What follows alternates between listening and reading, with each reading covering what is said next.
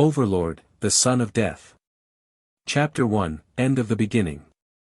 Dive massively multiplayer online role-playing game, or short for DMORPG. It's a type of game where you can immerse yourself in an imaginary world as if you were in it. Such as the game Idrasil. Released in the year 2126, the game sported an expansive world map and an unusually high degree of player freedom. These features, among others, made it stand above all other DMORPGs of all time. And it became wildly popular in the country of Japan.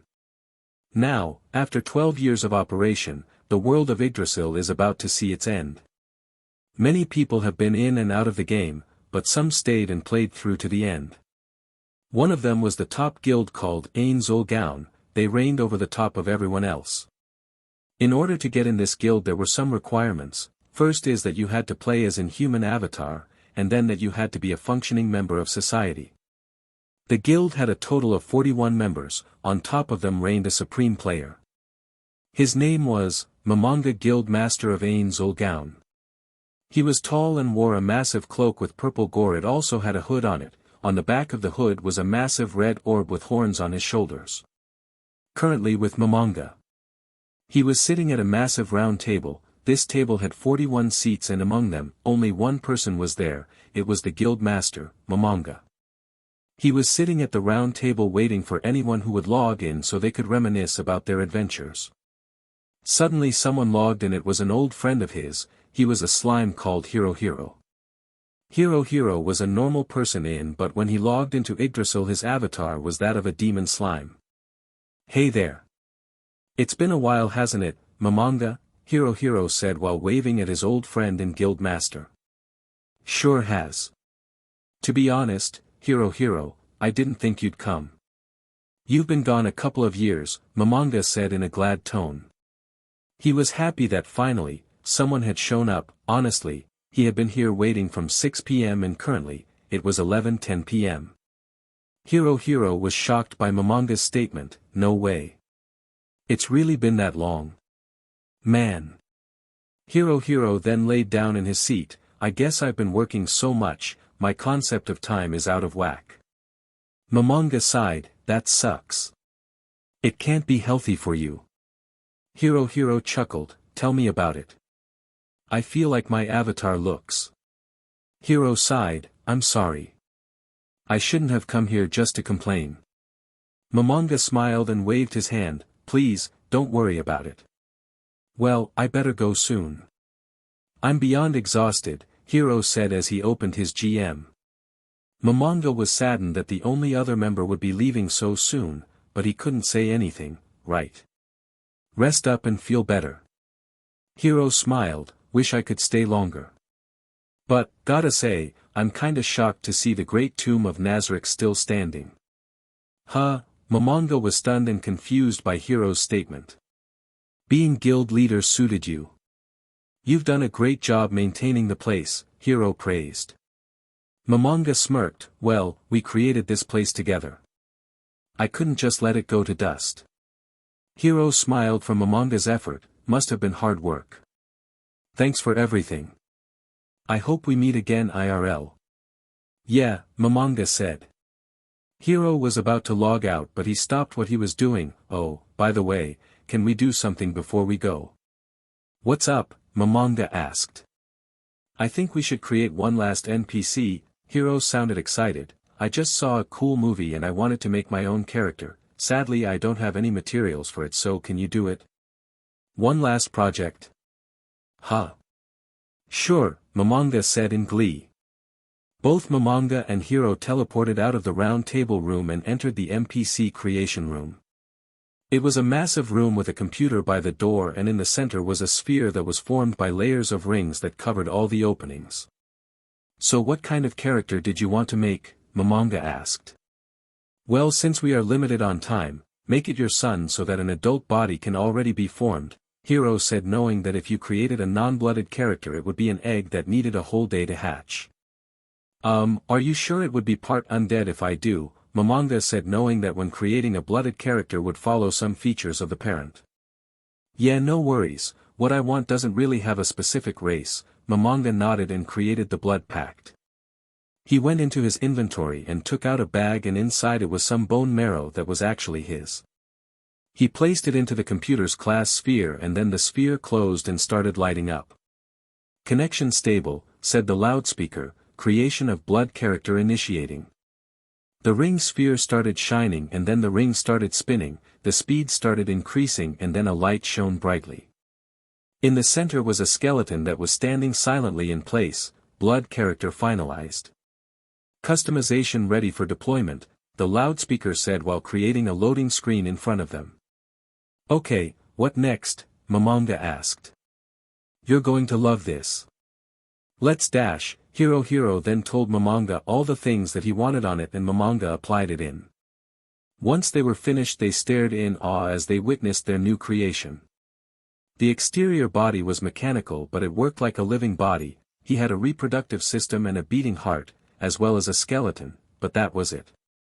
He basically had a machine body. He seemed like a robot from a movie he remembered. The movie was the new 2014 RoboCop. "It's alive.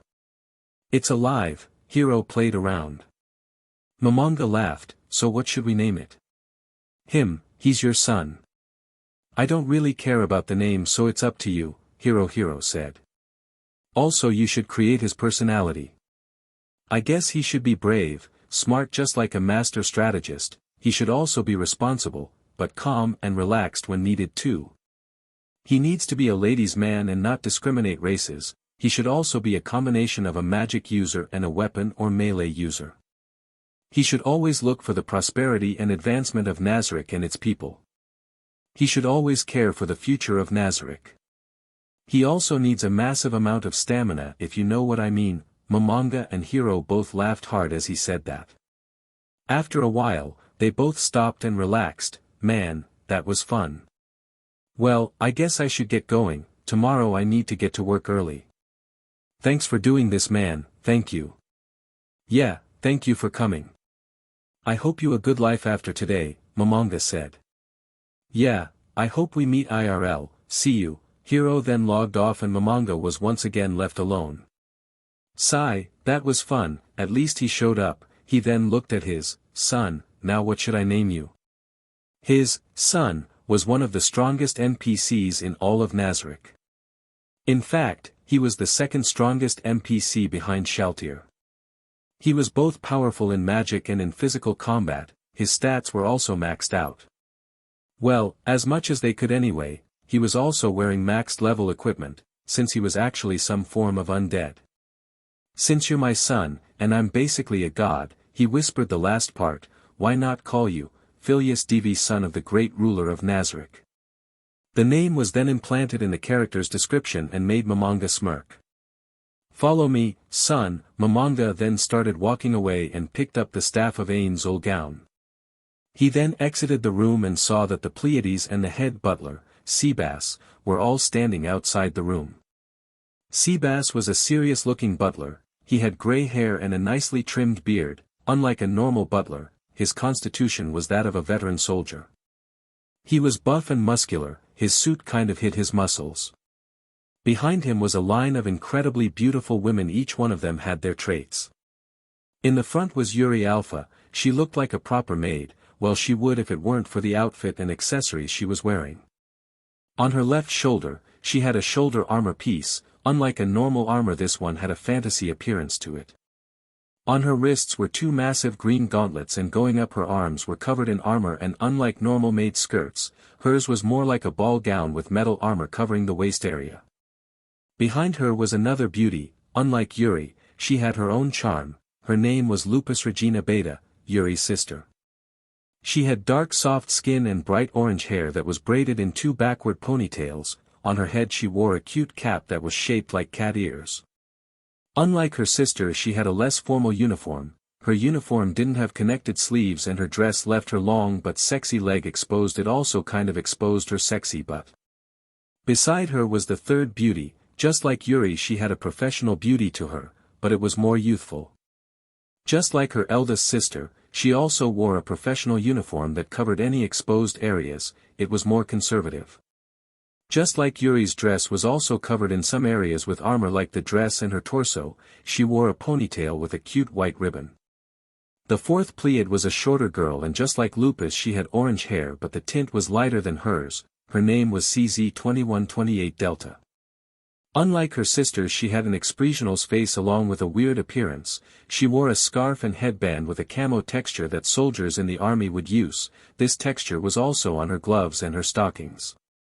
Just like Nabril and Yuri, her dress was also covered in armor. Her left shoulder sleeve was made of metal. Her skirt was made of normal high-class silk. Over it was another skirt, but unlike the previous skirt, this one was made of metal. Lastly, she wore some metallic high-heeled boots, and over her left eye she wore an eye patch. Then there was the fifth beauty. Unlike all of her sisters, she was the only one with blonde hair with ringlets. She was named Solution Epsilon. Compared to her sisters, her outfit was more revealing. Her cleavage was open for everyone to see, and she wore a short skirt that was about thigh-high and revealed a bit of her thighs from the side openings. She also wore thigh-high boots with thin stockings and armor boots. In all honesty, she looked more sexy than formal. And finally there was the last beauty. Her name was Antoma Vasilisa Zeta. Compared to her sister CZ, she was shorter than her, and unlike any of them she had a stale face. The reason was that she was wearing a face bug. The reason is because she is a entomancer, a type of summoner that summons insects. Her maid uniform was excessively bigger than herself. The sleeves were hanging over her hands. Her uniform was a combination of a maid uniform and a shrine maiden uniform. Even though it was unique, it still looked cute. Maybe I should have some fun. I think the others would mind, right? Momonga said with a smile. Follow us. Momonga started walking away, and Phileas, as well as the Pleiades, followed behind. They entered a massive hall that was lit up by a bright blue light. In the room, many flags were hanging from the walls. And at the end of the hall was a throne where the guild master would sit. Momonga quickly noticed that he would need another chair in order for his son to sit down, so he lifted his hand. Create greater item, intermediate throne. As Momonga said this, there was a magical circle beside the main throne, and from appeared a second throne that was smaller and a few inches behind the bigger one. Momonga then sat down and motioned for his staff to levitate. Phileas then sat down on his own throne and stared at the room. I think the command was stand by, right? As he said, the butler and maids all stepped to the side of the main carpet and stared at their master. Momonga then saw a woman that was beside him, Albedo. He then called for his GM. What were her settings again? Albedo was a succubus. She had long black silky hair. From the side of her head protruded her horns. She wore a beautiful white dress with golden egdies. Her dress exposed a whole lot of her cleavage, but the dress had a spider web design on her breast securing her chest in place. The dress also has splits around the hip area, but they closed once they reached the thighs. It was basically an oval cut. On the back, somewhere around the lumbus area of the back, was a wide opening for her two jet black angel wings. Momonga started checking her information. When the projection opened, he was shocked. Geez, this is long. Well, Tabula, the setting maniac, was the one who created her.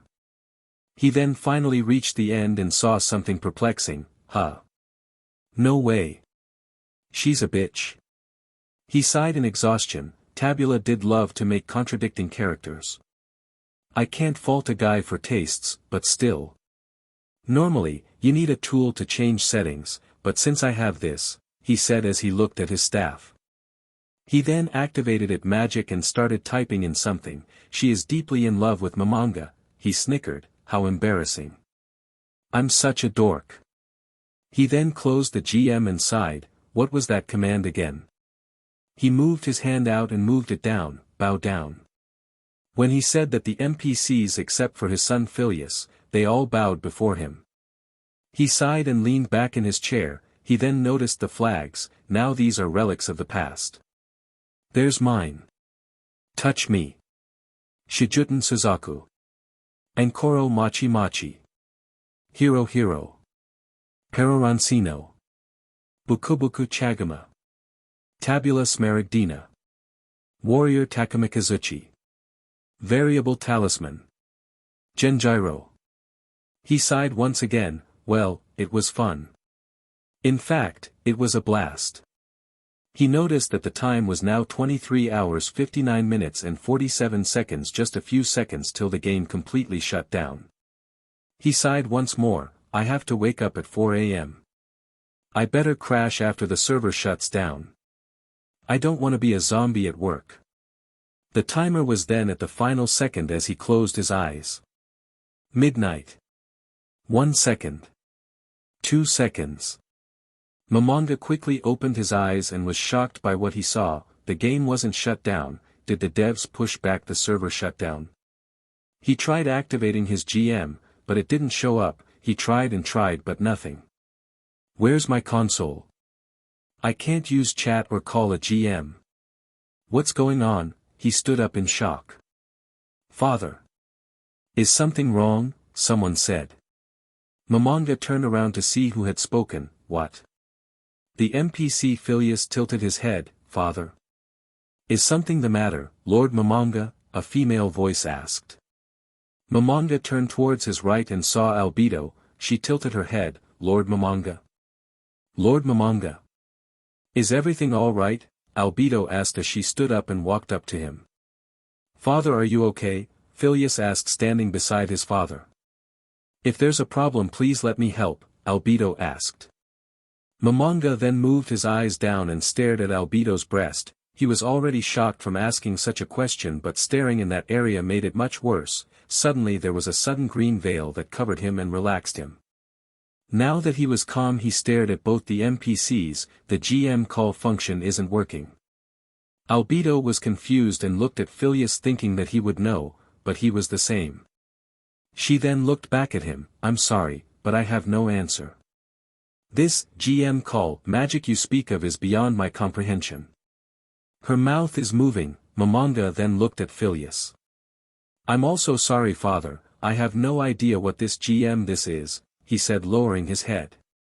Albedo then spoke again. I realize my failure to assist you is inexcusable.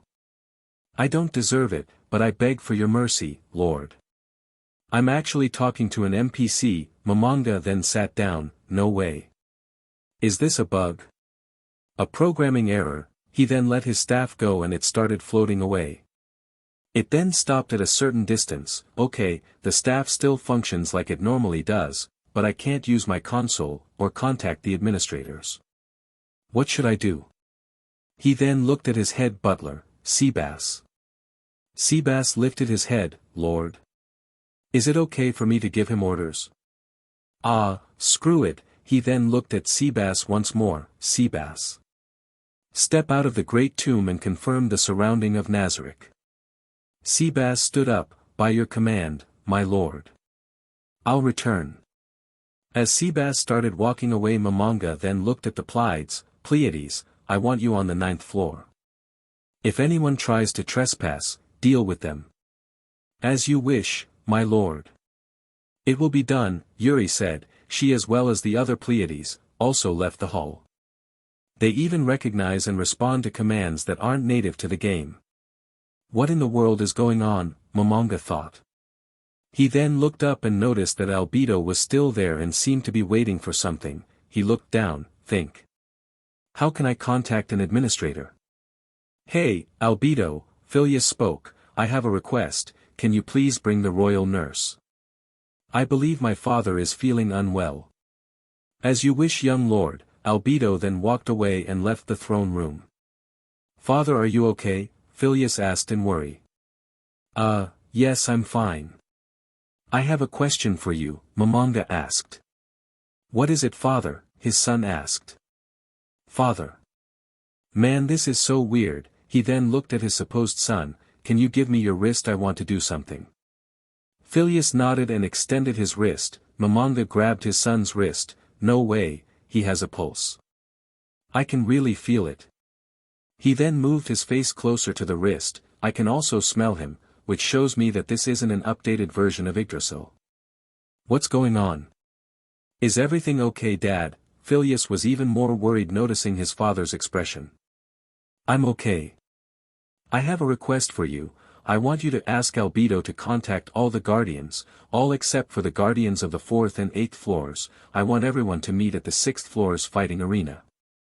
You and Albedo should come as well. Have them gather there in 1 hour, he said. Phileas bowed. As you wish, father, I'll let everyone know. Momonga used magic to move his staff back in his hand, damn it. I'll worry about that later. I have plenty of other problems to take care of first. He then thought about moving to the 6th floor when he was suddenly there. It worked. The ring's teleportation ability has no issues. I can still use items.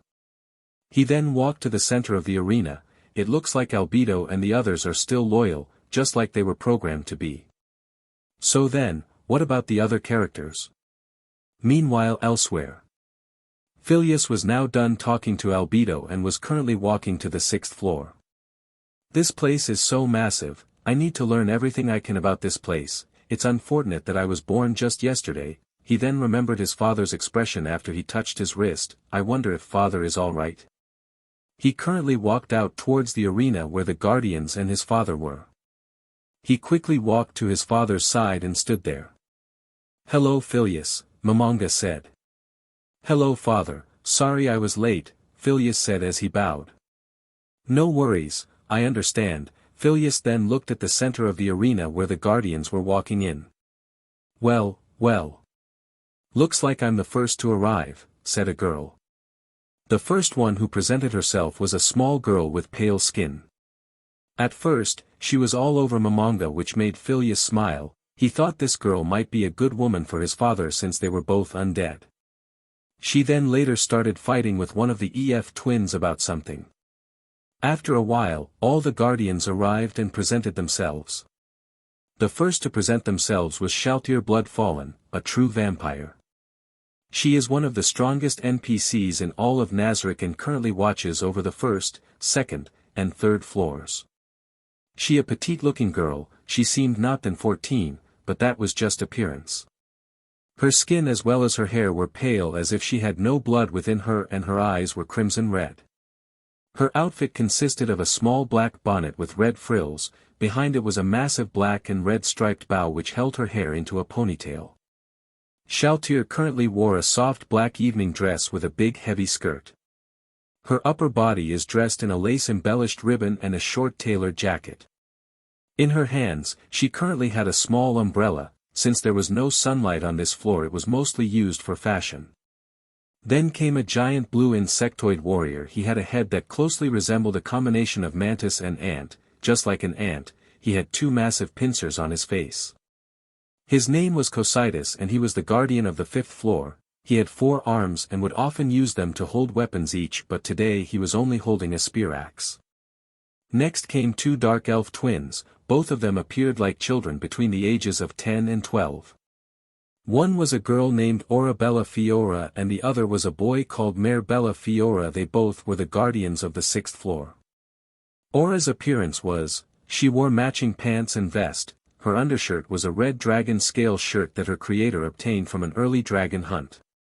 She had short blonde hair almost like a boy, and her eyes were different colors. Her left eye was blue while her right was green. For her hands and feet, she wore brown boots and gloves. They were both slightly covered with small metal pieces. Mare, unlike his sister, wore a white vest that matched his skirt. Due to his creator having wired fetishes, he was basically cross-dressing. His vest matched his white gloves and his undershirt was made from the scales of a blue dragon. He wore a green dragon scale cape on his back and his hair was a short bob haircut, and finally, he wore dark brown high-necked boots with white thigh-highs. In his hand he held a long staff with the same shade of brown that the boots had. Then came in a man in a bright orange suit and matching pants. His name was Demiurge, the strongest of the demon races. He wore a red necktie with a white shirt. He had black spiky hair and wore round punk-style glasses. He looked like a normal man, but some traits he had were his devilish smile and his diamond eyes as well as his pointy ears. He was a demon and a master strategist and was the guardian of the 7th floor. She then bowed down. Other than Victim, guardian of the 8th floor, and Gargantua, who faithfully guards the 4th, all of the guardians have gathered as requested and pledged their undying loyalty. Supreme One, we await your orders. You need but to ask it of us, and it shall be done. Okay, I have all their names and how they look. Now I need to know about their titles and what they do. Phileas then looked at everyone while investigating more. I am very pleased that all of you have come, Momonga said. Your thanks are wasted on us. We have pledged ourselves to you, and live to obey, Lord. I fear that our abilities may not meet your expectations. Despite this, we will strive to meet them, in honor of the lost supreme beings, our blessed creators, this we vow, Albedo said. This we vow, the other guardians said in unison. Most excellent, my guardians, Momonga said while lifting his hands, I do not doubt that all you will fulfill your duties without fail. Now then, I want to present someone to all of you. Momonga turned to Phileas, please step forward. Okay, Phileas listened to his father and stepped forward looking at the guardians. Demiurge was the first to notice something about this new person. Lord, who is this person? I can sense great power from him just like yours. Very perspective Demiurge, all of you, I'd like to present to you my son Phileas Devi, Momonga said as he held Phileas's back. What incredible news! A new supreme being, Demiurge clapped in excitement. Since Demiurge clapped, so did the other guardians. Cocytus cheered, that's wonderful news, Lord. It's an honor to serve you, young Lord, Shalltear said as she bowed. It's an honor to meet you all, I thank you for taking care of me. I was recently born, so I will need to learn about my home and everyone in it, Phileas said while looking at his father. We will help you any way we can, young Lord, the guardians said in unison. We will do this later. Now going back to our problem. The situation outside the great tomb of Nazarick is, at present, entirely unknown to us. With this in mind, I've had Sebas survey the surrounding area. Momonga and the rest all turned to see Sebas beside a pillar. Grasslands. Sebas had just told his lord that the outsides of the tomb were switched into unknown territory. This shocked Momonga. Sebas nodded, yes, Lord. I'm afraid the swamps that once surrounded the great tomb of Nazarick are nowhere to be seen. Furthermore, I could not confirm a single building, human, or monster within 1 kilometer of here. It would seem we are completely isolated. What's wrong, father? Phileas asked while looking at Momonga. Momonga was in thought a sec. It seems Nazarick has been transported to an unknown land by equally mysterious means. This is bad, father, if I may speak, Phileas asked. Momonga was wondering what Phileas wanted to say. What is it? I want to ask Sebas something. Phileas turned to his new subordinate. Sebas, can you confirm if there were any hills around our home? No, young lord. It was barren, nothing but grasslands beyond sight, Sebas stated. I have an idea, Phileas said in a happy tone. Chapter 2, The Will of the Supreme Being. The grasslands are always beautiful to spectate on a calm day. Though, for a certain tomb, this plain is a bad position to be in. The earth started shaking when suddenly the ground and dirt started moving. They looked like ocean waves, but instead of the blue bright color, it was brown and dark. The earth's land then started to envelop the outsides of the tomb's outer wall. In the air, there were 4 figures that were watching from above. Phileas, I am astounded by your quick thinking, Momonga said while grabbing his son's shoulder. Phileas quickly bowed, thank you father for your praise, but I believe you should thank Mare who is the one doing the labor. All I did was look for an idea for the best Nazarick.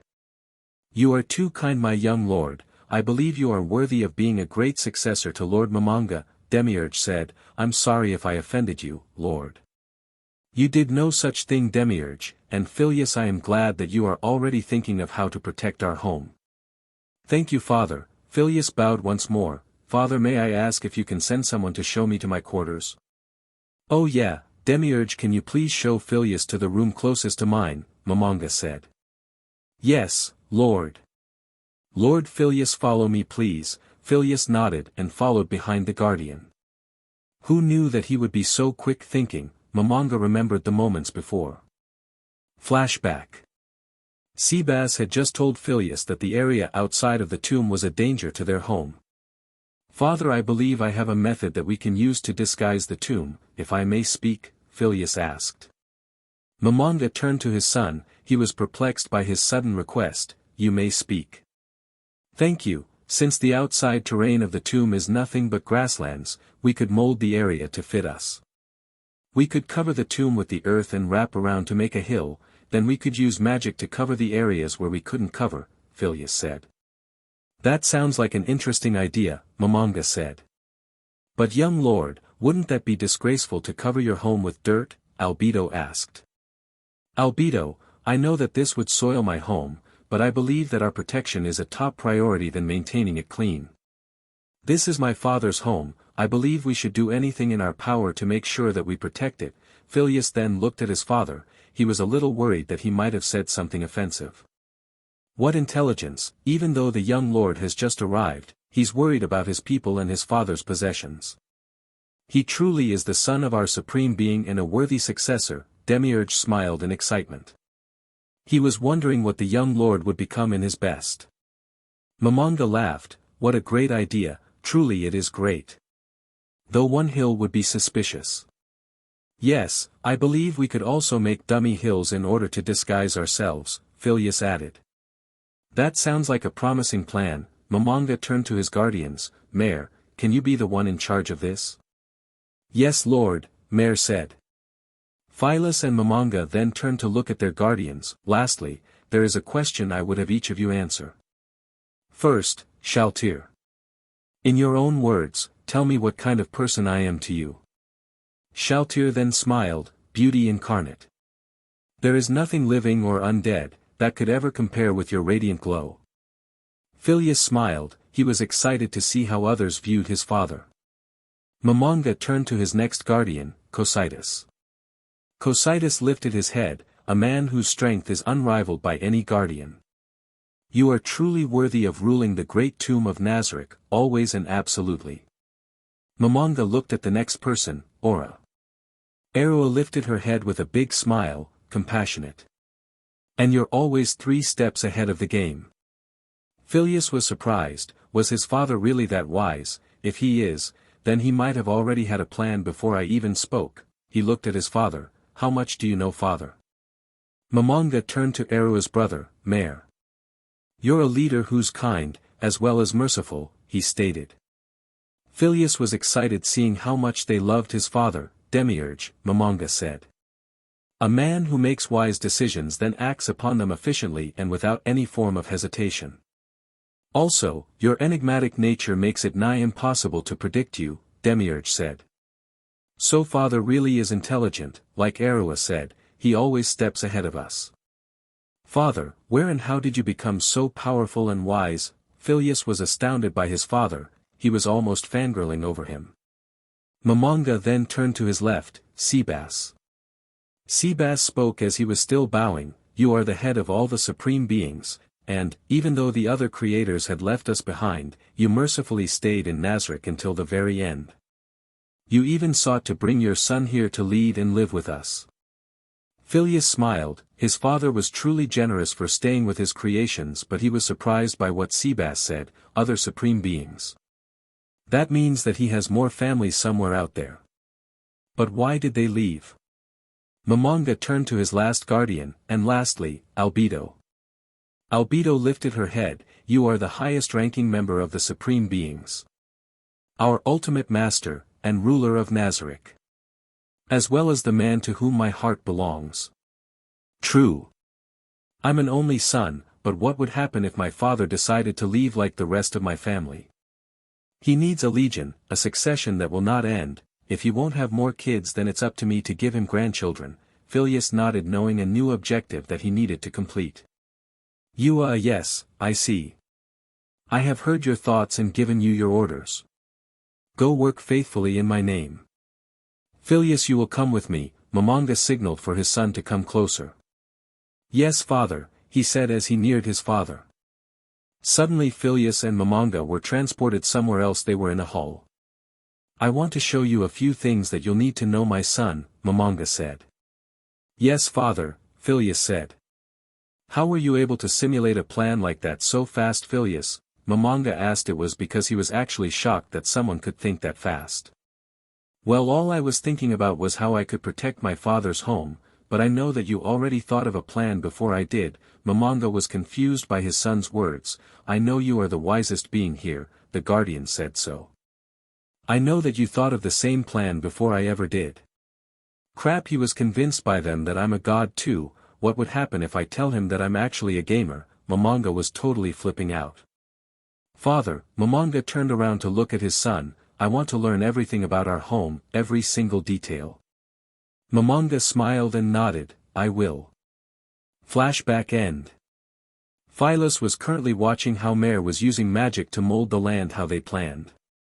He then felt a strong presence above him and looked up. He noticed Demiurge and his father were fly above.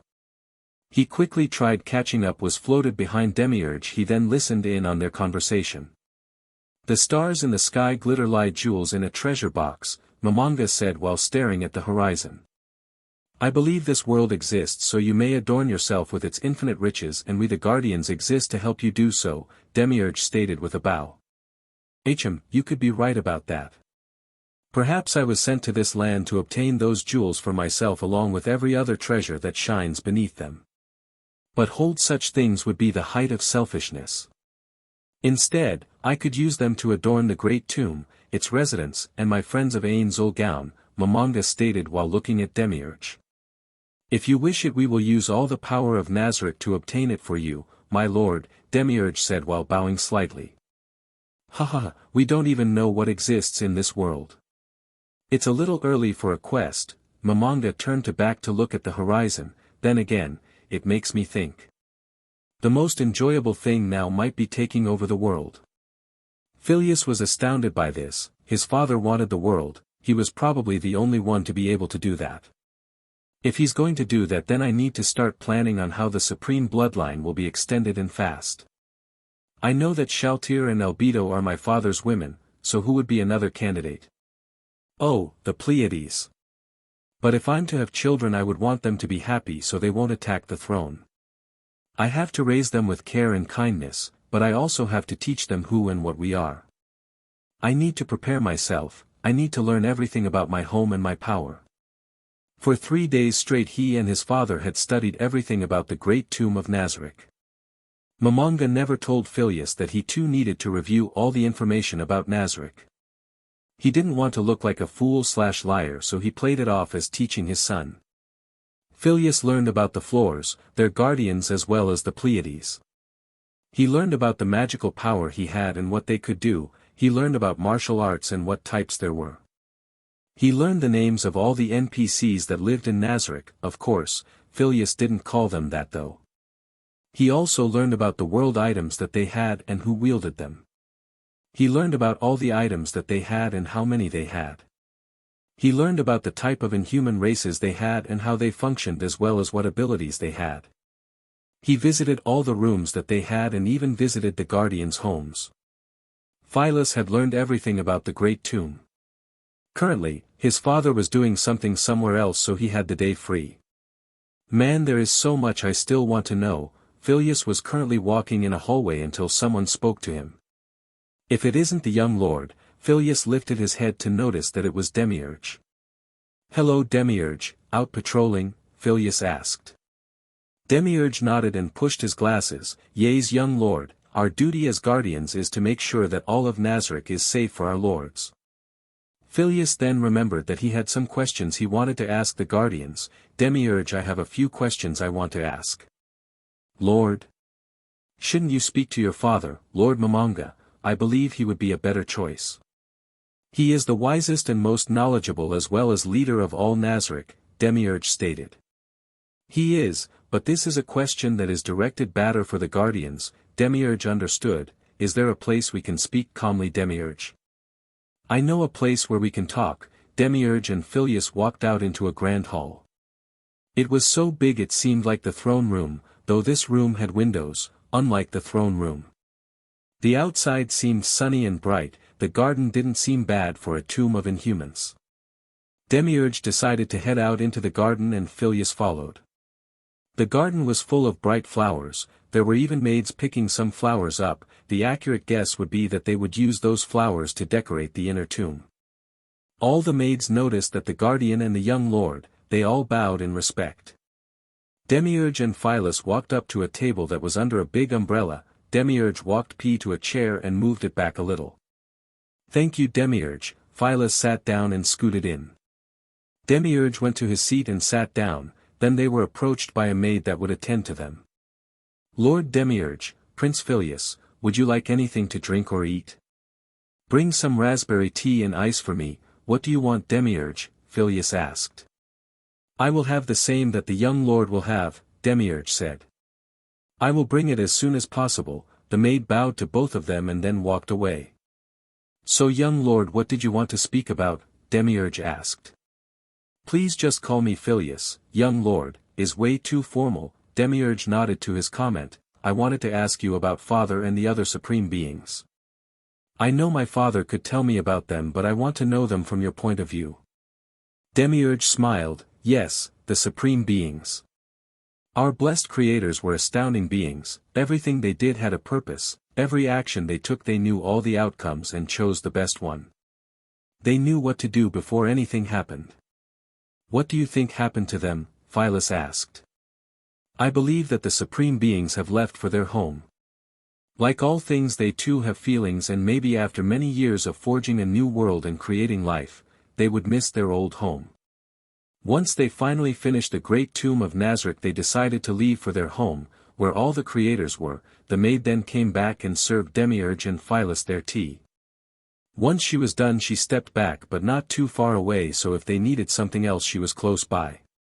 Father told me that Lord Obert created you. What did you feel when he left? Phileas asked, hoping that Demiurge would feel angered by the question. I cannot contradict the will of the supreme beings, their word is the law, and I simply agreed, Demiurge said while avoiding the question. Demiurge, you will not be reprimanded for telling me about your feelings. In fact, I want you to tell me, Phileas stated. Demiurge's expression suddenly changed as he stared at his cup of tea. Lord Obert was my creator, yes, I adored him and followed his will as he was my creator. I owed him everything, he gave me life and a purpose. When he left, I felt so heartbroken. I knew that wherever he went he wouldn't be in danger, he had that much power, but I missed him. I know he did just abandon me for no reason. He, like all the supreme beings, has the duty to bring life to many worlds. But I still miss him, and I know that all the other guardians feel the same thing. Thankfully, our great leader and the leader of the supreme beings, Lord Mamanga, your father, had stayed behind to take care of us and rule. He is why we still have hope that one day, when all our effort is enough, our blessed creator will come back and rule over us like before. Phileas smiled. He would like that, to meet his father's family. I know that will happen, and I'll help you to make this happen. I want to meet my family and make all the others happy to see their creators once more. Demiurge smiled. Thank you for listening to this one selfish request, young lord. Thank you, young lord, the maid said as she too also bowed. Suddenly another maid came to them and bowed. Young lord, Lord Demiurge, the supreme being has called for you in the throne room. We'll be there, Phileas said. He then looked at Demiurge. I'll see you there, Demiurge, I have to get ready. Yes, young lord, Demiurge said with a bow.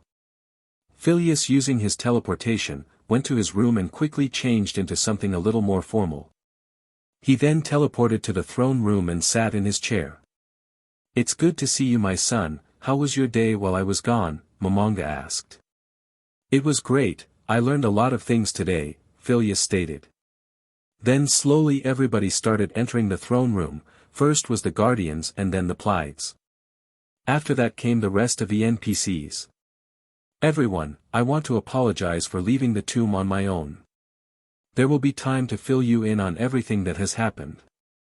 However, there is a more pressing matter I would like to attend to. Mamanga then pointed at something in the air. Everyone noticed that the object was his flag, greater break item.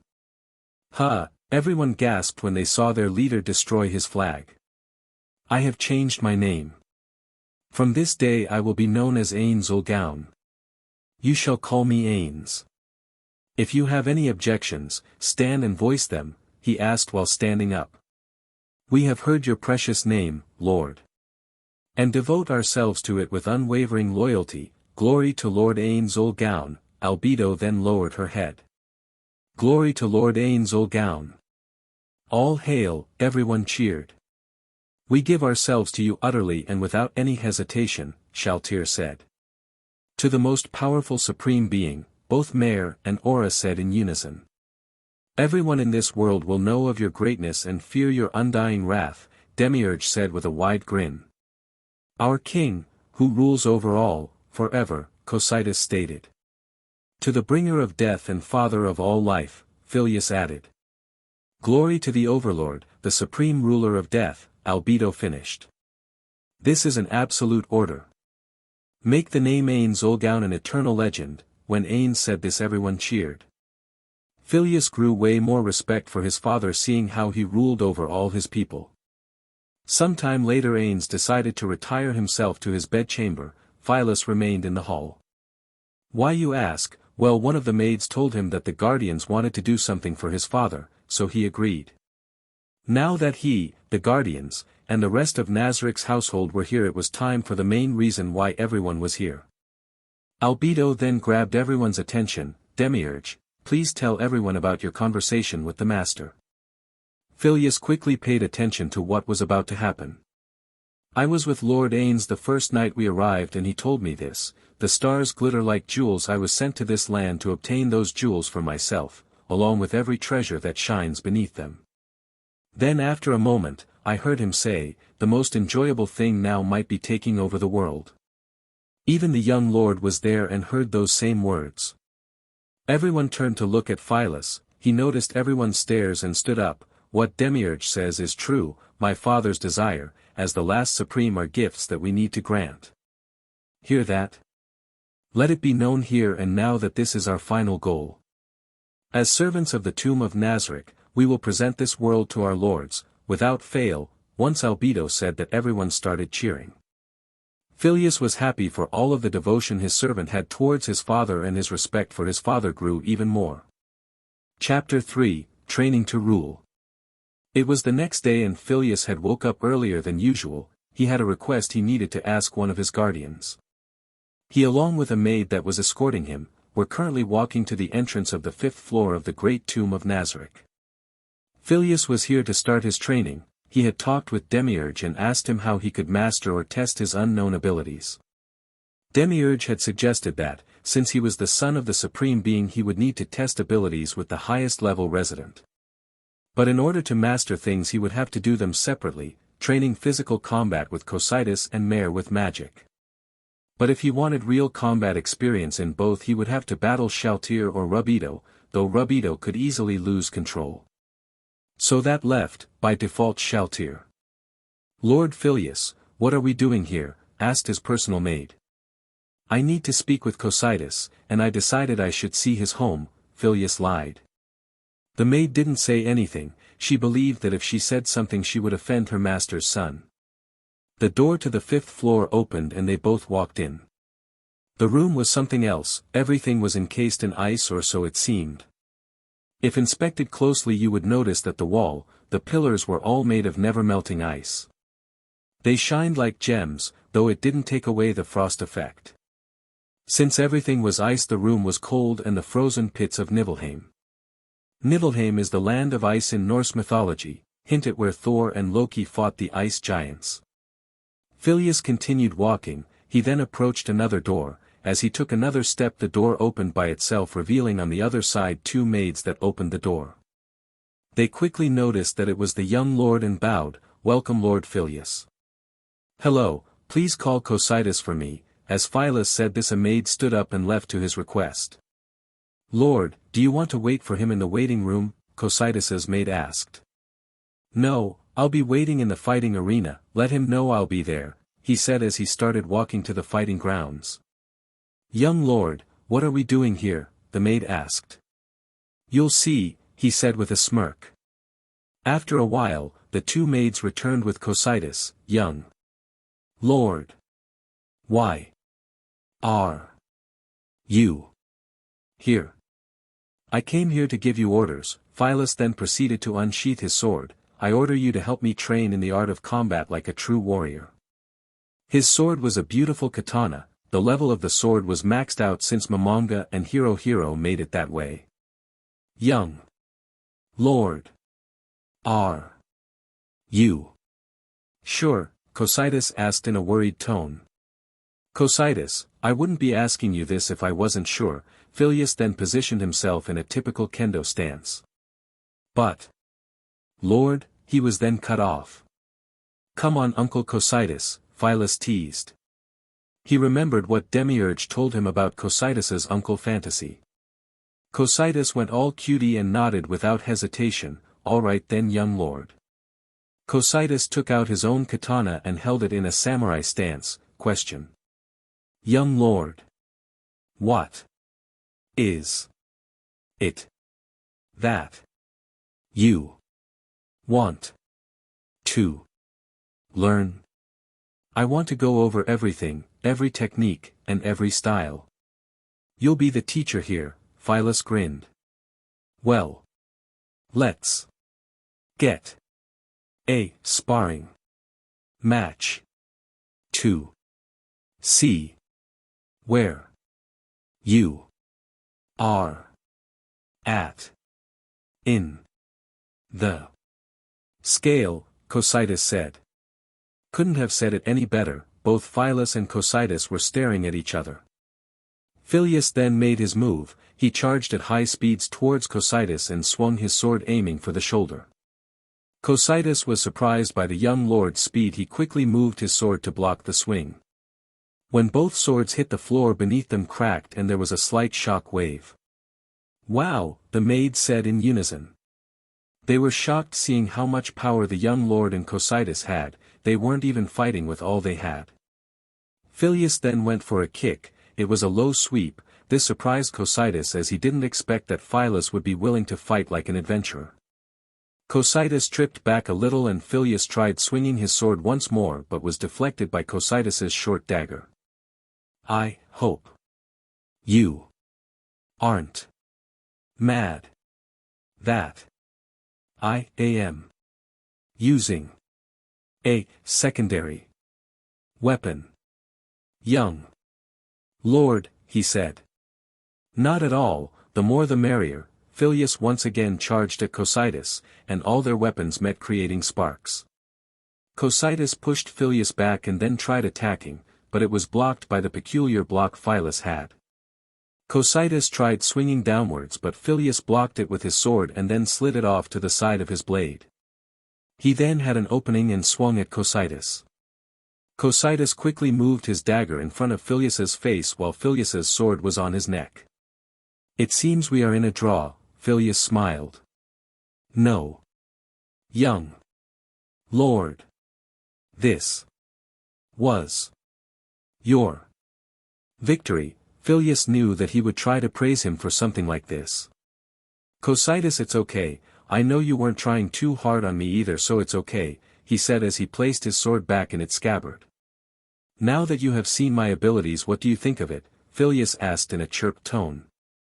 I believe that you have so much potential, Cocytus exclaimed. Though there are still a few things that we could improve. I'd expected that. Phileas then positioned himself in a Tai Chi battle stance. Now let's start. Cocytus smiled, though his facial expression didn't change at all. Let me teach you every thing I can. That afternoon was full of training in physical combat for Phileas. He was taught so many things like reading your opponent's next move, fighting with only your ears, even fighting a weapon barehanded. This was just the first day. They arranged when they would meet. Cocytus was going to show Phileas the various forms and styles of fighting that he could learn. From there he would learn their way of battle. Phileas was excited for learning more. Another thing he learned especially was that when in a serious death battle, never play of toy with your opponent. When a death battle commences, make sure to attack and never let up. Phileas smiled and thought about his father. I'll make you proud and become like you. Phileas quickly jogged to his next destination. It was the 6th floor, where there was 2 elf guardian he going to meet them. He entered the floor and was immediately met by 2 maids. Let Mayor Erua know that I am here to see them, Phileas asked one of the maids. Yes sir, Lord, do wait in the waiting room, she said. Yeah, they then directed him to a room. One of the maids left to tell the guardian while the other one served him tea. After a while, he heard some running when suddenly the door opened. Aroa and Mare quickly came and sat in front of their young master. Lord Phileas, you should have called us to meet you instead. We would have gone at your beck and call, Aura stated as Mare nodded his head in agreement with his sister. Nonsense, besides I was busy, it would be better to meet you instead of making you wait, he said with a smile. Sit, I have something important to discuss with you too. They both sat down. What was it that you wanted to speak about? Phileas smiled at both of them once more. Don't worry, it isn't something problematic. You all know that my father is the all-seeing and supreme lord of our home. My objective is to continue that lineage. He deserves it, though since he is an undead he can't give birth to another child. So I plan to make that future for him, but I need to get stronger before I do that. I know that Mare is the strongest magic caster of all Nazarick, besides Shalltear. I want you to show me everything you know in magic. Lord, shouldn't you talk to Lord Ainz for advice? He is a stronger caster than I or even Shalltear, Mare asked. That was my first thought, but he is busy with more important matters, so I came to you for help, and Shalltear is like a boss for me. Once I know how to fight, I'll go and challenge her to a spar. So Mare, you're my only choice. Okay, I'll teach you what I know. I can't promise that I'll be a good teacher for you though. Aroa lifted her thumb at her brother and Phileas smiled. Later they were in the arena practicing their magic. Phileas was learning a ton of spells, things like water control, fire, earth, wind control too. He even learned a few summoning spells. He was currently practicing his fire manipulation when he got curious. I wonder, is there a way I can combine my entire body with magic, kind of like a buff? He then stopped his flames. Mare, is there a type of magic that gives you a fire buff? He asked. No, not that I know of, Mare answered. She was confused by the question. Okay, that makes it easier. He then quickly whispered his magic. Maximize magic flame from hell, create, greater magic. A fire then formed from his hand. The flame was dark purple and it seemed to burn the very life of anyone who would dare touch it. Phileas then slammed his hand together, forming an explosion, and the flame blew up in his face.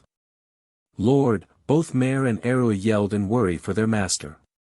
The fire then dimmed down and formed a silhouette. The figure then walked away from the rest of the fire. I'm okay, I have just done something out of this world. I created my own magic. He then lifted his arms up, then slammed them down, extinguishing the fire out. Hell flame armor. Incredible Lord, how did you do that? Mare asked. I just quickly combined various magic spells together to create a new one with creating magic. He turned around to look at the damage of his fire. There were dozens of holes in the floor around him. I'm sorry for the mess. Don't worry about it, Lord. Mare could always fix it, Aroa said while handing her brother all the work. Yeah, my lord, Mare said. Okay, so we know I can combine magic and make it simpler. He then turned around and looked at the sky. I just accomplished something revolutionary, but I need more strength. He turned to look at Mare and Aroa. Let's keep going. That afternoon Mare had taught Phileas all the magic she could. They didn't go too in-depth, but they got the basics. Phileas also managed to make new spells with his new method. With that, they ended the day and Phileas returned to his quarters. He closed his door and walked up to his mirror. Shape shift, his body then transformed into something else besides his metallic form. He had a human body. This body would be good if someone wanted to see if I was really human. His father had told him that he planned to go into the human world and explore. He requested that he and Nabral Gamma joined him in this adventure, so he was picking up what disguise he would use. He would also use this time to get close to Nabe and tell her about his plans. He threw himself on his bed while looking at the ceiling. Man, what a day. I see why everyone loves this place. I swear I'll protect my home. Time skip. The next day they all left for E-Rantel. Ainz had told Phileas that it was the capital of the region they were at. This would be the best place to make a name for yourself, it was what Phileas thought. He had decided to honor one of his uncles, the warrior Take Kazuchi. He already used a katana, so he added some Japanese-styled leather armor and gauntlets. His pants and shoes were also in the Japanese style. Thanks to his father, all his gear were maxed level, so he didn't need to worry about bad equipment. He used magic to cover the areas that exposed his true body, and on his face, he wore a mask of a demon made from small pieces of metal. Ainz, Phileas, and Nabril entered the city together. They all walked down the main road. Phileas was stoked. He saw sales stands and random people walking. He didn't like the environment, though everywhere was dirt and sand. The people's clothes were ragged and old, they even were ripped. He knew that if he or his father were ruling, they wouldn't live like that. He also saw adventure, but honestly, he wasn't impressed. They all were ugly looking and had the worst equipment. Phileas, Ainz, and Nabril stood in front of the INN. This would be the marking stone of the new era that would come. The mark of a new age. Chapter 4, Meetings. As Phileas and Ainz entered the building, they were greeted by an average sight of a medieval INN. There were various tables that had people with all sorts of equipment, but to Phileas, they all were weak and of very low quality. The adventures themselves weren't better, they were all weak and minuscule. Maybe with some training, they could be refined into true warriors. Ainz, Phineas, and Nabe walked up to a bar that was in front of them. As they walked by, everyone was staring at them. People were looking at them everywhere. They were checking out their armor, their equipment, and even checking Nabe out. Ainz had on his dark armor. It consisted of a full-body black armor with golden edges, and it had a cape that could allow the user to cover half his body. And his back he had two massive black swords. In Idrasil they were great quality swords, they were called great swords. Nabe, unlike her usual self, wore a brown cape that covered her neck and went down her body. Underneath that she wore a normal white shirt and grey pants. On her waist she had a regular sword. In Idrasil conditions, it would be considered average, but in the new world, it would be considered of great quality. She didn't wear any of her maid equipment. For her hair, instead of a ribbon, she wore a small string that tied her hair into a ponytail. Phileas felt the stares of the perverts and the gazes of envy on him and his family. He didn't like it, but he also didn't care. As they reached the counter, of the bartender spoke. "Need a room?" he asked. "Cost you 5 bronze pieces each. Meals are gonna dash." He was cut off by Ainz. "I only need the 2 rooms, thanks." "Forget the meals," Ainz said. The man then checked something on Ainz's chest. It was the adventure plate we received from the guild, HM. "Oh, you're a low-level copper plate.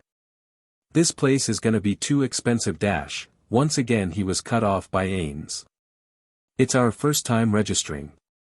Unfortunately, they make you start at copper," he told the barkeep. The man was now irritated for being cut off not just once but twice. He slammed his hand on the counter. "Now it's 7 bronze pieces. Payment due up front." "That's not a problem," Ainz said as he dropped 14 bronze coins. He rented 2 rooms, one for him and another for Nabe and Phileas. The reason for this was that Phileas had suggested that he, as his father, if they were forced to live like poor, he should at least have his own accommodations. Phileas had asked Ainz that he wanted to be in the other room with Nabe, so he agreed. The bartender took the coins and then gave them 2 keys. "The rooms are upstairs in the back." Ainz picked up the key and his group walked up behind him. As they were about to go upstairs, someone stopped them. An adventurer had placed his leg in front of them, blocking their path. Phileas looked at the men. It was obvious that they wanted to start something. The thugs just chuckled, their faces showed their goofy grin. "Hilarious," Ainz said. He was not amused by this. He kept walking and lightly pushed the thug's leg out of his way.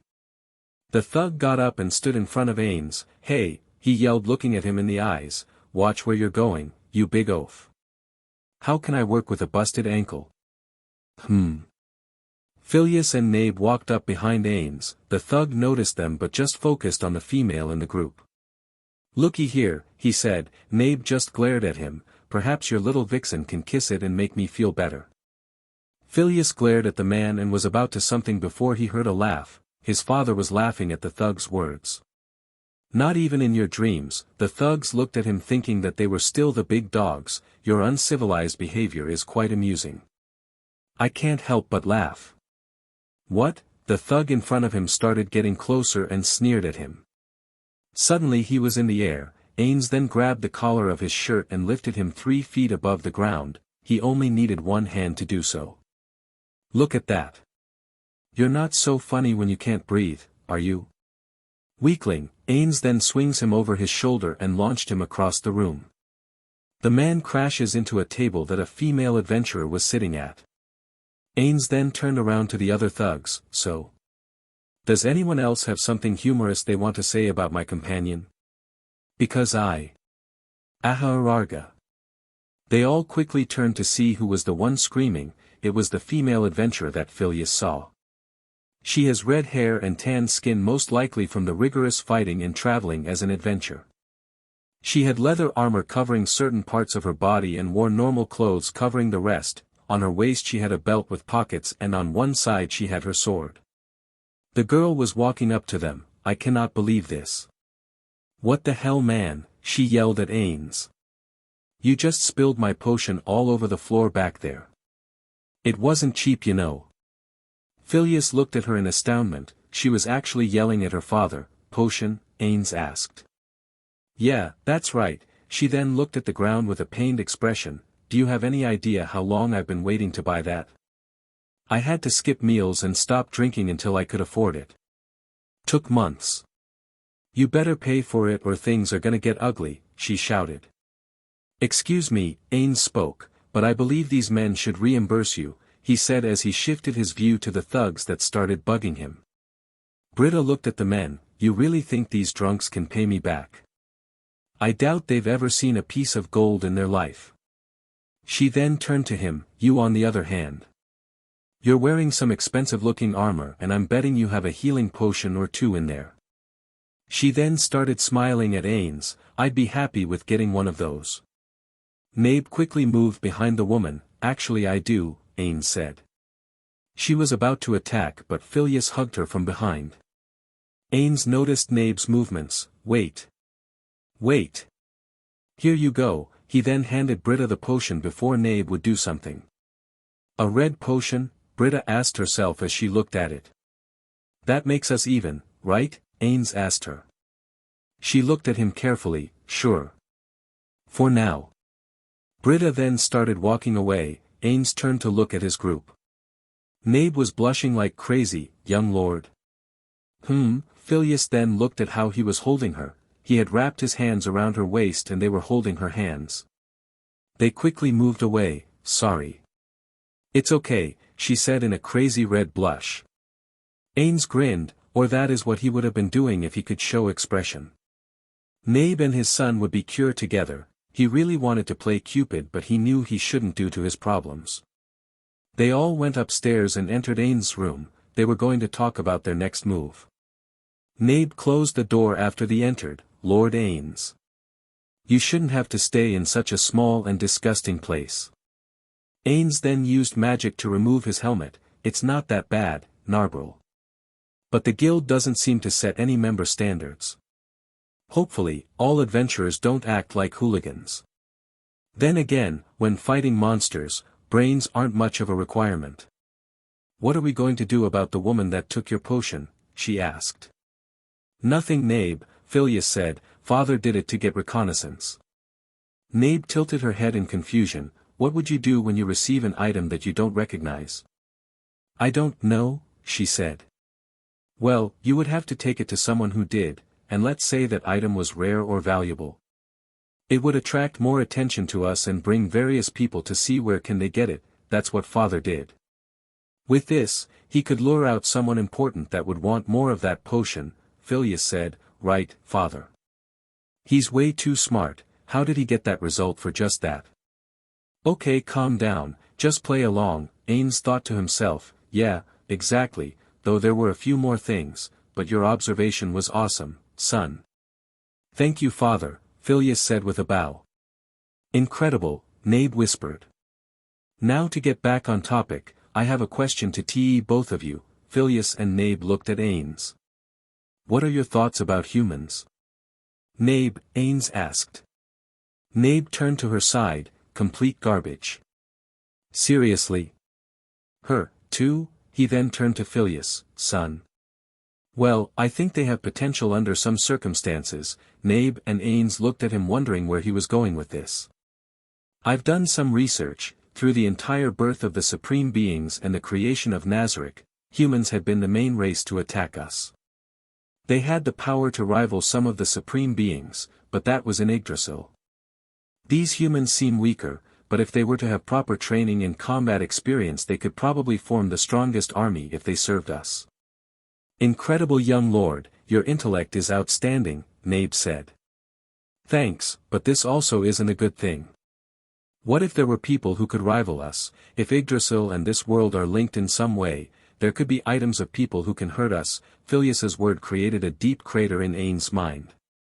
True, if both worlds were connected then it could mean that there were many dangers here they needed to be wary about. I have to be even more careful. Phileas is truly incredible, Ainz thought, so what do you suggest we do, son? Father, I believe you should suggest that instead of me, Phileas stated. I insist, I want your opinion, Ainz said. Phileas nodded. Well, I would monitor all the creatures of Nazarick, seeing where they are located and if they are alive or not. We also should be extra careful when we assign missions to creatures of Nazarick. We should send a backup team to look after the team doing the mission. They would not attack or join in battle if things were to go bad. They would just watch and then return to notify us what happened. They would be eyes that would tell us what happened. Ainz thought about it. Phileas did have a good plan. He would obviously use this idea when he sends another NPC to do a mission. He is truly a genius. I'm so proud, a chibi Ainz cried in happiness. Great idea, son, you make me proud, Ainz said. Incredible young lord, you truly are master of intelligence. Nabe then became red. What the hell did I say, master of intelligence? Why didn't I say something better? Phileas smiled at her for that small mistake. Thank you, Nabe. Nabe became red from the praise. Ainz, who was watching, smiled. So Nabe and Phileas, maybe.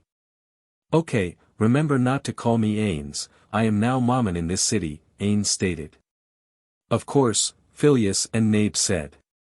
Also, I will no longer call you Nabral Gamma or Phileas. You are now my apprentice Nabe and you are Mammon's son Killstag, Ainz said. Both Nabe and Killstag bowed. Yes, sir. Anyway, we should discuss our plan of action while in E-Rantel. Nabe and Killstag nodded. Our main objective in this city is to gather knowledge about this new world we've been transported to. In order to obtain said information, we will go undercover as low-level adventurers.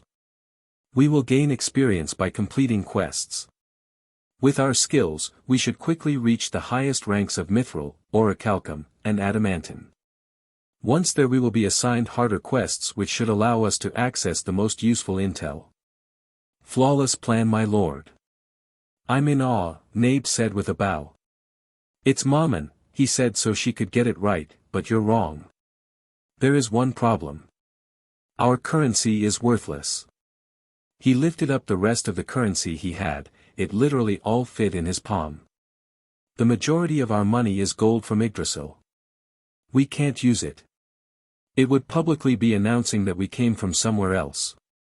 Ainz sighed, and if there are other players that happen to be living in the city, there's no guarantee that they would be friendly towards us. Therefore, our first goal is to make ourselves some money. Let's find a job, Ainz yelled in excitement. Meanwhile, a certain red-haired adventurer was looking for an appraiser. She entered a potion shop and was greeted by someone. Welcome, the person said. That person was a young boy in his teens. His skin was lightly tanned, but thanks to his hand you could tell he wasn't a warrior, meaning that he was probably a farmer or alchemist. He wore a white shirt and a big brown and dirty waist apron. Underneath that he wore a pair of brown pants. His whole outfit was that of a hardworking teen. He had dirty blonde hair that was so long it covered his eyes entirely, but even so it seemed that he managed to see through it. Ah. Are you Mr. Nfiriabalier? Britta asked the teen. Yes. And how may I help you today, miss? Nfiria asked her. I need you to appraise a potion for me, she asked. They appraised it, but Nfiria was shocked by the color, so he quickly asked her to follow him and then went to the back of the shop. In the back of the shop was an old woman working on something when suddenly the door burst open. Grandma, Nympharia yelled. An old lady was in the next room. Unlike her grandson, her skin was considerably tanned, most likely from the many years of hard work and harvesting of herbs. She had gray and white hairs from old age and wore a headband to cover it. Both her face and arms were wrinkled. Her outfit consisted of many clothes. She wore a lunge-sleeve undershirt and a shirt over it, and on top of that, she wore her alchemist apron. The old lady was a short stubby woman. Her name was Lizzie Ballier, Nympharia Ballier. As her grandson entered the room she turned around. "You've got to see this," he said as he placed something on the table she was sitting at. It was the potion Britta brought. "It's red," Lizzie said. "What do you know about it?" Nympharia asked. "First, I need to examine it properly," she said as she lifted her hand above the potion. After a while, Lizzie became shocked by the magical power of the potion. "So? What's up with it?" Nympharia asked. Lizzie started laughing loudly. "Tell me, Nympharia. The modern manufacturing process causes all potions to turn blue, correct?" Nympharia nodded. "That's right." "Well, I've never seen anything like it. It's made of pure magic like something from a fairy tale. A true potion of healing resembles the color of God's own blood." She looked at the potion once more. "I never believed it actually existed." "You are one lucky lady. This is equal to a second-tier healing spell. Easily worth 8 gold pieces. But there are risks with having such a rare item. There are people out there who would kill to get their hands on a potion this powerful." Britta took a step back from hearing that. "I can help though," Nympharia said. "You wouldn't have to worry if you sold it to me." "But Britta stopped her sentence when Lizzie gave her a weird glare. Lizzie smiled. "All right. I have another proposition for you." Back with our protagonists. They had just entered a white building. The building was E-Rantel's guild building. The place wasn't very high class but it was okay. When they entered they saw a counter to their left which had 3 secretaries who would help the adventurers that wanted quest or had questions. On the right were stairs going to the second floor and a few benches. In front of them was an enormous board with multiple papers on it. It was the quest board. Ainz was currently in front of the board trying to choose a quest. "Wow. Check out those guys' armor, looks quite expensive, and he's just a copper plate, typical rich kid playing pretend. A shiny present from daddy," some adventurers were saying. They were smack-talking the group that had just arrived. Nabe was growling. Phileas noticed this and placed his hand on her shoulder. Nabe jolted a bit but relaxed from the young lord's touch. She was happy that she was worthy of being touched by a supreme being. Suddenly Ainz pulled off a paper and then walked up to the counter where the secretaries were at. He placed the paper on the counter. "Consider this quest done." The secretary looked at the paper and then looked at Ainz. "I'm very sorry, sir. But you are only a copper plate and this request is looking for a mithril." "I'm aware. You'll find me more than qualified," Ainz said. The secretary looked a little down. "I have to follow the guild's rules." "The rules are wrong," Ainz stated. "Guidelines are set for a reason," the secretary said. "Without the requisite experience, you could get someone hurt or worse." Ainz moved away from the counter and showed the lady Nabe and Kilstag. "You see my companions here? She is a 3rd-tier magic user, and he is a 4th-tier magic swordsman." "4th tier, no way, that's impossible, even 3rd tier is impossible," some people were saying. He then placed a hand on himself. "I have the skills of a warrior comparable to them. It would be a waste of our talents to accept a mere copperplate quest." "I understand, but the rules are very clear." "I simply can't allow it," the secretary said. "No problem. You're just doing your job. Sorry if we came across a pompous. Please sign us up for the most difficult quest available in the copperplate field," Ainz asked. "Yes. Of course. Give me just a moment." The lady nodded and then left, taking away the paper that he had brought. "Hey, mister, you two could join our adventuring group if you're interested," a man asked. Behind him was an entire group of people. They all left to talk on the second floor in private. They sat down on a long table with multiple chairs. Let me introduce everyone. We call ourselves the Sword of Darkness, the man said. It seemed he was the leader of the group. I'm Peter Mork, the leader, the man said, and he put a hand on his chest. The man had blonde spiky hair and dark blue eyes, his body seemed well built like an adventure's. Under his leather armor, he had a black long-sleeve shirt, on his shoulder, he wore bronze shoulder pads, and on his hands, he had a pair of leather gauntlets. On his waist, he had a pouch for potions and poisons, and on the other side, he held his sword. Above his rear he had a dagger. Peter moved his hand towards another man. Over to my left is our ranger, Luckrut Volve. Luckrut, just like Peter, he too had blonde hair, it was long and spiky that he needed a hairband to move it back. Unlike Peter, who had armor all over his body to protect himself, Luckrut had it covering only his wide areas. His weapon of choice was a bow and arrow. He had a spare short sword, probably for those times of close combat. He wore a red jacket and black pants, on the boots he had gone all the way above his knees. He's our eyes and ears in the field, Peter said. Hi, Luckrut waved at Nabe. Killstag saw this and moved forward, covering Nabe, who was in between him and his father, from the man. Peter then turned to another man. Our capable druid uses magic to heal us and manipulate nature. Dine Woodwonder. Dine was a tall man, he just like the other two men, had blonde hair, he also had a large blonde beard. Just like Peter, he wore armor and his weapon of choice was a mace. He too wore a headband, but it wrapped over his forehead and over his hair. He was probably the oldest member of the team from his looks. Nice to meet you folks, Dine said. And last but not least is the brains of the operation. Our magic user, Ninja the spellcaster, Peter said. Ninja was a small boy, he had shirt brown hair and wore a cape with a long neck, he wore a long black sleeve shirt with white shirt over it. He had a belt with many pouches, probably holding potions and antidotes. Ninja's weapon of choice was a scepter.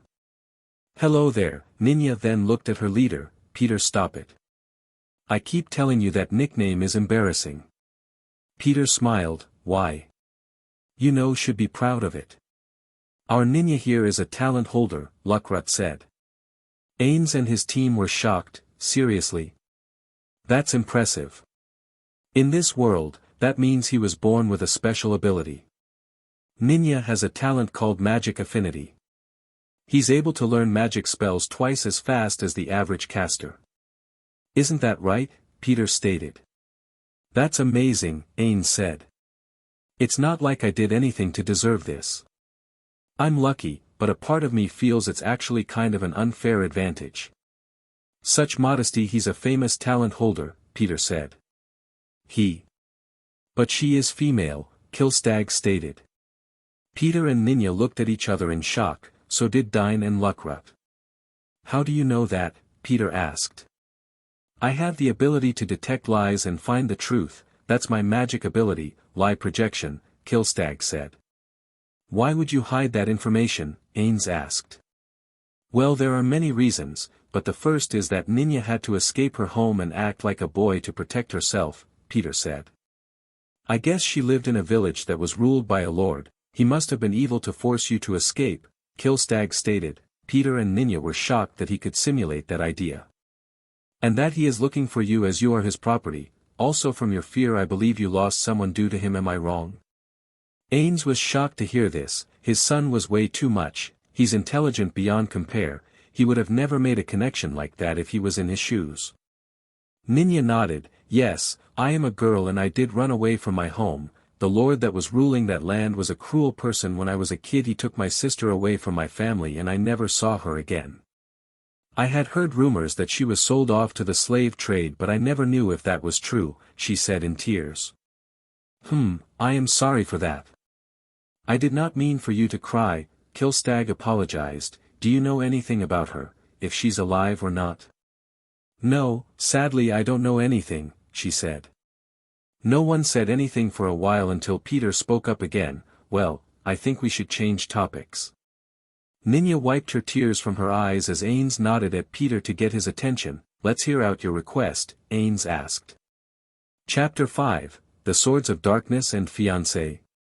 I'm sure you're wondering why we need your help, Peter spoke up. Our current objective is to destroy all the monsters that have wandered too close to the city.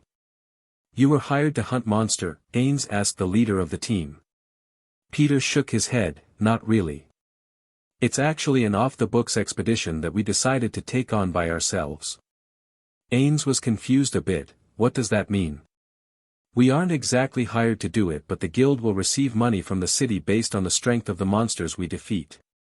We just have to collect our reward from the guild, Peter clarified to the confused Ainz.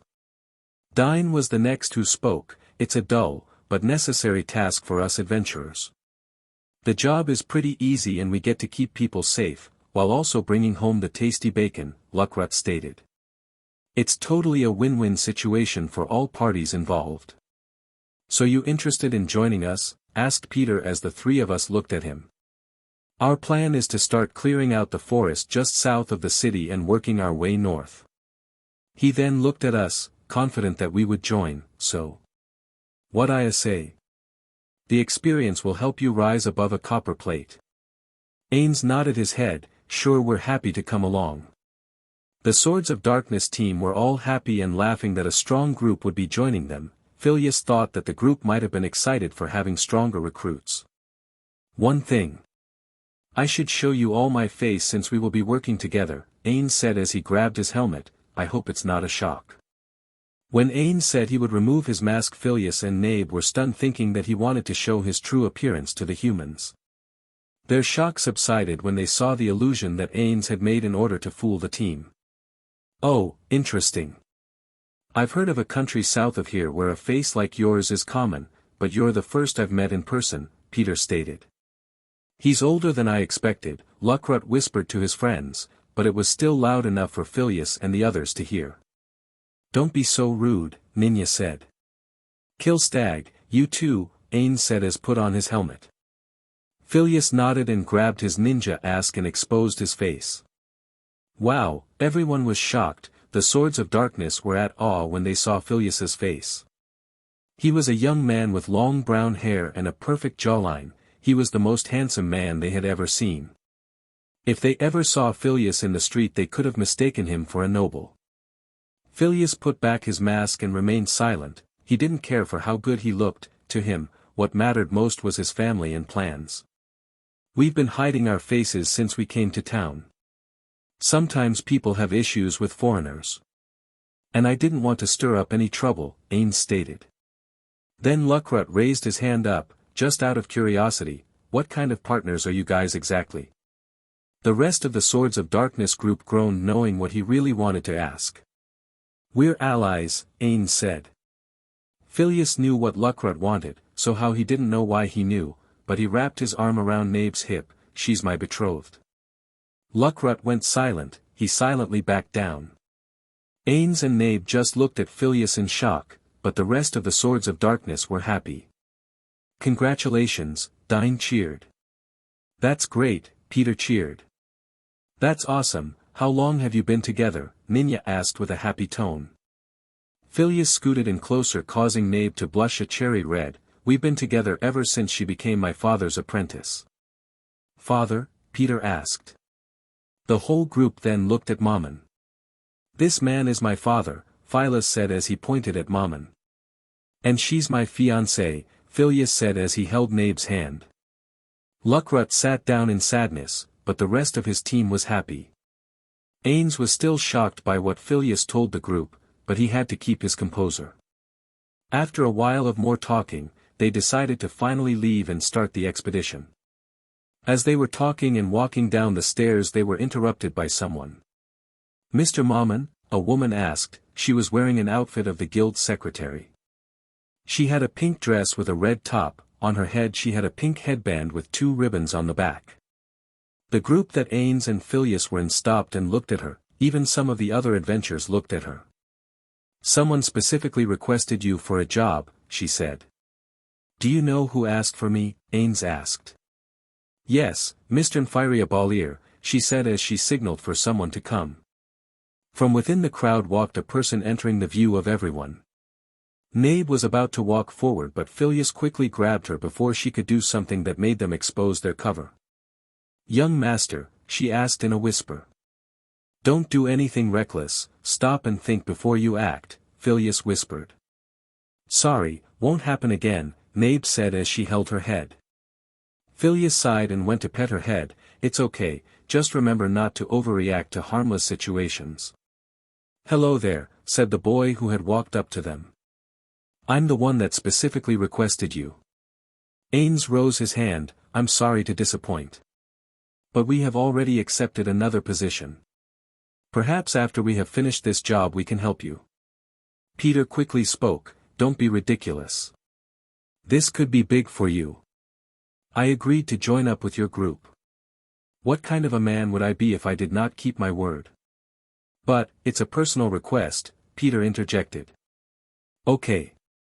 How about this, I will listen to Mr. Ballier's proposition, and then make my choice, Ainz suggested. Everyone nodded and then they all decided to listen to what Nymphyria wanted. Nymphyria nodded and started walking up the stairs. Phileas stopped his father. I think you should talk to them, me and Nabe will be out here waiting for you. He then whispered something, just in case. Ainz nodded and headed with the rest upstairs while Nabe and Phileas remained below. Nabe and Phileas waited downstairs, both of them were seated down on a couch. Phileas was reading seated down and was looking through his skill set in his mind. He was connecting some of his spells, elemental magic like fire and wind. The combination was, wind wave plus flame combustion, making it into, flame wave. Next, he combined grass, wind, and water spells. Wind surge plus water spear plus flower acid, this created, acid spear shot. He then noticed something from the corner of his eye. He made another combination. Ice, water, and earth magic. The combination was, freeze plus earth manipulation plus create water, and it made, ground ice spikes. Phileas sighed and stopped what he was doing. Are you going to ask me or are you going to keep staring at me? He asked. Nabe was shocked by this. I wanted to ask, why did you tell them that, young master? Nabe asked. She must be speaking about the lie that I said, Phileas thought. Well, because. I want that, he said in a nervous tone. Wait. What? Nabe shouted. Shoo, Phileas said, quite. Why, young master? Why would you ask me that? Someone like me? Nabe asked. Look, the reason is more complicated than you think, I'll tell you later. When there are fewer ears, he said. Yes, young master, Nabe said. After they were finished, Ainz and the whole team had just finished their talk as well. Ainz approached his team and then Phileas spoke, so what's the plan? I have decided to take the request, while we help Mr. Ballier while he picks some herbs. We will be joined by the Sword of Darkness since they will help more in the protection, Ainz told Phileas. Phileas nodded and they all went to get prepared, and Nymphyria went to get her carriage ready while the rest went to get stocked up on equipment. After everyone was ready they all met at the south gate. There was a giant wall there with a massive metal gate. Luckily it was open and there were a few people entering and leaving the city. After exiting the city they were met with a beautiful scenery of the grassy plains. It was probably like that all around the wall in order to prevent any armies from sneaking upon them. After leaving the gate they had their chat once in a while. Phileas went to Nabe and whispered to her, This is a good place to talk to you. Phileas placed his hand on her shoulder and activated new magic. It was a new communication spell he invented. Hey, hello, can you hear me? Phileas asked Nabe in his mind. Young master. Yes, I can hear you, Nabe said in a surprised tone. Good, I wanted to talk to you about before, Phileas said. You know that my father is the last of the supreme beings, and I'm his one and only child. The problem is that my father hasn't spoken of any plans on having more children or on spreading the supreme blood. Nabe looked saddened a bit. True, Lord Ainz is the last supreme being, and you are his only heir, but what does that have to do with what you said before? You see, I am worried about our legacy. If father doesn't want to have many heirs then that responsibility is up to me, Phileas stated. Young master, Nabe was worried for his master. It might have been from seeing all the responsibility he had to take on. Then comes the next problem. Nabe paid attention at what Phileas was saying. My father is the only one worthy or that should have the privilege of taking the highest-ranked servants as his concubines or wife. That means that I am not allowed to touch either Albedo or Shalltear since they could bring stronger heirs. So that leaves us the Pleiades, Nabe stated.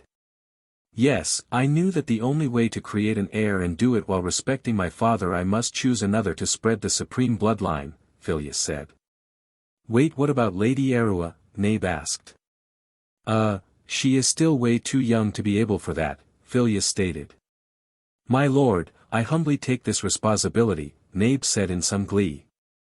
Phileas quickly grabbed her hand. Now listen carefully. I do not want you to do this as a job or request. What I want is that you and I have a child, but not just as an object, but as a family. This child should not be born on creed or obligation, but with love and kindness. This way he will think of Nazarick and its prosperity, Phileas said as he placed his forehead on hers. Okay then, young master, Nabe said with a small smile. I also want you to inform your sisters that the same be with them. I want to make sure we have multiple children that can bring a better future for all of Nazarick and this world we will soon conquer, Phileas said as he kissed Nabe on the cheek. Nabe smiled and grew a bright red. Yes, my lord. Nabe and Phileas continued walking together as they held hands together. Luckrut was even more depressed as he saw them being all lovey-dovey. Kill Stag, Nabe, we will be resting here a while, Ainz said. Phileas and Nabe nodded at Ainz. They then prepared for their stay in the outdoors. They let the horse off the carriage so it could drink some water and rest. The whole team was making sure that the area was clear. Peter then looked at the additional trio and Phiria. Enjoy this. Things will get a little dangerous from here on out. Don't worry about us. We'll be careful, Ainz said.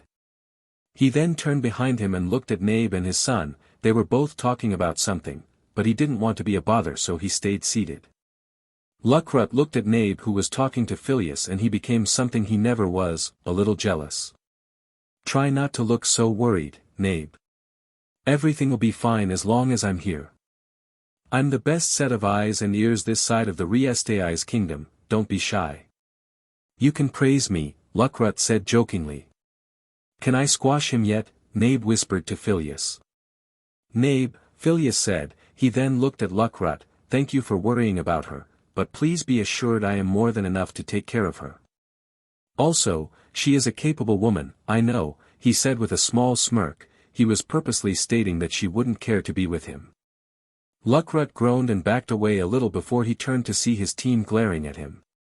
Ninya stopped glaring at her teammate and looked at the trio. You know, I just realized something.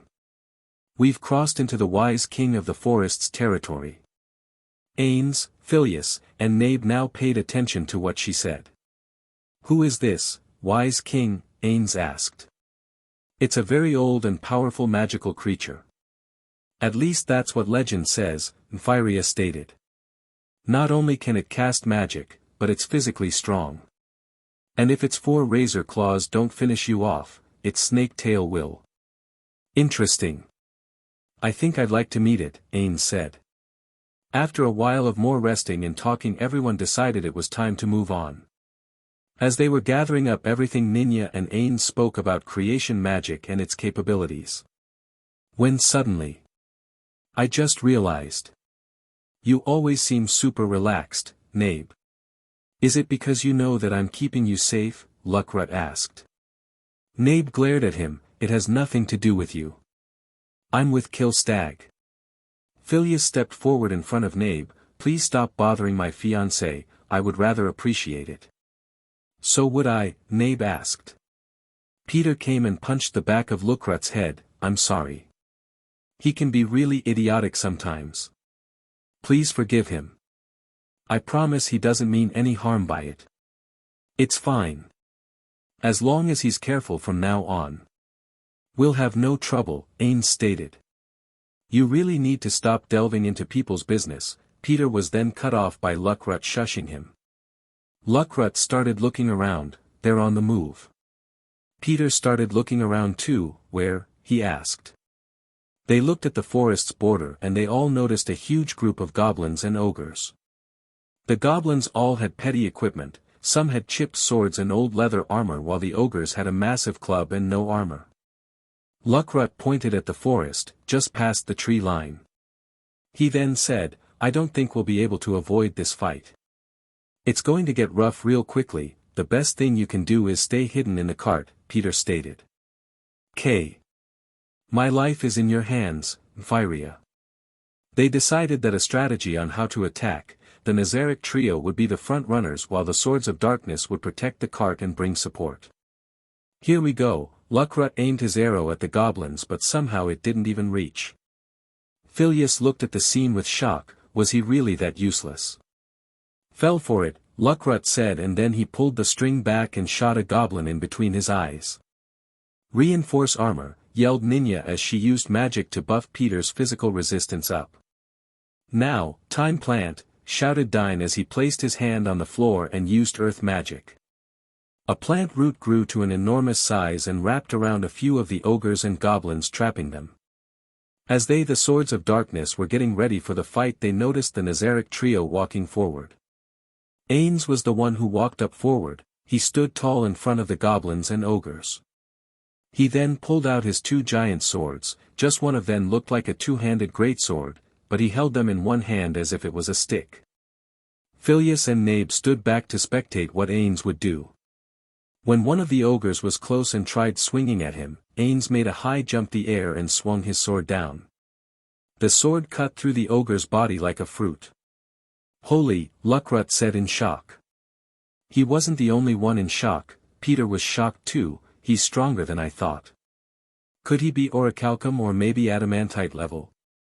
Ainz looked at the floor and then at the other ogres. When he looked at them, they all took a step back. "What's wrong? Afraid to attack me?" His taunt managed to get the ogre angry and it charged at him. He quickly charged at him and sliced through the ogre's belly. He then stood up and looked at the goblins and ogres. Who's next? Some of the goblins were too scared to take him on. They decided to avoid him as the rest of the ogres took him on. "Here they come," Peter yelled as he was attacked by one goblin. He used his shield to block the goblin's sword and he jabbed it in the chest. But from behind him Luckrut shot a goblin beside the first goblin. Suddenly a goblin tried sneaking up on Peter, but it was intercepted by Ninya's magic arrow. Then more goblins tried to attack them, but the whole team stood their ground. "They're a skilled party. They're careful to watch one another's back," Phileas stated. "Still, they don't hold a candle to your uncles, Phileas," Ainz whispered. Two more ogres went charging at Ainz and both, with one slice, were both killed. That's when the goblins and ogres finally realized that they were no match for Ainz and the others. "Nabe, kill Stag, your turn," Ainz said. "Yes," they both said in unison. Nabe charged at the monsters and shot a magic lighting bolt at them which killed them instantly. Then Phileas charged forward at two ogres and three goblins that were running away. He grabbed his katana and with one single swipe, he sliced the heads of all the monsters.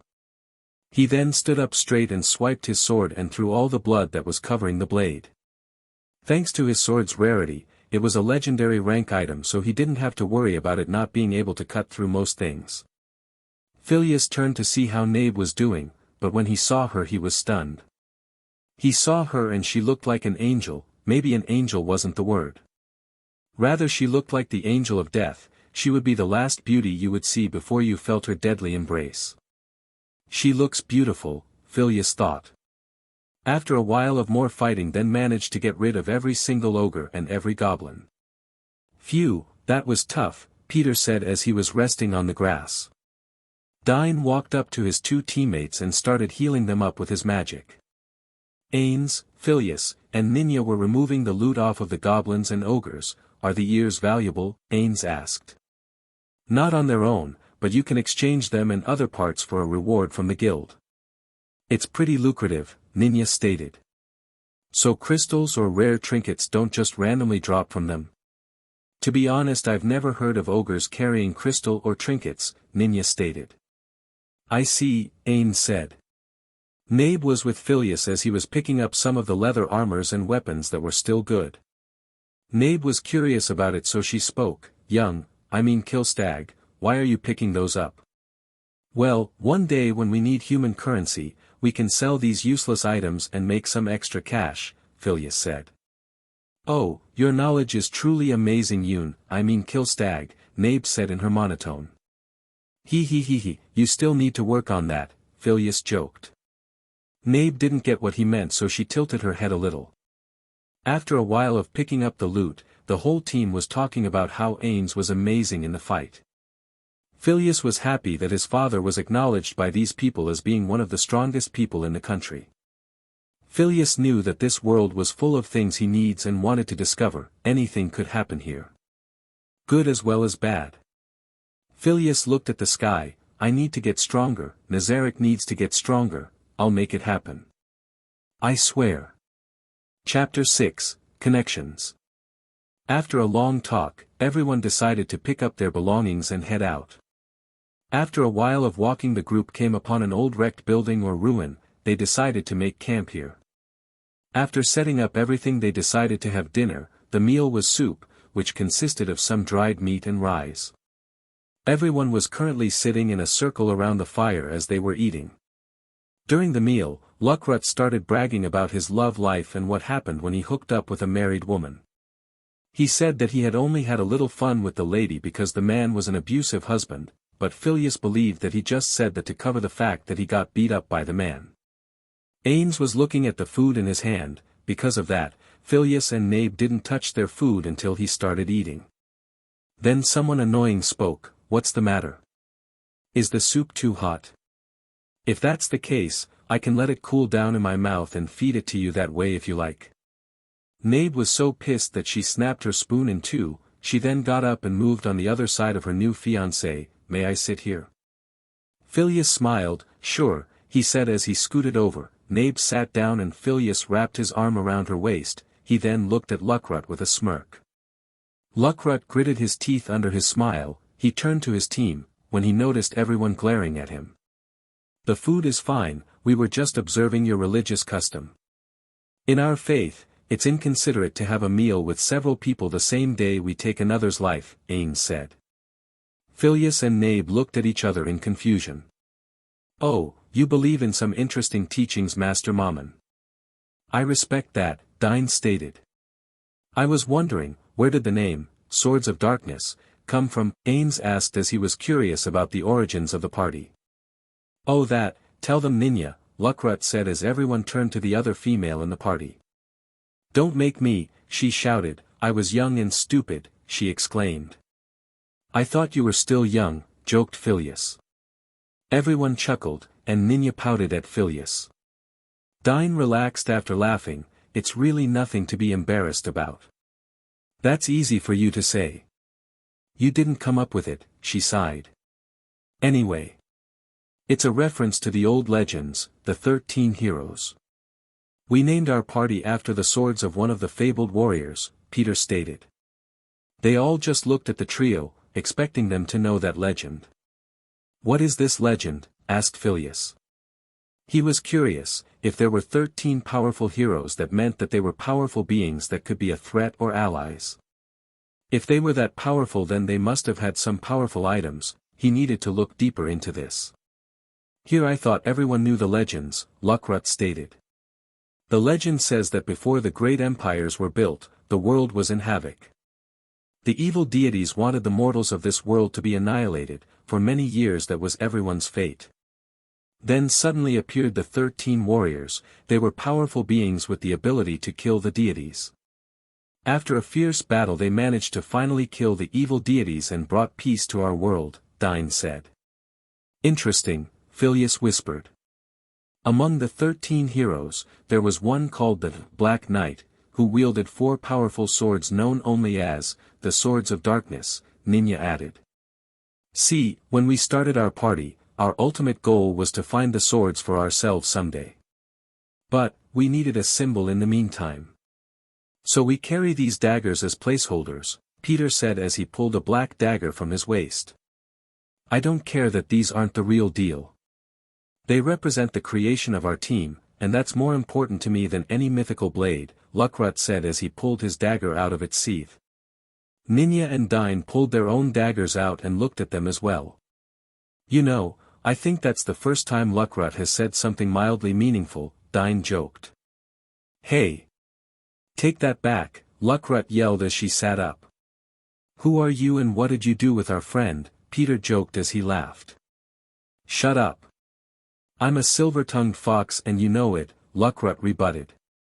Phileas smiled as he started eating the soup. He might have been a humanoid/undead, but he could still eat food as usual. Thanks to his magical abilities and skills he could have any form he desired, but he prefers the body his father gave him at birth. He would never give up on a gift from the Supreme Being, his father and creator. Thanks to his abilities, he could taste the food. He didn't dislike it, but it wasn't as good as the food of Nazarick. You all seem very close. Is it common for adventurers to get along? Nephyria asked Peter. Yeah. We all trust each other with our lives, Peter said as he looked at his team. It helps that our team is nothing but guys, too. Throwing a girl into the mix would be distracting. I think our greatest strength comes from sharing a common goal. It keeps us focused on the future, Ninya stated. You're lucky. Amazing things happen when everyone shares the same goal, Ainz stated. Were you on a team, Mr. Mammon? Ninya asked Ainz. It wasn't as an adventurer, but, yes, I was. Ainz then looked up at the sky. Once when I was weak and alone, a holy knight clad in white armor saved my life. He led me to the people I would eventually call my comrades. It changed me forever. They were the best allies I could ever hope for. More than that. They were friends, family. I will never forget the days spent with them, as long as I like. After that statement, Ainz remained silent and looked at the fire as if he was digging up through his memories. Phileas knew why his father was silent. He knew his father missed the other supreme beings. He kind of wished he could do something to help his father, but sadly he didn't know whether he would help or make it worse. Mr. Mammon, don't worry. I'm sure that you'll find more allies just like them, one of these days, Ninya said after the silent moment. That day will never come, he yelled, which shocked everyone. Yup, it was better Phileas didn't say anything or he'd be in Ninya's place. Excuse me, Ainz said as he stood up, Nabe, kill Stag, he'll be eating over here. Ainz walked away and sat by himself. Phileas grabbed Nabe's hand. Please be with father, I'll be there in a while. He then placed his forehead on hers and she smiled. Nabe then stood up and walked away as she sat down. I think I might have insulted him. Ninya looked down at the ground in sadness. Something bad must have happened, Dine stated. If I had to guess they're probably all gone, Peter said. I bet. It's hard to imagine. Kill Stag, do you know what happened? He has the aura of someone who's lost all his comrades. That feeling stays with you, Luckrut asked him. No, but I knew who these people were. They were my uncles. My father's family, Kill Stag said as he ate his soup. Everyone gasped, which meant that Mammon's entire family was gone. All except for his only child. I know what my father feels. Being alone is a dreadful thought, especially if you lost all those you cared about. All the family my father has is me, and I have to get stronger so he isn't worried for me or anyone else he cares about, Phileas said out loud. He made sure not to say anything that would compromise Nazarick. That's such a noble cause, Sir Kill Stag, Dine stated. Dine looked at Ninya and noticed the regret in her face. He knew she was ashamed of what she said. You can't take back what you've said, so don't fret over it. All you can do from this point is atone through your actions. Work hard to paint over this mistake, and move forward, he told her. I'll do my best, Ninya said. She looked as if she was remembering something. Well, thank you for the food, I'll be resting now, Phileas said as he stood up and walked to his father and Nabe. Yes, have a good night then, Peter said. Phileas stood up and walked to his father. Father, we should rest, tomorrow will be a new day, he whispered. Ainz sighed. You're right, thank you Phileas, he said to his son. Nabe, you should rest, I'll go in a while, he told Narbril. Yes Lord, she said with a bow, and then she followed Phileas to where they would be resting. Since they were considered betrothed they had to make it look like it was true. So they had set their beds side by side to one another. Phileas sat down and waved for Nabe to lay down. Come. Nabe grew a blush and started getting comfortable. She placed her sword beside her pillow and placed her dagger beside her. She then laid down and Phileas laid beside her. He had also removed his sword and pack. He wrapped his arm around her and smiled at her. He noticed she was red as a cherry. Phileas smiled. You okay? He asked her. Yes, young master, she said in a shy tone. Phileas smiled and then moved in for a kiss. Both of their lips touched and he smiled at her. How was it? It was soft and gentle, she whispered. Do you like it? Phileas asked. Nabe blushed but nodded in agreement. Do you want another? He asked. She nodded as her answer. Phileas once again kissed her and instead of it being a normal peck it was a long passionate kiss. After a minute both of them separated and smiled at each other. Phileas just laid there staring at Nabe and she stared at him. After a while, both of them fell asleep like that. Ainz had finally come to sleep when he saw this son and Nabril together. He smiled at their actions. Kids grow up so fast. Meanwhile, in another part of the Riestai's kingdom, there was a town where there was a certain woman that was in a mass killing spree. It was morning already and Phileas had just woken up. He really didn't need sleep but he felt that it would always help clear his mind for the next day. He had woken up and he looked at Nabe beside him. She looked so peaceful and beautiful. He felt relaxed and overjoyed that she had accepted his proposal of being his concubine and mother of his heir, but first, they had to get to know each other on a deeper level. So that they could raise their child properly and make a wonderful heir. He moved his hand over her hair and he noticed her lips form a smile. He stopped and then looked up. He then noticed his father was already awake. He was sitting down on a rock as he was making sure the area was clear. Phileas approached his father. Good morning, father. Ainz looked at him. Ah, good morning, son. Did you sleep well? Yes, what about you? Let me guess you didn't, Phileas said. You know me, as an undead I do not require sleep, as well as you. So why is it that you sleep? Asked Ainz. Well, I do it because of Cocytus's teachings. He said that warriors are recommended to rest after any conflict or battle. It helps rest the mind so you can think more clearly than before, Phileas said. Ainz thought about it. Maybe it could help him when he was feeling distressed or tired. After a while of chatting, Phileas sat beside Nabe and started working on combining more spells and magic elements. He wanted to create different types of defensive elemental spells, combining shield with different elemental spells. He made various shields, like flame shield, water shield, ice shield, earth shield, and etc. After a while, the others woke up from their sleep. They all started packing up their equipment and getting the horse ready. In the middle of the process, Ninya walked up to the trio, which attracted their attention. She then bowed. Hey, about what I said last night. I'm really sorry.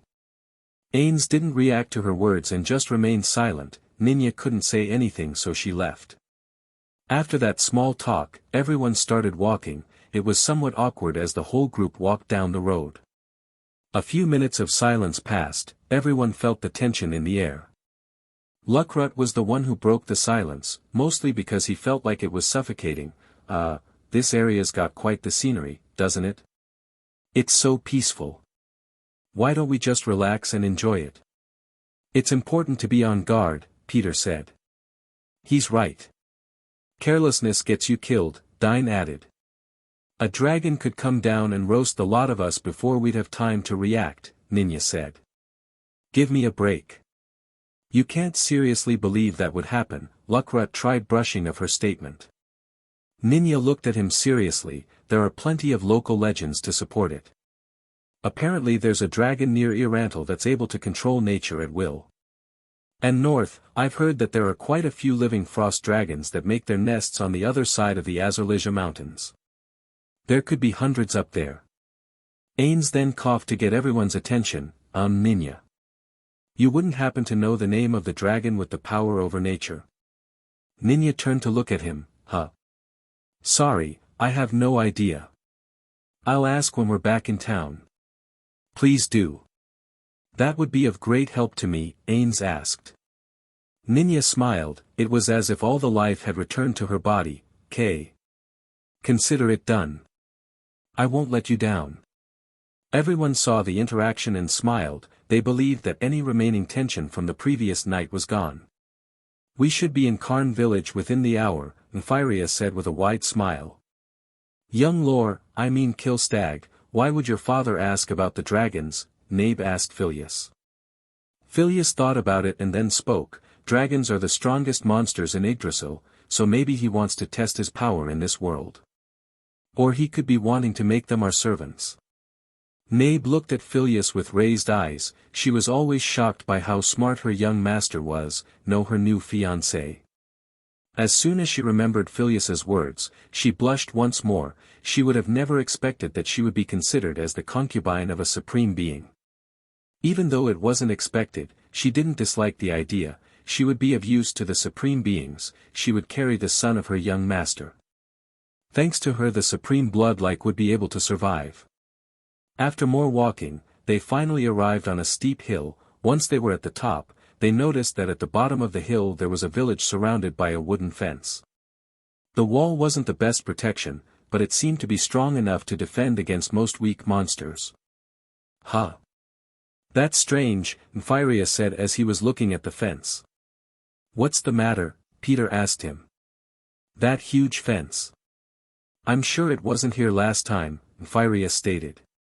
What they didn't know was that there were some creatures watching them. One of them turned to the other creature beside him, hey, get the boss. We might have trouble. As soon as the group of adventurers arrived at the front of the fence the gates opened and out stepped some small greenish creatures. These monsters were actually goblins, but unlike the goblins from before these ones seemed to have more intelligence than the others. Then even more goblins appeared. I thought I smelled something foul, Luckrut said as she pulled out his bow and arrow. He wasn't the only one, everyone else except for Ainz and his 2 followers, pulled out their weapons. That's enough, Blondie, one of the goblins said as Luckrut started pulling on the bow's string. Put down your weapons. Now, one of the other goblins ordered. Everyone, calm down, spoke a goblin in the center of the group, we'd rather not have to cross swords if we can avoid it. The goblin then looked at Ainz, especially with that giant in the plate armor. I know a bad vibe when I feel one, and he's given me a serious case of the willies. Who the hell are these guys? Peter asked, it seemed like he wasn't asking anyone, but he was actually asking Nymphyria. Suddenly a girl appeared, she had light brown hair, it almost seemed like as it was a dirty blonde. She had a white shirt and a brown vest. Her skirt was of the same color, it even had patches where it had ripped from old use. Her name was Enri Amat, she was the supposed leader of these goblins. What's going on, Mr. Goblin? She asked one of the goblins. Oh boss, the goblin responded. Enri, Nymphyria was happy to see the girl, he felt grateful these goblins hadn't hurt her. Enri turned to look at where that familiar voice came from, Nymphyria. She was so happy to see her old friend. The Swords of Darkness smiled and let down their weapons. Hey! Is she? Ninya said, what she was referring to was the small talk they had the night before. They talked last night about who was Nymphyria's crush and why he was worried that he felt like he might not be as attractive enough. Dine nodded to Ninya's words, yes, definitely. Phileas walked closer to his father, aren't those the intelligent goblins from the Goblin Summoning Horn? Why are they here? It was from before when I came here alone with Albedo, this village was attacked by some knights, I came and saved them, Ainz whispered. And then you gave them the horns, right? You are very benevolent, father, Phileas said with a smile. Ainz couldn't see it, but he knew that his son was proud of him, somehow he was happy that he was looked up to. Ainz placed his hand on Phileas's shoulder, thanks, son. When the trio looked forward again, they noticed that Enri and Nymphyria were stuck talking for a while. After entering the fence, the Swords of Darkness decided to rest up under a tree that was close to Enri's home. Nymphyria and Enri walked into the house and started talking to themselves. Ainz and Phileas decided to walk around a while, they went up the hill and saw the scenery. They then noticed that some of the villagers and goblins were practicing on their archery. They're really quite good, Ainz said. Even though Ainz, Nabe, and Phileas were miles away, they could still see everything clearly. If you say so, Lord, Nabe responded. Phileas snickered. Ainz looked at him and then back at Nabe. All right, I wouldn't call any of them a natural. But think about it. Until 10 days ago, none of them had even touched a bough before. They've been through a lot. They had to watch as their friends, children, and parents were murdered. But instead of giving in to misery, they're working hard to make sure that atrocity never happens again. If nothing else, it's inspiring. I hadn't thought of that. Please, forgive me, Lord, Nabe said with a bow. He, Phileas laughed. Nabe looked at him and then pouted. I'm sorry, Phileas said as he patted her head. Ainz saw this interaction and finally spoke about the elephant in the room, so I see that you two have gotten closer. Phileas stood straight and nodded. Yes, you see I have something to tell you. Phileas grabbed Nabe's hand. Father, I want Nabe to be my family. Ainz looked at him, then suddenly he was shocked. Family. Wait. What do you mean? Ainz asked in shock. Father, I know you might not be happy, but please let me explain. Ainz calmed down when Phileas said this. I'm worried about you, Father, actually. I'm worried about all of Nazarick. Ainz tilted his head in confusion. I know I shouldn't think about this, but, Father, you are the last supreme being, and I am your flesh and blood son, but I am your only son. I know that you are undead and can't die from old age, but I want to make sure that your bloodline, the blood of a supreme being, will never die. You might be undead, and old age won't kill you, but that doesn't mean that you can't be killed. That is why I want a family, and I want to make sure that you will never really be dead, Phileas said. He's been worried about this. Just how long? Ainz walked up to Phileas and held his shoulder. Son, I appreciate that you worry about me and Nazarick's future. But, you shouldn't force yourself to create a family or a future. What matters the most is that you love each other. Without love, any relationship you might have will be brittle, and if children are involved they will also be affected by that broken relationship. If you want to try it, then I suggest you start getting to know each other before taking any bigger steps. Phileas thought about it. Okay, Father. That doesn't mean you can't get to know each other and then get closer, Ainz said. Phileas smiled. Okay, thank you for your advice, he said with a bow. Ainz looked at his son and smiled. Being a grandpa doesn't sound so bad. Chapter 7, Return to E-Rantel. After their talk they all decided to head back. They reunited with the Swords of Darkness. Then Firia came out and asked for help. He wanted to harvest some herbs from the forest near Karn village. They chose to accompany him since they were already here. Currently, they were all in front of the forest, ready to enter. We'll enter the forest through here. I'll be counting on you if anything attacks, Firia stated. As long as we have Mr. Mammon with us, I don't think anything in there will have the guts, Peter joked. But Firia wasn't joking. He then turned to Ainz. Oh, yeah. One thing. If we happen upon the wise king, I'd like for you to scare him off instead of killing him. Ainz and the other were curious. Care to explain? Asked Ainz. This entire area is within the wise king's territory. He's the reason monsters have never attempted to attack Karn village before, Firia said. He then looked at everyone else. If you kill him it could mean disaster. I'm pretty sure that's impossible, even for him, Peter joked. He still didn't understand how powerful Ainz really was. I'll try, Ainz said.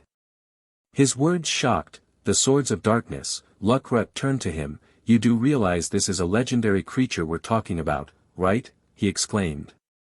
Dine smiled. You must be confident in your strength to have that attitude. Ainz spoke once more. Actually, I have a suggestion if you don't mind. Please feel free to speak, Firia said. I suggest we should scout on ahead, and if we are to encounter anything we will be able to give you more time to escape if anything attacks, Ainz suggested. I'm fine with that, Firia agreed. But, try to get back to the group as quickly as you can. Ainz nodded. Of course.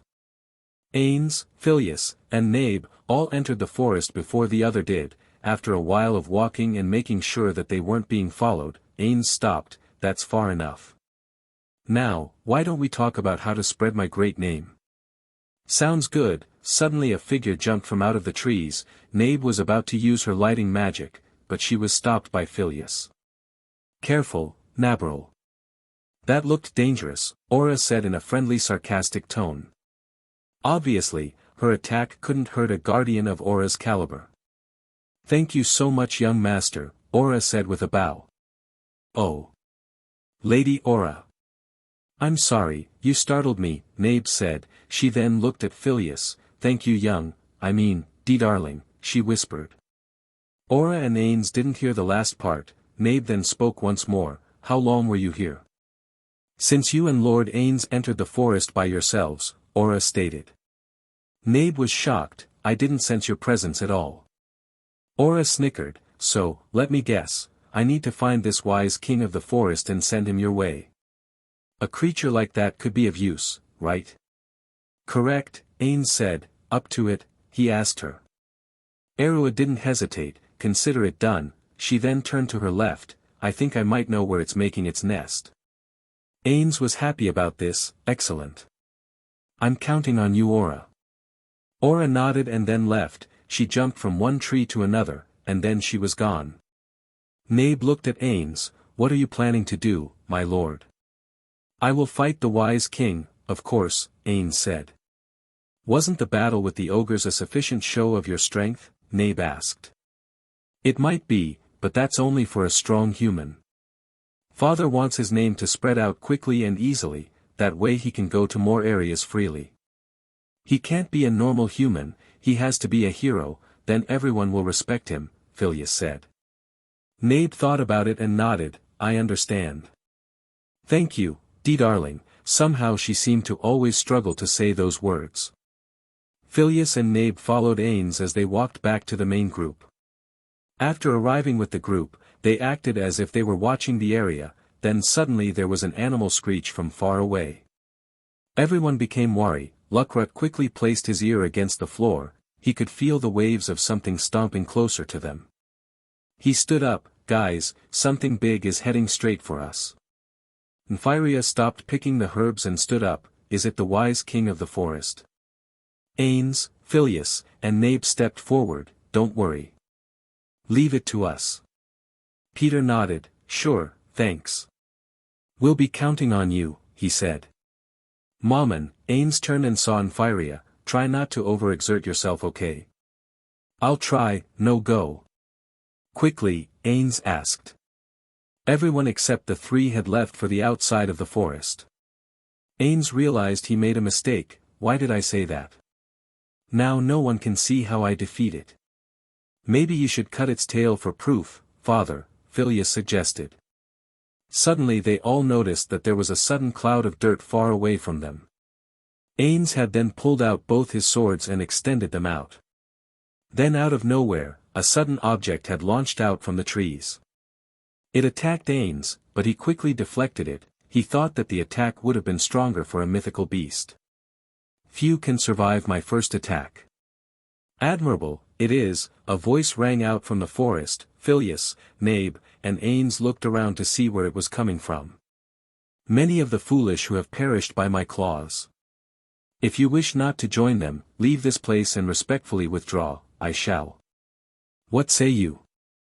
Forget it, Ainz said. Why don't you stop hiding and face me? Are you shy? Or are you afraid that you won't survive? Insolent whelp, the voice said with a little anger. Very well. Feast your eyes upon my form and tremble with awe. Suddenly something started stomping their way. It was a giant creature with a long green tail. Phileas thought about it and was shocked. Isn't that? What? The swords of darkness and Nymphyria all screamed when they heard the news. Ainz, Phileas, and Nabe had told them that they had managed to do an incredible feat. They had captured and tamed the wise king of the forest. The wise king was a giant hamster. It was even bigger than Ainz, though his strength didn't even match his. Ainz proved it by using his aura of despair, and it was only at level 1. The creature was actually a giant hamster. It had some added features, most likely from the tough environment causing tweaks in its evolution. Its claws were sharp and long, and it had a massive thick scaled tail that was tough as steel but flexible like a snake, and not to mention its enormous size. The hamster was as tall as Ainz just sitting down, and it was about twice as wide. Its fur was so soft and puffy, from its head to its back it was brown, and at the center of its head following its spine, it had a darker colored streak, while its underbelly was white. Be at ease, you are perfectly safe. He is under my command now, Ainz said as he stopped petting the creature. He will not attack. You have my word on that. Everyone was in awe from this, except for Phileas and Nabril. The wise king spoke. My master speaks the truth, he does. As long he orders, I shall not cause trouble for you or any human. Amazing, Ninja said, what an awe-inspiring creature. Dine smiled, I can feel great strength and wisdom radiating from him. No kidding, Peter said, you're incredible, Mr. Mammon. We would have been massacred if we took him on. What do you make of this? Ainz asked Nabe and Phileas. He looks strong, which is good to spread our name, but I think that all, Phileas stated. Yes. Putting his strength aside, his eyes do have a gleam of power behind them, Nabe stated. Lord Mammon, Nympharia spoke, attracting everyone's attention, are you taking him away from this place? If you do that, I'm afraid monsters will attack Karn village. Ainz looked at the hamster as if asking him if it was true. There is a chance of that happening, master. But you have nothing to worry about, Phileas spoke. We knew this would happen, so we installed some magical traps in the forest. What kind of traps? Ninja asked. They are earth golem traps, Phileas said. They will attack any monsters that attack the village. But they will also protect anyone that wants to come into the forest if they are from Karn village. No way, that sounds amazing, Luckrut said. Phileas knew that this was a lie, but he knew his father had bigger plans for this small town. He also figured out the problem Nazarick was facing. They had a limited amount of healing potions. They had about 9,000 potions, 900 medium potions, and 100 full healing potions. They were all in limited amounts, but he finally had a solution. It was Nympharia. He knew that if he could save him or this village, he would feel an urge to serve his father. That is why he left the forest like it was and lied about the traps. Nympharia smiled. Thanks. By the way, how strong are these golems? He asked. They would be able to face not just goblins but something strong as an ogre, Phileas lied. Ainz looked at his son. He was shocked about this. Why would Phileas lie about something like this? Ainz then noticed that Phileas had a hand behind his back and was doing something. It seemed like he was giving him a sign like, I'll tell you later in private. Everyone was shocked by what Phileas told them. Sir Killstag, that means you must be a powerful magic user if you are able to summon such a powerful creature. Phileas chuckled, thank you for the praise. After that event, they all decided to head back and get the remaining herbs they could. Then they all left the forest and got ready to leave for E-Rantel. They took all day to finally reach the capital. When they got there, it was already late at night. They were currently walking by the guild when Ainz and the rest stopped. Peter then spoke, we're going to escort Nympharia the rest of the way to his shop and help him unload all this stuff. Should we wait for you? They were asking this because of Ainz, since he now owned a creature/beast he needed to get a permit in order to keep it. He only got at the guild and the registration would take a while. No, go on ahead, Ainz said, once I register this magical creature with the guild. I'll catch up with you. Nympharia was happy about the day. I've never had a haul this plentiful before. I'll be sure to add extra to your payment. Your haul was possible because of my master's strength. Don't forget that, the wise king said. All right, then we'll see you guys there. Come Nabe, Phileas said as he walked to her. Nabe smiled and grabbed his hand as they entered the guild. Luckrut looked at them while biting the end of his shirt. Dine smiled and shoved him forward. Come on, get moving. Ninja smiled at their actions. See you later, she said before she followed them. After a while, Phileas was standing back with Nabe as he watched his father handle the registration at the desk counter. When suddenly he felt something was wrong, he went outside and turned to the area where Nfiria's shop. Nabe quickly followed behind him. "What's wrong?" she asked. "The Swords of Darkness are in trouble," Phileas said as he kept looking away. "How do you know?" she asked. "I put a spell on Ninya when we were putting everything on the carriage so I can feel her heartbeat rate," Phileas said. Nabe looked at him in confusion as if asking, "Why would you do that?" "It was just for precaution." Ainz then walked out from the guild. "I finally finished." He then noticed the tense air. "What's going on?" "The rest of the humans are in trouble it seems," Nabe stated. "They're gone." Nabe and Ainz looked at Phileas. Phileas looked at them. "They are all dead." Ainz was shocked by what his son was telling him. "What?" After telling his father what he did to Ninya and how he could tell they were in trouble, they all got ready in order to see what was going on. Since Ainz was already done with the permits, he got on top of the wise king who was now named Hamasuk. People around them were all murmuring about how a beast like Hamsuk could talk and how Ainz was able to afford it. Before they could leave, they were stopped by someone. "Hey, I know you. Aren't you the man my grandson hired to accompany him on his herb-gathering trip?" the old woman said. The Nazarick trio was confused a bit, so this was Nfiria's grandson. "I am Pyria's grandmother. The pharmacist Lizzie Ballier," the old woman, known as Lizzie, said. "Oh," Ainz spoke, "yes, you are correct.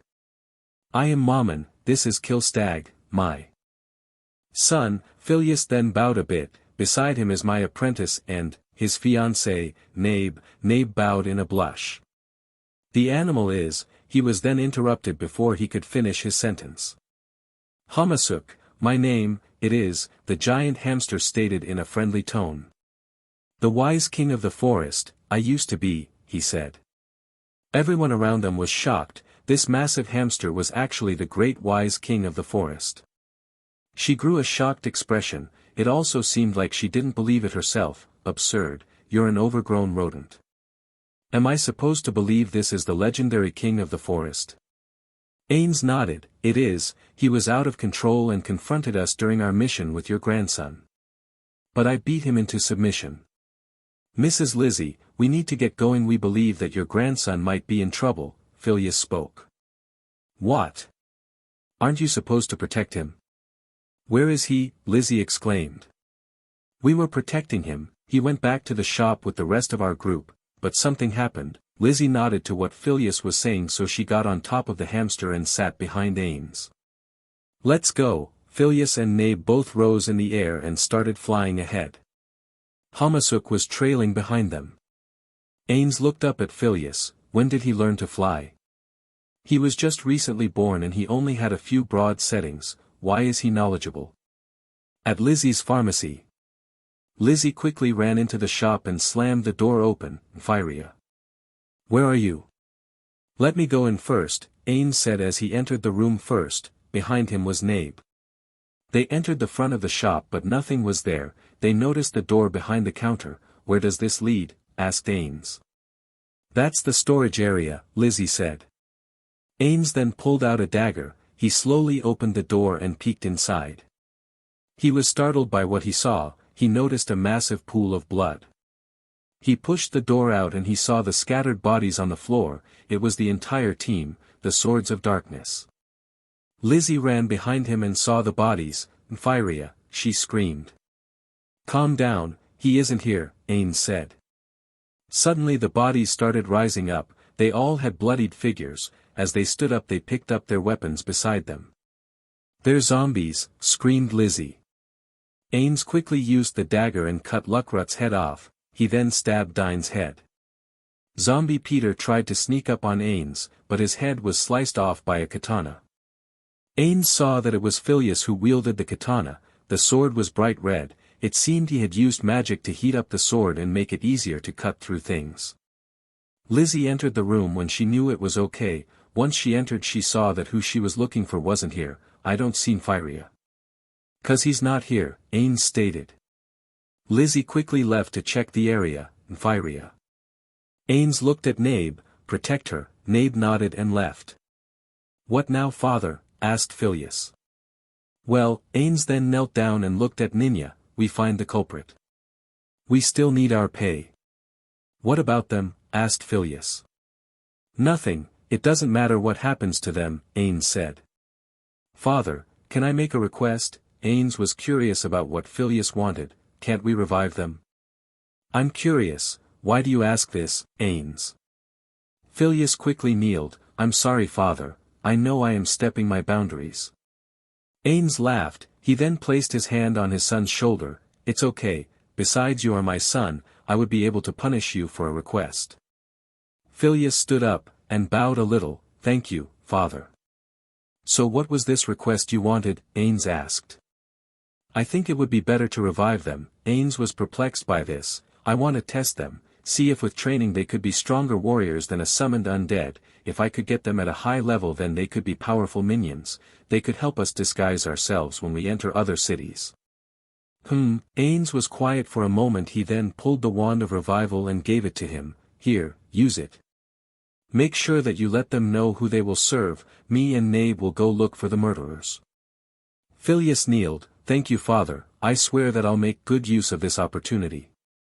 Ainz nodded. He then turned around and walked out of the storage room. Phileas stood up and saw the cadavers around him. He then placed all the missing limbs to where they belonged. He then placed the wand above Peter and prepared to revive him. Since he was the leader of the Swords of Darkness, he needed to tell him what was going on. It was already 5 minutes of activating the wand when Ainz returned. Have you found them, Father? Ainz nodded. Yes, it seems they are in the graveyard in E-Rantel. Okay then, it will take a while for me to revive him. Do you want me to stay or shall I accompany you? Asked Phileas. No, stay and make sure they come back well, we will need them later on, Ainz said. Once you are done, join us in the mission. Phileas nodded. Okay, Father. After they left, Phileas remained in the room by himself. He then stopped and kneeled down. Peter then started breathing. Phileas was happy with the results. He knew that when he used the wand to revive someone, that person revived would need a while to recover. So he stood up and sat down on a table that was to the side. He then started going in his head and started combining more magic and spells. He combined telekinesis plus Sword of Retribution. This made Dominator's Retribution. Then he combined Strike, which was an offensive attack, and Sight Weakness. Together they made Vital Strike. Suddenly he saw Peter wiggling. He got off the table and stood beside him. Peter woke up and groaned. His head hurt. Suddenly he remembered everything that happened. He quickly touched his eyes. He then looked at his hand and checked his body. You are awake, a voice said. Peter turned to his side and saw Kill Stag. What happened? Phileas just looked at him. You were killed. Peter was shocked. So it was true, he was killed by that woman. He quickly turned to look for his friends. He saw that they were all covered by a blanket. No. No. No, no, no. Peter went to Niña and held her. No, no. Niña. Why are you weeping? Phileas asked. Peter just looked at him as if he was crazy, as if he didn't care that his comrades had died. Why are you weeping? If I brought you back, I can do the same for them. Peter was shocked. You brought me back? Peter asked. He was confused. Did Killstag have the ability to revive the dead? That meant he was not a human, but something else. He quickly kneeled. Please, I beg you, save my friend Sir Killstag.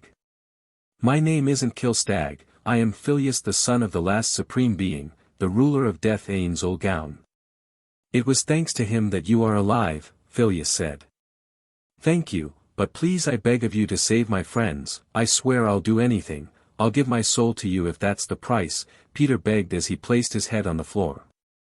I want everything. Peter looked up at him in confusion. I want everything you have and everything you will ever have.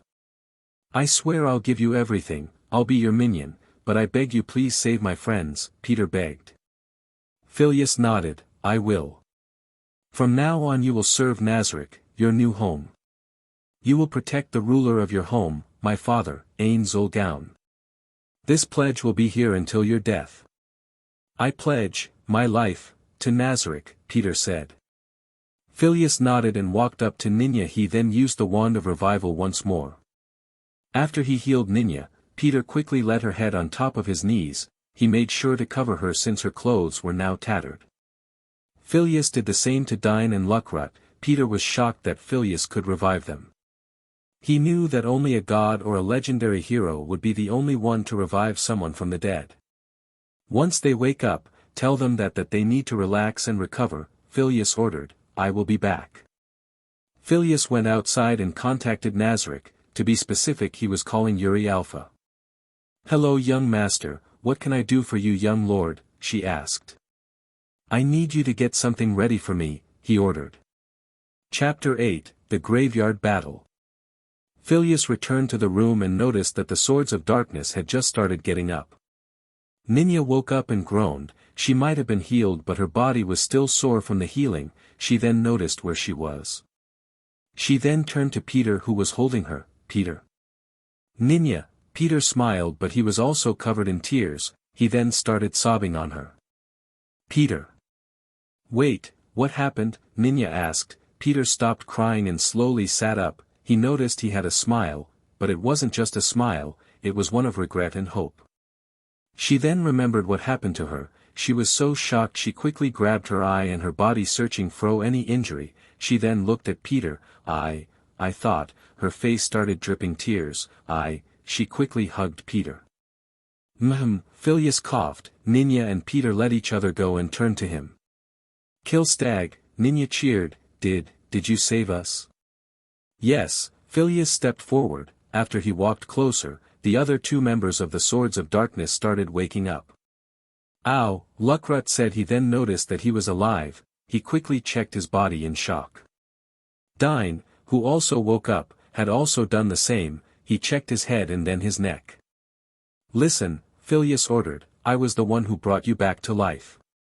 Everyone was shocked. They all looked at him in bewilderment. Ninya couldn't believe it. Why you have the power to bring back the dead? Yes, Phileas stated. Everyone gasped. Ninya was still in denial that she looked at Peter as if asking him it was true. Yeah, it's true. Phileas looked at all of them. Peter and I spoke, we made a deal. I bring you back and you serve me, my home, and more importantly my father. Everyone looked at Peter. He nodded at them. I I agreed, if I could. I'd do it again. He started tearing. He wiped his eyes. I'd give my life for you guys, if it meant you'd all be alive. Everyone smiled and Ninya and Peter hugged each other in tears and smiles. After a while they all stopped and looked at Phileas. They all stood up and kneeled down. Thank you for saving us, Lord. Phileas nodded in agreement. I accept your thanks. Heed me, my followers, you follow me, but the one you need to worship is my father. He was the one who allowed me to revive you. Lord Mammon, Dain asked. His real name is Ainz the last supreme being, and the ruler of the kingdom of Nazarick, Phileas said in a respectful tone. Thanks to him listening to my request, I was allowed to save you because I saw something in you 4-inch, he stated. Really? Peter asked, wondering what it was that gave them a second chance. You can be used as test subjects, if trained properly in Nazarick's combat style. We are wondering if you can become the next 13 heroes. Everyone was shocked by what he said. What do you mean? We, the next heroes? Asked Peter. Yes, we need a symbol that will attract more attention to Mammon and view him as a hero. The more followers, and prestige he has the more power he'll obtain, Phileas said. You 4 are the stepping stones for that. I expect you to work to the bone for our gift. Yes. Lord, they all bowed. Suddenly Phileas got a call from a messaging spell. Young Lord. Yuri, Phileas responded. Your request has been completed. A house has been made in the woodlands of the 6th floor, she stated, and as you requested it was made enough for 10 people. It has a kitchen and 4 bathrooms as well as a storage room. Excellent work Yuri, you have done superbly once again, Phileas said with a smirk. I am unworthy of your praise, young lord, Yuri said. Nonsense, I will request a gift from my father to give to you. If you do receive it, you must accept, Phileas ordered. Then, thank you my young lord, Yuri said in a grateful tone. Phileas ended the message and looked at the Sword of Darkness. Okay then. My first order for you is this: 2 of you start cleaning this area and the other 2 go to the guild and let them know that there is an attack coming to E-Rantel. What? What do you mean? Asked Luckrut. The people who killed you have kidnapped Nfiria. Most likely they are using him for his ability. As for where he is and where the attack is coming from, it is the graveyard, Phileas stated. No way, Peter said in shock. Phileas looked at them and clapped his hands. Let's go. Everyone flinched. They quickly chose who was doing what and they went to do their jobs. Peter and Ninja would clean while Dine and Luckrut would go to the guild. After you are done rest, I will come back later, Phileas said as he walked away. Lord? Where are you going? Ninja asked. I will be at the graveyard, Phileas stated. He then exited the shop. Elsewhere. Currently Ainz, Nabe and Hamasuk were all approaching the Monumentale. The problem was that there was too many undead surrounding them. They were losing time. We need a distraction, Ainz said. He then remembered something: the dead would only attack the living. Nabe could fly so they could ignore her, but there was an extra person or 1 extra furball. After he told Nabe his plan, they decided to keep moving. Meanwhile, the undead were attacking a tree with a little surprise on it. Master.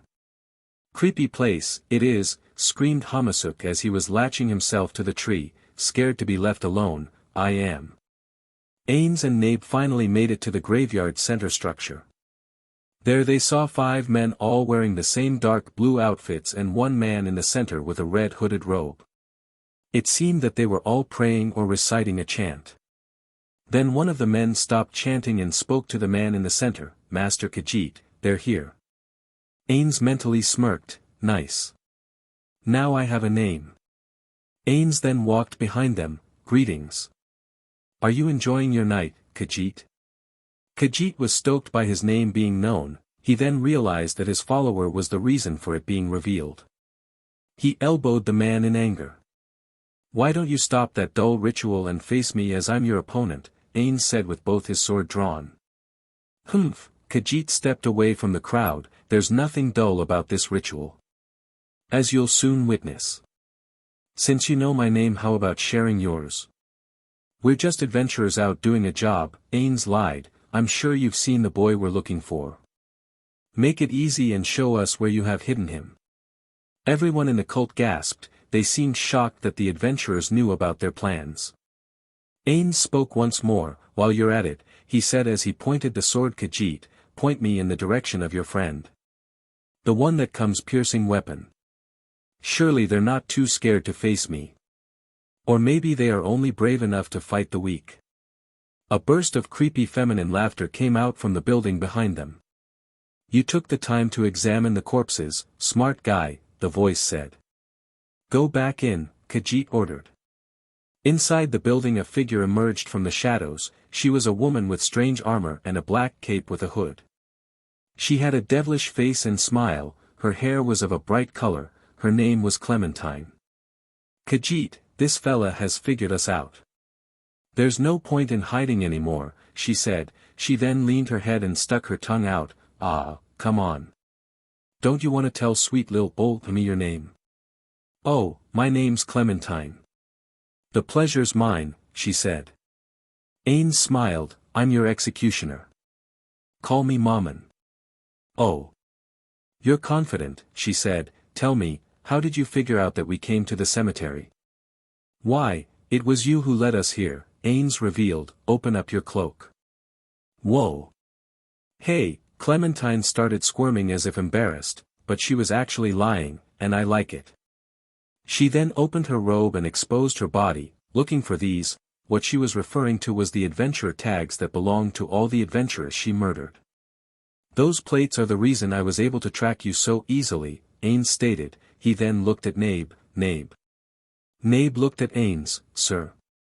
Please exterminate Khajiit and his followers for me, he asked. I'm going to take care of this woman myself. As Ainz left, Nabe bowed. It will be done. Ainz stopped walking. Keep an eye on the sky, he advised her. Nabe didn't react but agreed. Lord, she turned to look at her opponents. Ainz walked away as he looked at Clementine. Let's finish our business over here if you don't mind. Clementine shrugged and then jumped off the stairs. Okay. Once she landed she tossed her arms behind her head. The two walked and left Nabe and the cult alone. Khajiit smirked. This girl is harmless. Nabe smirked. She slammed her palms together and lightning started forming. Cast twin maximize magic. What? Khajiit and the cult were dumbstruck by her magic capability. Electrosphere. She then moved her hands in front of her and the magic shot forwards. The lightning crashed at the cult and burned everyone who was in its path. The light coming from the magic attack lit up the whole area. Once the light dimmed down, bodies could be seen laid down on the ground. The only one who seemed unaffected seemed to be the old man Khajiit. He cackled and smiled. Impressive.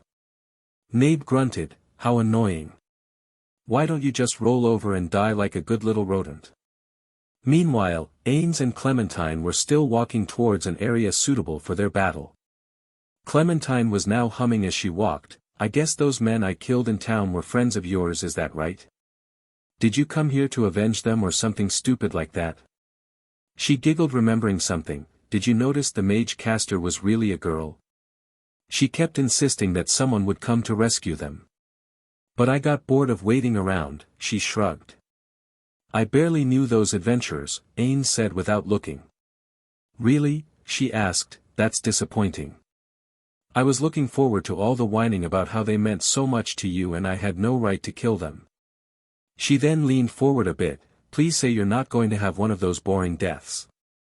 I can't get hard if you're not angry. Ainz stopped walking and kept his back to her. This isn't vengeance. They were in your way and needed to be dealt with. I would have done the same thing in your shoes. It would be hypocritical to condemn you. That being said, by killing them, you've robbed me of valuable assets. They were vital components in my plans. He turned around and slowly raised his sword. He then pointed it at her. In other words, you're in my way. Clementine sneered. Fabulous. I promise there's no way you can defeat me by yourself though. It's a shame you left your spellcaster with Kaji. He gets to kill her. No fun for me. Ainz chuckled. Nabe can take you out just as easily as I can. Clementine chuckled. You're hilarious.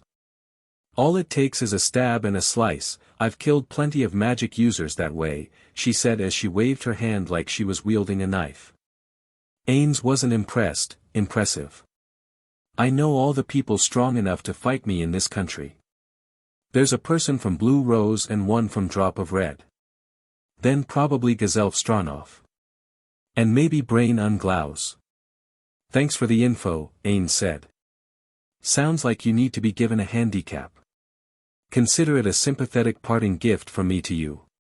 Clementine sneered at his threat. You must not have a brain underneath that helm of yours if you think you can talk to me like that and get away with it. The inhuman Lady Clementine doesn't to brawls to nobodies like you. You're about to learn why people fear me. Ainz smiled mentally. I see nothing to be scared of. You're a joke. Now shut up and fight. Back with Nabe. You might be skilled, but it won't save you, fool, Khajiit yelled. Careful. That mouth will get you into trouble, human tick, Nabe said with a glare. I'll call you a fool if I like, little girl. You've leaped into your doom and don't realize it, he shouted. Now you're in the land of the dead, my territory.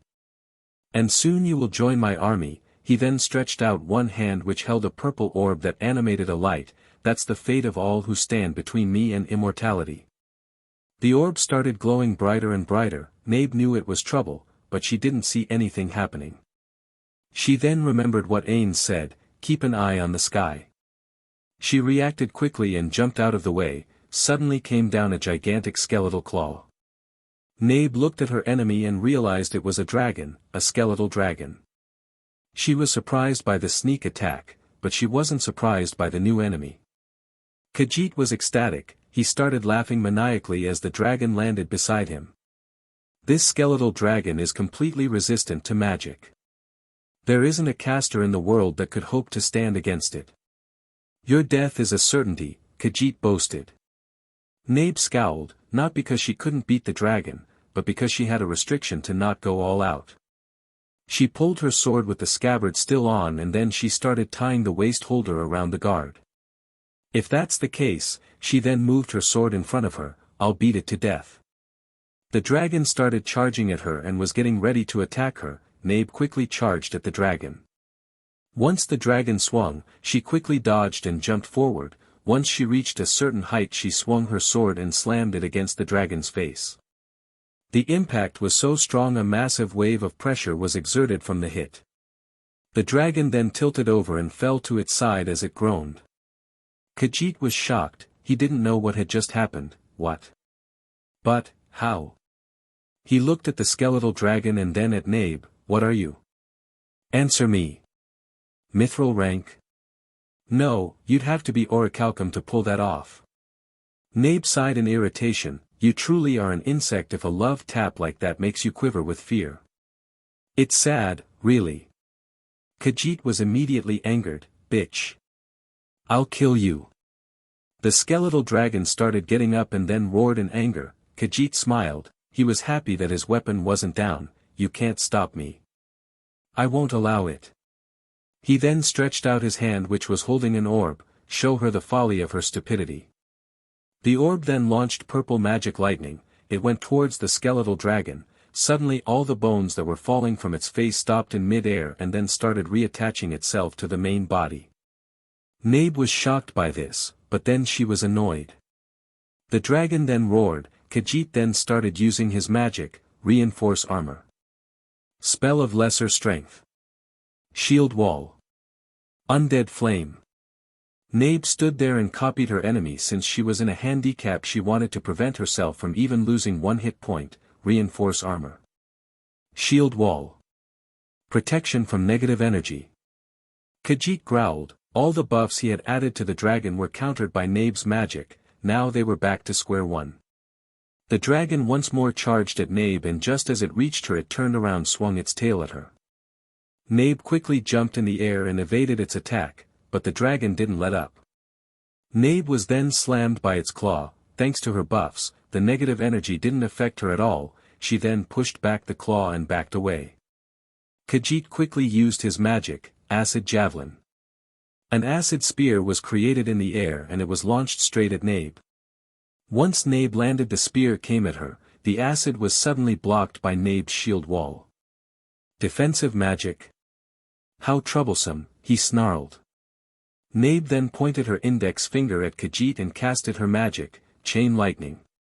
The skeletal dragon quickly stomped its arm in front of Khajiit. The lightning was blocked by it. I'm the one who should feel this is troublesome, you bagworm. Why don't you stop hiding behind that dragon? She asked. Khajiit grunted. Guess it can't be helped. Khajiit then raised his orb once more, Jewel of Death. Suddenly the earth started shaking. Khajiit then laughed. Take a good look. This is my terrifying power. The ground started cracking and then a massive fissure appeared. The ground started splitting, but then all the rocks and dirt were shot up. Suddenly from the ground, another skeletal dragon arose from it. Nabe was even more annoyed. A second one. The purple orb in Khajiit's hand stopped glowing and he brought it down. Well, it seems I've had to use all the negative energy I collected thus far. Only a minor setback. Once I kill you and bring death E-Rantel, it will be replenished tenfold. Nabe then charged at the two dragons and both monsters charged at her. Suddenly there was a massive ice wall that grew from nothing. The wall tilted towards the two dragons and slammed down against them.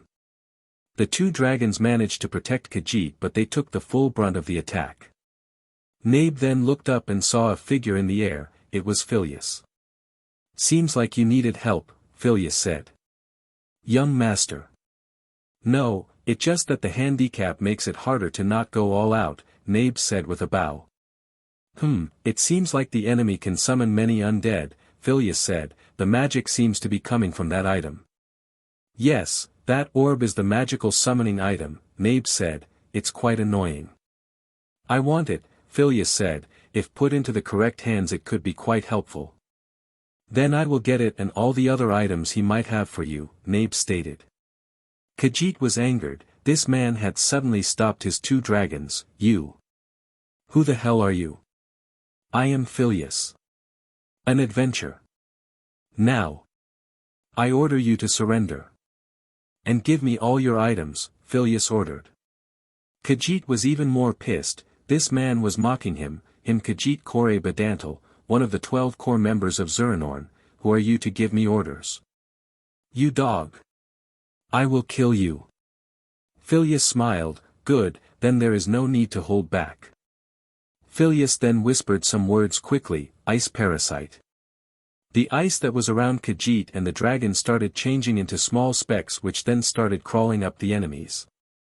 The dragon started squirming trying to get the snow specks off. Khajiit didn't know what was happening. He then felt an enormous pain in his body. He quickly realized that the specks were freezing his body. He quickly started shaking and squirming trying to get the specks off. He then started creating fire magic, but it was useless. The specks then reached his head. He then looked at the two figures walking towards him. He felt anger. All his work, all his struggle, and all his effort, was suddenly ruined by one magic spell. You. I will not dash. He was then silent. He was dead. That was very quick, Nabe stated. Yes, I will never extend a fight. If a predator were to play with its prey, the prey could find a chance to get away, Phileas said. He then picked up the purple orb and examined it. Appraisal. Chapter 9, After the Adventure. Once Phileas appraised the orb he was impressed. The power of the orb was to have control of the dead at a stronger level. Also, the orb was sentient, it even had the ability to think. It seems that a new host wields me, the orb said. Phileas looked at Nabe. Did you hear the voice from the orb? Nabe shook her head. No, though it might be coming from that item. Phileas agreed. He looked at the orb. So what is it that you do? The orb scoffed. Foolish mortal, I am the orb of death. I am the one who controls all the undead. I am the ruler over the undead. If you want my power, I could make a deal. Phileas mentally scoffed. What is this deal? You must sacrifice living human beings, the more innocent the better. Once these people are killed, I will gain more power, and with this, I'll let you use a fraction of it to make an army for yourself. The catch is that you must create a body for me. Phileas was surprised. This orb wanted to become a living being with his own control. He decided to play with the orb a bit. Seems like it's a bad deal. I do what you want and all you do is give me a fraction of your power. Why not give me all your power? Ignorant mortal. You should be delighted to even be able to use 20% of my power. Weak mortal, the orb said. What if I just decided to smash you right now? Phileas said with a sly grin. Mortal. I know you would do that. You're just like all mortals, crave power. I know you want this power too. Once you have a taste you will want more and then you will never be able to have enough, the orb stated. Don't praise yourself so highly. Phileas then started tightening his grip on the orb and slowly started increasing his strength. You have nothing I want. The orb slowly started cracking. What are you doing? Mortal. Are you mad? No. You'll lose this one and only opportunity. Why do you think I don't care about it? Phileas asked. The orb was confused by what he asked. Because I am the son of death. Suddenly a massive aura of mana appeared. Phileas had used magic to disguise his mana and now the orb could feel it. No way, thus is impossible. Phileas started tightening once more. His magic is not human. The orb knew that if he didn't say anything he would be destroyed. Would he beg or would he resist? Suddenly there was another crack. Okay. I concede. Phileas stopped his actions. The orb was still emotional. I concede, mortal. Phileas chuckled. I also have more news. He moved his hand to his lips and he whispered, I am no mortal. I'm undead. After he said that he tossed the orb to Nabe. Watch this thing, make sure it doesn't break. I'll get the other items. Next was the staff, appraisal. It seemed that the staff just increased the attack and speed of any magic used, but it was very weak. Though he wasn't going to complain, any weapon was a weapon. He could save it, so when a mortal that served him wanted power he could give him this. He then shrugged and gave it to Nabe as well. He then sat down and waited. Suddenly he heard something. a voice, Nabral Gamma. Show them the power of Nazarick. Phileas smiled, he then looked at Nabe, seems like father thinks you are still fighting. Should we assist him, young master, she asked. No, my father would probably think that we would obstruct his fight, Phileas said, he must also be testing some things as well, you know, since we are in a new world. Nabe nodded, okay young master. Come, sit, he said as he extended his hand to her. She then grew a blush and took his hand, she then sat down beside him. Phileas smiled and then he did something that shocked Nabe. He grabbed her hips and sat her on top of his knees, young master, she shrieked. Calm down, remember you are my woman so I am allowed to do things like this, Phileas said as he placed his chin above her shoulder. He moved in closer and smelled her, even if they were battling and she was dirty due to this adventure she still smelled sweet like tulips. Nabe was so embarrassed, she knew she hadn't showered but when she saw Phileas, he saw that he didn't care about it. Phileas hugged her waist and pulled her closer, Nabe was still red, but she placed one hand on his arms and the other was touching his face, she was softly brushing her hand on his cheek. Young master, she whispered. Phileas removed his mask and then kissed her, the kiss was a passionate one, Nabe was also motivated, she softly pulled Phileas's head for the kiss. She didn't know why but she liked this, no she loved this, she loved it when her master would show her affection, how he would tell her that she belonged to him, she loved this feeling, she wanted more of this kiss. Filthy mortals, get a room you dogs in heat, yelled the orb. Phileas stopped the kiss and glared at the orb, shut it you marble. The orb became quiet but he was still grumbling. Phileas looked at Nabe and leaned in her neck, the mood was ruined, sorry. Please don't worry about it, darling, Nabe said. Suddenly they heard a cough, Nabe quickly jumped away from Phileas. Phileas and Nabe looked at the new person that arrived, it was Ainz, did I disrupt something? No father, we were just bonding a bit, Phileas said as he stood up. I can see, Ainz said, mentally he was praising Phileas for getting a beauty like Nabe, he felt proud. He then remembered there was still the monumental that they needed to check, come we need to find Nymphyria. Yes, Lord, Phileas and Nabe said. Suddenly there was a scream, Master! Master! Phileas and Ainz turned and saw it was Hamasuk, the rodent quickly stopped running and halted, that's not Master, it's a monster. Nabe became irritated so she jumped in the air and landed on the rodent hard, annoying gerbil. Come let's go, Ainz said as he walked away into the monumental. As they entered the structure, they saw that it seemed more like a cave on the inside, it was probably created by Khajiit and his group. As they walked deeper into the cave they saw a resplendent green light. When they saw the origin of the light they found shocking a bit, it was Nymphyria. Though there was something wrong with him, he was in a transparent robe and was standing in the center of a pentagram, his eyes couldn't be seen but they were dripping blood as if he was cursed. Ainz walked up to the boy and inspected him, he noticed the magic coming from the item on his head, he then extended his hand at it, all appraisal magic item. He was surprised a bit, the crown of wisdom. Interesting.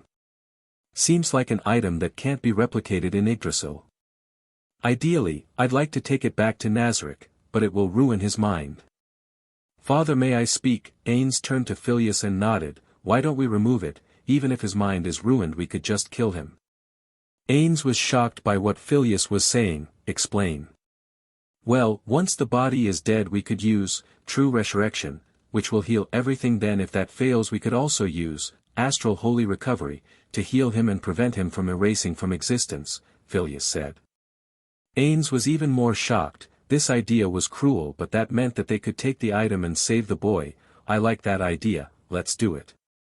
Phileas nodded, he walked up to Nymphyria, he then grabbed the crown and ripped it off of him. Suddenly the boy screamed, he screamed as if he had seen the most horrific creature in all of existence, as if he was broken from just seeing it. Phileas then grabbed Nymphyria's neck and head, he then moved his mouth to Nymphyria's ear and whispered, death is a part of life, therefore you should never fear death, it will always be there for you, but it isn't your time yet. Snap! Nymphyria's body stopped moving, his yelling had also stopped. Phileas laid him down and placed both hands on his chest. He then stood up and looked at his father. It's ready. Okay, Ainz said. Holy F.K. What did I just see? Mentally Ainz was screaming in shock. His son had just killed a boy in a gruesome way in front of him as if was so natural. Ainz then moved forward and extended his hand forward. He started casting the strongest holy magic, astral holy recovery. Suddenly Nefaria's body started shining. Slowly it started lifting up in the air. Then a bright silhouette emerged from out of nowhere. It seemed like some sort of light angel. Then the figure placed its hand on Nefaria's head. Once more the light started brightening even more. The whole area was engulfed in this bright light. After 5 minutes the lights died down and what was left was Nefaria's body that was still suspended in the air. The light figure that was there had also disappeared. The boy's body slowly started to fall.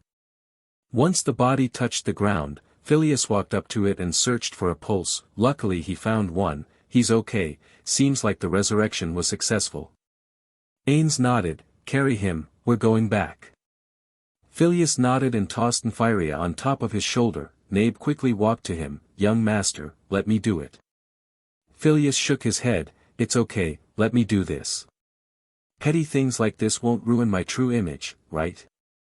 As they exited the building they were met with a gerbil with a sack on his back. It seemed that he had collected all the items and proof that they completed the mission. When the hamster noticed the 3 figures he quickly stood straight. Master. Please, forgive me. He seemed sorry for mistaking Ainz. Then he looked at them with determined eyes. Serve you with even greater conviction, I shall. That's great, Hamsuk. Anyway, let's complete the job, Ainz said as he walked away. Phileas, Nabe and Ainz walked towards the morning sun, as Hamasuk chased behind. Master. Please don't take my pledge so lightly. Hurt my delicate feelings, it does.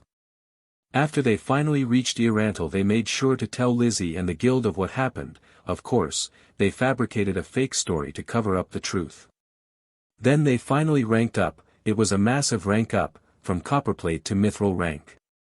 It was a combination of subjugating the Golan and Orc group, then taming the wise king of the forest, and then stopping the cemetery incident along with killing a member of the slain theocracy's black scripture, Clementine, and a member of the 12 core members of Zuranorn, Kajiat, and last they finished their herb-gathering quest.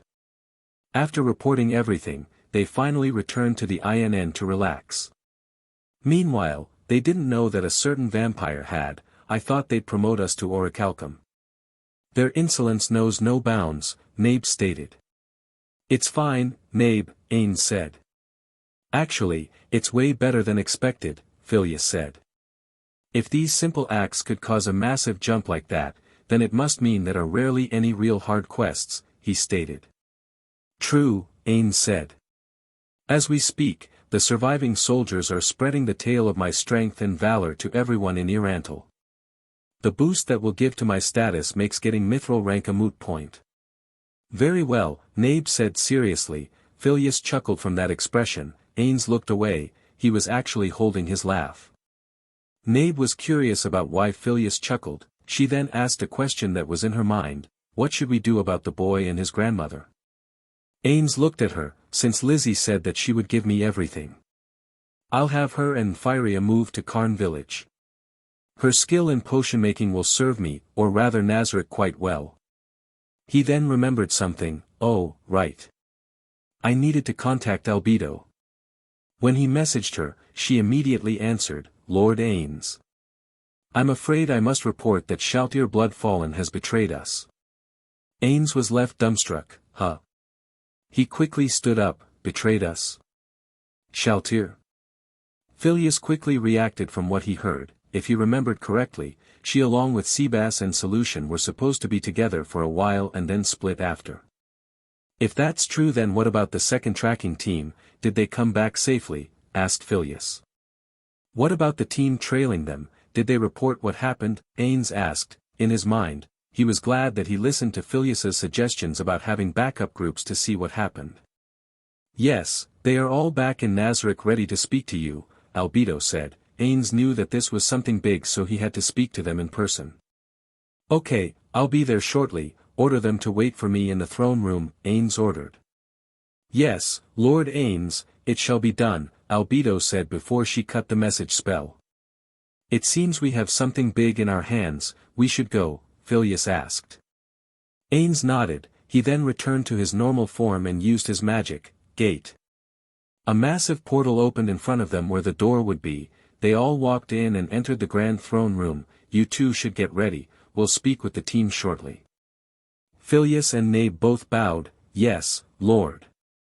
After Phileas and Nabe left for their quarters they quickly got ready in their normal outfits.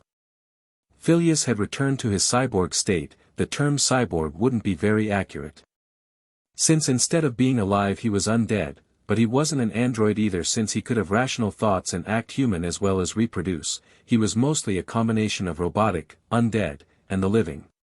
He was an impossible combination. He was truly the son of a supreme being, for he knew that something like this whether in Idrasil or the New World was impossible. He was currently wearing his normal body, that's right, body. His room was recently constructed to his wishes. Since he was undead with cybernetic parts he wanted to replace them when he wanted. Since he and his father would be adventuring together he wanted a body that was designed for combat, as for the one he was made with would be his royal body. He was ready as he exited the room. He headed for the throne room. On his way he met someone unexpected. It was a small little white and black penguin. Around him were a few men with masks that looked similar to the penguin's head. Phileas noticed that the penguin was giving the men orders for proficient cleaning. His name was Eichler, right? When the penguin turned he noticed the person in front of him and he quickly bowed in respect, young lord. It's great to see you back. Thank you, and yes it's good to be back home Eichler, Phileas said. Eichler looked up at his young master in astonishment. He was shocked that the Supreme Lord's son knew his name. He was delighted from it. Inside his heart he was devoting himself even more to Nazarick and its rulers. It seems you are working hard, Phileas asked. Yes, I have to work extra hard since Master Seabass isn't here. I have to make sure that Nazarick is in its majestic form. He then pulled out a comb and brushed his hair. Once everything is clean it would be safe to eat on the ground and the toilet, hypothetically. I hope you do a great job maintaining Nazarick as pristine as ever, Phileas said. Yes, I have to do this for practice for the day Nazarick will be under my care while you and the Supreme Lord rule the entire world, Eichler said. Interesting, not to let you down, but I believe you would be better suited in the human cities. Eichler was stunned by this. Now don't misinterpret what I say. I believe someone with your talents would be better able to prove himself in the new world, Phileas suggested. This made Eichler pay even more attention. If you were able to turn an entire rundown city to something new. Changing an old and dirty city into a pristine modern and stylish one, you would be able to get a massive promotion, not only that you'd be able to run that city. Surely you jest young lord, Eichler said. He didn't dislike the idea, but he felt like he wouldn't like the human city too much, though the promotion made it seem bearable, also that he would love to show the true brilliance of Nazarick. I trust in your abilities. If you want I can talk to my father about considering that idea, Phileas asked. Eichler was shocked. Not only was he getting recommended to an opportunity for a promotion, but he was also important enough to be noticed by the young master. Yes I would yes, young lord I'd like that, Eichler said as he readjusted himself. Phileas smiled and nodded as he continued walking. Eichler stood there and watched him leave. Once Phileas was gone he turned to his workers. Come on. You heard our young lord, he wants everything in pristine condition. Phileas had finally entered the throne room. There he saw his father and Albedo beside him. Also in the hall was Nabe who was standing on the bottom of the stairs. Hello, sorry if I'm late father, Phileas apologized. It's okay, you weren't late at all, Ainz told him. After Phileas positioned himself beside his father then 4 people entered the hall. 2 of them were vampire brides while the other was invisible assassin Bug, and the last person was the maid that brought them in. All of the people who entered quickly kneeled and bowed to their leaders and superiors. Ainz looked at them and there was a sudden red glow in his eyes. State your report, ordered Ainz. Comment. Chapter 10, The Knowledge of a True Heir. All of the people who entered quickly kneeled and bowed to their leaders and superiors. Ainz looked at them and there was a sudden red glow in his eyes. State your report, ordered Ainz. Yes, Lord, the members of the trailing team said in unison. One of the vampire brides spoke, Lord, after you assigned us our mission, we trailed Seabass's and Shalltear's carriage. Once they separated routes our team split as well, our group was the one who encountered the incident. What happened? Ainz asked. Once Lady Shalltear encountered the adventurers she headed into a cave further in the mountain. Once she was there we made sure to be at an area where we couldn't be exposed. That is where we saw them, two different groups. One of them was a simple adventure group, they were called by a man that had managed to survive Shalltear's assault. The second group was different, they seemed like a group of special warriors, she said. Please explain in detail, Phileas asked. Yes, Lord, these people wore high-level equipment, some wore special armor and robes, they contained special powers and abilities. Then once Shalltear noticed that she missed one person from the men she attacked, she sent her household to scout, this group of warriors instantly killed her summons. Then she went to attack this group herself, the group tried attacking her, but they failed. Shalltear managed to kill two of them but the rest still lived. Lady Shalltear then stood there in place staring at the floor, the vampire bride said. What happened to this group? Ordered Ainz. Nothing, they retreated once their comrades were killed. After that Lady Shalltear was still stuck there, she said. Probably they tried using some sort of mind control, Phileas said as he looked at his father. Yes, but what the real question is, why did they leave her there? Albedo asked. Phileas quickly formed an idea, he then turned to the vampire bride, who was the one who casted magic or attacked Shalltear first. Were they still alive or were they killed by Shalltear? The vampire bride nodded, yes, the humans that attacked Lady Shalltear were killed, except for one man.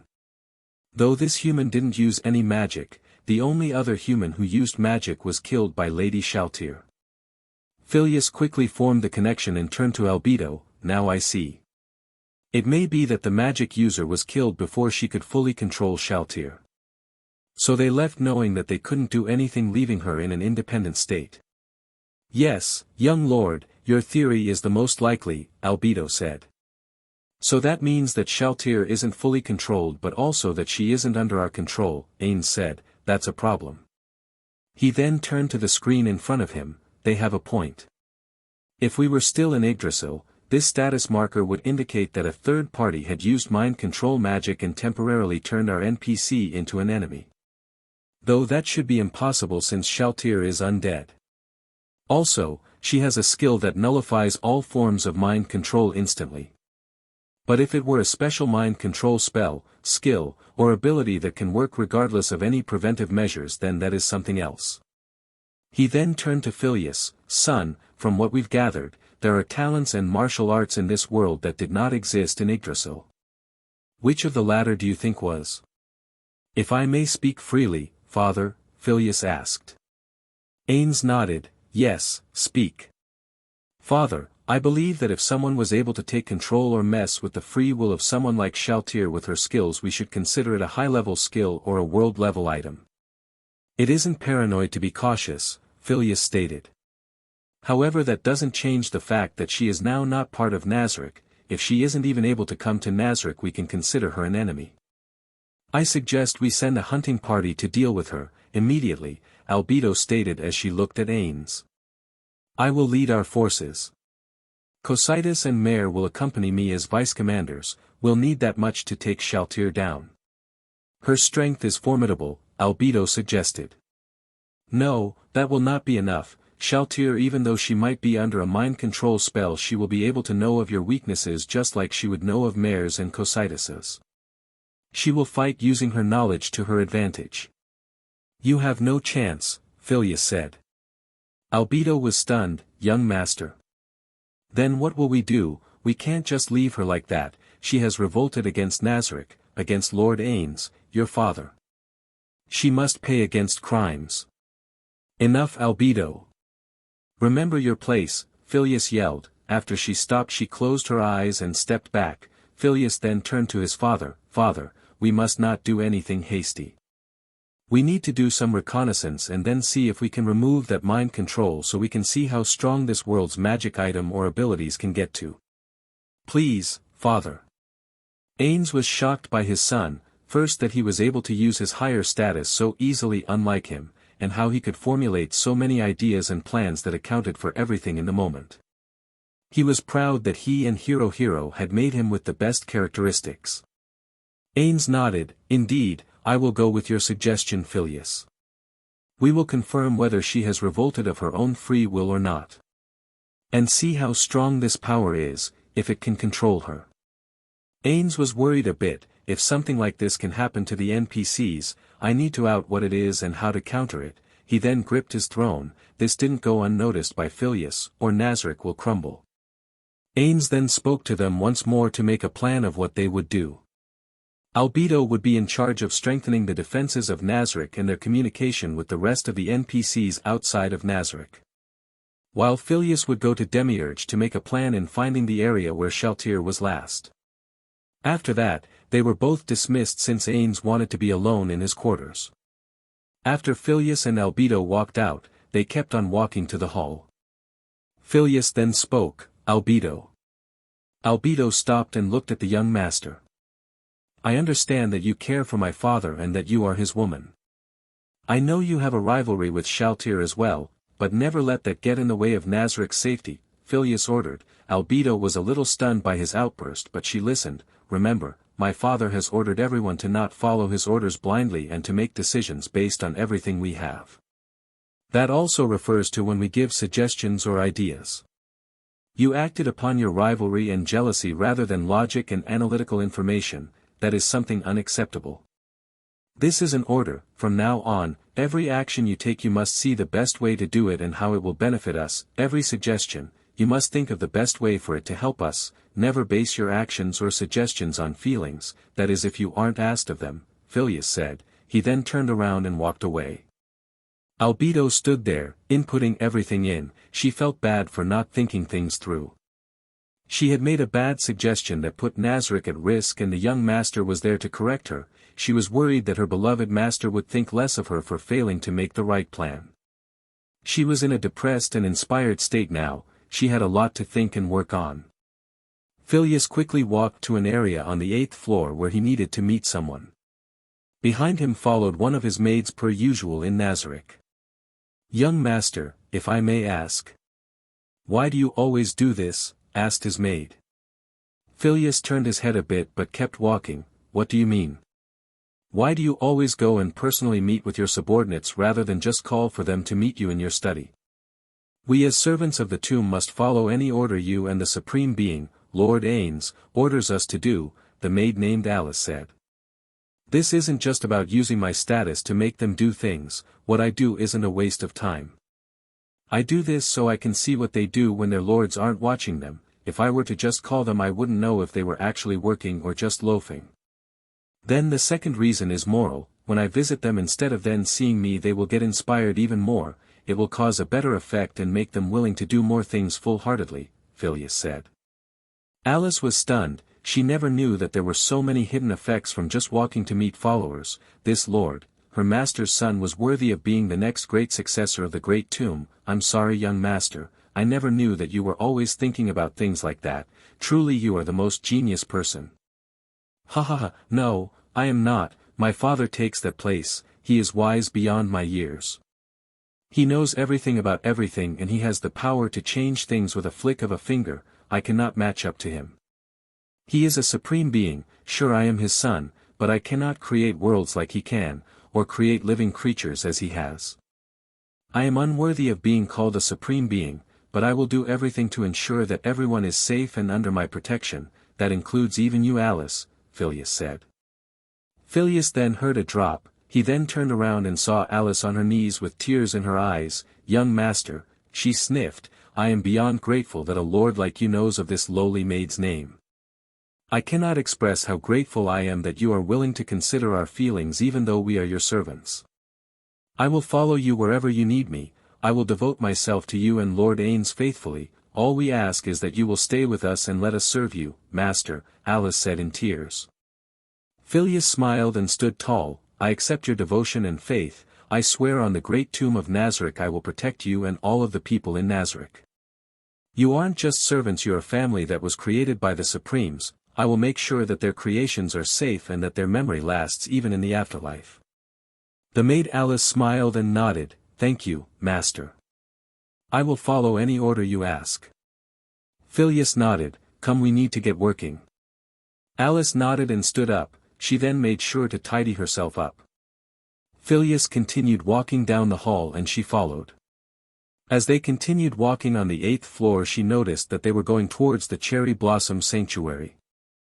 As they walked to the door of the sanctuary, the doors started opening by themselves. Then in front of the iron gates stood 2 maids.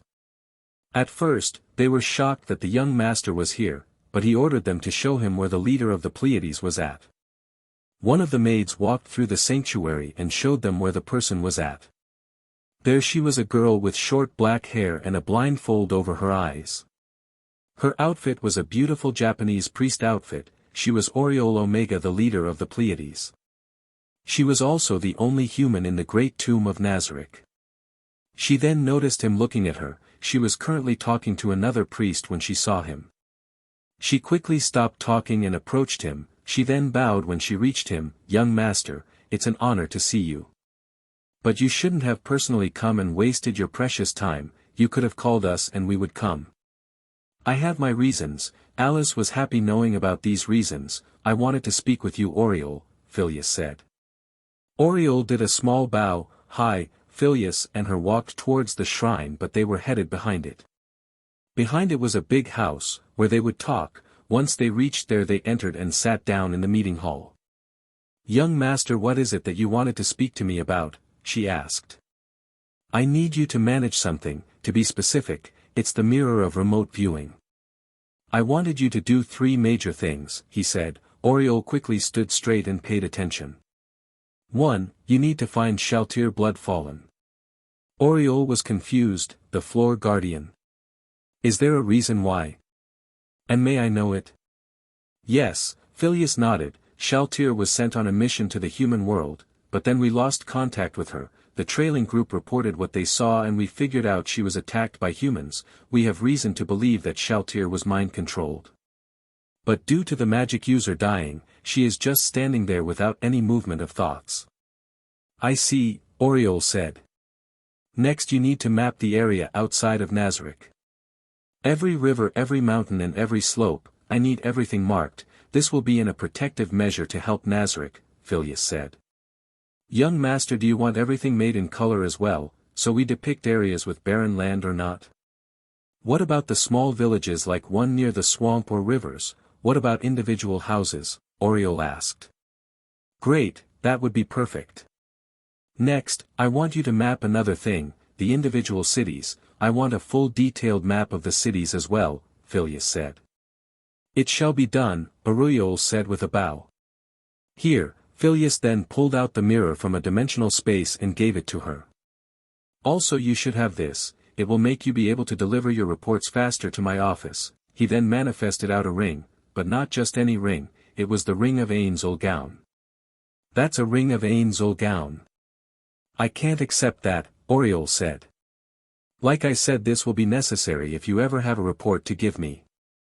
"This will help you give it to me quicker," Phileas said. "Now take it, and if you do a good job, consider it as a reward." Oriole smiled and then picked up the ring. She then placed it on her finger and the ring suddenly adjusted to her finger. Her face grew a smile. She then bowed. "I swear on this gift that I will do everything to be worth its value." Phileas nodded and stood up. "I will now take my leave." He then turned to Alice. "Alice, let's go." He then activated a gate and walked through, and behind him followed his maid Alice. The next day, Oriole was speedwalking to the study. She had just discovered something shocking on the mirror of remote viewing. She had made sure to record what she witnessed and was currently walking to the young master's study. Once she reached the study, she knocked on the door. After a few seconds the door was opened by Alice, the personal maid of Phileas. "Oriole, what is it that you need?" asked Alice. "I need to route something to Master Phileas from his previous orders," Oriole stated. Alice nodded and walked her to the next door, and then she opened it. Both women entered the room, and there he was. Phileas was sitting at his desk writing some things. Phileas was writing and creating some theories and ideas he had for Nazarick. Then he heard footsteps and looked away from his work. He saw Alice and Oriole approaching him. "Alice, Oriole, what brings you here?" Oriole stepped forward. "Young master, I wanted to report something that happened yesterday during my search through the mirror of remote viewing." "What did you see?" Phileas asked. "As you ordered, I started looking around the new world and mapping out the layout as well as looking for Lady Shalltear when I found something." She then placed the recording orb on the table. "I found the location of where Lady Shalltear was at." Phileas was surprised. "She had actually found Shalltear real quick. That's great news. Please give me the exact coordinates of her location." "Young master, that's not the only thing that happened." Oriole then placed her hands on the orb, and then the image fast-forwarded a bit. He then saw it. It was a paladin in light blue armor. He seemed covered from head to toe in it. Around him were 4 weapons, a pear, a great sword, a war hammer, and a katana. He was flying in the air and approached Shalltear's frozen body. Then Shalltear looked up and out of nowhere, she attacked it. The paladin tried retreating but he was stabbed. Then he used his 4 weapons and slammed her down. He then quickly fled and Shalltear once again just stood still. "This all occurred yesterday?" Phileas asked Oriole. She nodded. "Yes, it was early in the day." "If I may ask a question, master," Alice spoke. Phileas looked at her and nodded. "Speak." "I am wondering why did Lady Shalltear attack him so suddenly without provocation?" Alice asked. Oriole also nodded as if asking the same. "Shalltear was under a mind control spell attack, but the magic user that cast it was dead, leaving her in a neutral zone, where she won't obey but also won't rebel." He then remembered something his father told him about one-on-one duels, or how he called it PvP, player versus player. His father told him that when he faced an opponent the enemy would never attack if it was just face-to-face, it would only attack when you attacked with magic or physical attacks. So maybe she was in that state, but what would trigger it? From what he saw, the paladin never attacked, he just approached her. He then saw the floating weapons. That must have been the cause. He then suddenly got a memory. "I was wondering, where did the name, Swords of Darkness, come from?" Ainz asked as he was curious about the origins of the party. "Anyway, it's a reference to the old legends, the 13 heroes. We named our party after the swords of one of the fabled warriors," Peter stated. They all just looked at the trio, expecting them to know that legend. "The legend says that before the great empires were built, the world was in havoc. The evil deities wanted the mortals of this world to be annihilated. For many years that was everyone's fate. Then suddenly appeared the 13 warriors. They were powerful beings with the ability to kill the deities. After a fierce battle they managed to finally kill the evil deities and brought peace to our world," Dine said. "Interesting," Phileas whispered. "Among the 13 heroes, there was one called the Black Knight, who wielded 4 powerful swords known only as the Swords of Darkness," Ninya added. Phileas then turned to the orb of recording once more in a bit of shock. "For swords? The wielder of the Swords of Darkness? Can it be him? Legends and myths are never accurate, so there is a chance that's him. If it is, then we have a problem." Chapter 11, Troubles of Being a Ruler. Currently inside the great tomb of Nazarick, in a grand study that was designed for the one who ruled above the 41 supreme beings. This room wasn't empty. There were 3 humanoid figures in it. One of them was holding an orb. This item was the orb of recording. It had the ability to record videos or make a projection of things that happened. These 3 figures were all viewing the projection caught in the orb of recording. "I see." Ainz was honestly wetting his pants. He was way too shocked from what he just figured out. A paladin in bright white armor had just attacked Shalltear and knocked her back. He then left. Ainz wasn't shocked that Shalltear attacked, but from what the paladin meant. The paladin seemed to be one of the so-called 13 heroes from the legends of Riestais. He then turned to Phileas, who was holding the orb. "So you say that you believe that this paladin warrior is one of the 13 heroes, the one who wielded the Swords of Darkness?" "Yes," Phileas nodded. "From what Ninya told us, the warrior was a knight in full armor and he wielded 4 swords. But legends always change. Maybe the knight didn't wear black armor and maybe his weapons weren't swords but various weapons. There's also the theory that he might be a different hero, and the last one, that he might not be one of the 13 heroes at all. Still, even with all these ideas, we need to be wary of him. He was able to knock out Shalltear and escape. A person capable of that must be at a high level in power and skill. Ains and Albedo nodded in agreement. Phileas then spoke once more. I believe we should be cautious about what we do from now on, he suggested. Albedo was the next to speak. What do you mean? Even if that creature is strong, with the combined forces of Ainz and the Guardians it would be easy to defeat. We should not just stop our goals for one little encounter. Phileas shook his head. I wasn't talking about stopping our plans, rather just be a bit more careful. If we were forced to walk on ice, we want to be flying rather than walking. This means we should extend our network, make sure that we have enough resources, not just from Nazarick but also from the New World. Ainz nodded in that suggestion. He loved that Phileas was smart with his words. Ainz would become even more confident in his plans when Phileas suggested ideas and introduced various viewpoints. Ainz then spoke. Albedo then turned to Ainz. I want you to fortify our defenses, make sure that all the plans for Nazarick's defense are absolutely perfect. I want a backup plan for the backup plan. If you need help you may ask it from Demiurge and Cocytus, understood? Albedo bowed. Yes, Lord Ainz. Ainz then signaled her to go and do her job immediately. Phileas saw Albedo leave and once he knew she had left he turned back to his father. Father, have you not been interested in getting married? Ainz coughed. He was shocked to his core. His son had just asked if he was interested in getting married. He turned to look at Phileas. What makes you ask that? Sorry if I'm out of line here, father, Phileas bowed. Not at all, just tell me why do you think that, Ainz asked. Well, you are the last supreme being here in this world. As the last of your race wouldn't it be fruitful to extend your lineage, he asked. This again, Ainz mentally groaned. It wasn't the first time that Phileas suggested this bloodline thing, but in all honesty, Ainz wasn't interested in it. He didn't know whether his colleagues were in this world or not so he couldn't just create a family here. But then he got thoughts of his previous life, the life of a salaryman, working hard days and long nights in Japan. Did he really want that life once more?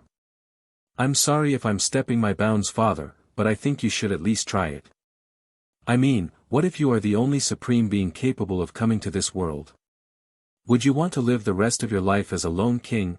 Phileas then went quiet. After a minute of silence he spoke again. If there weren't any supreme beings, I would suggest giving the female guardians, Albedo and Shalltear, a chance.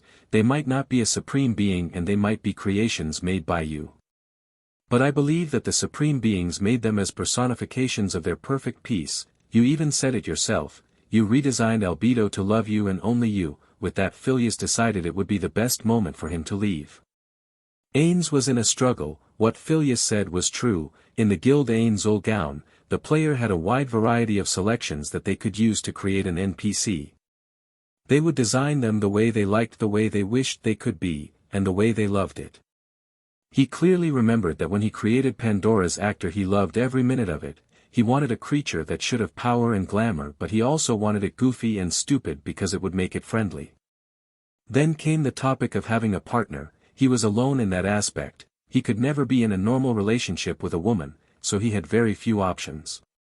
The only ones he thought of were Aura, Shalltear, and Albedo, but the problem was that they were NPCs and creations from his friends. Could he really step out of his boundaries and do something like that? Then came the new idea. What if he was the only player in this world?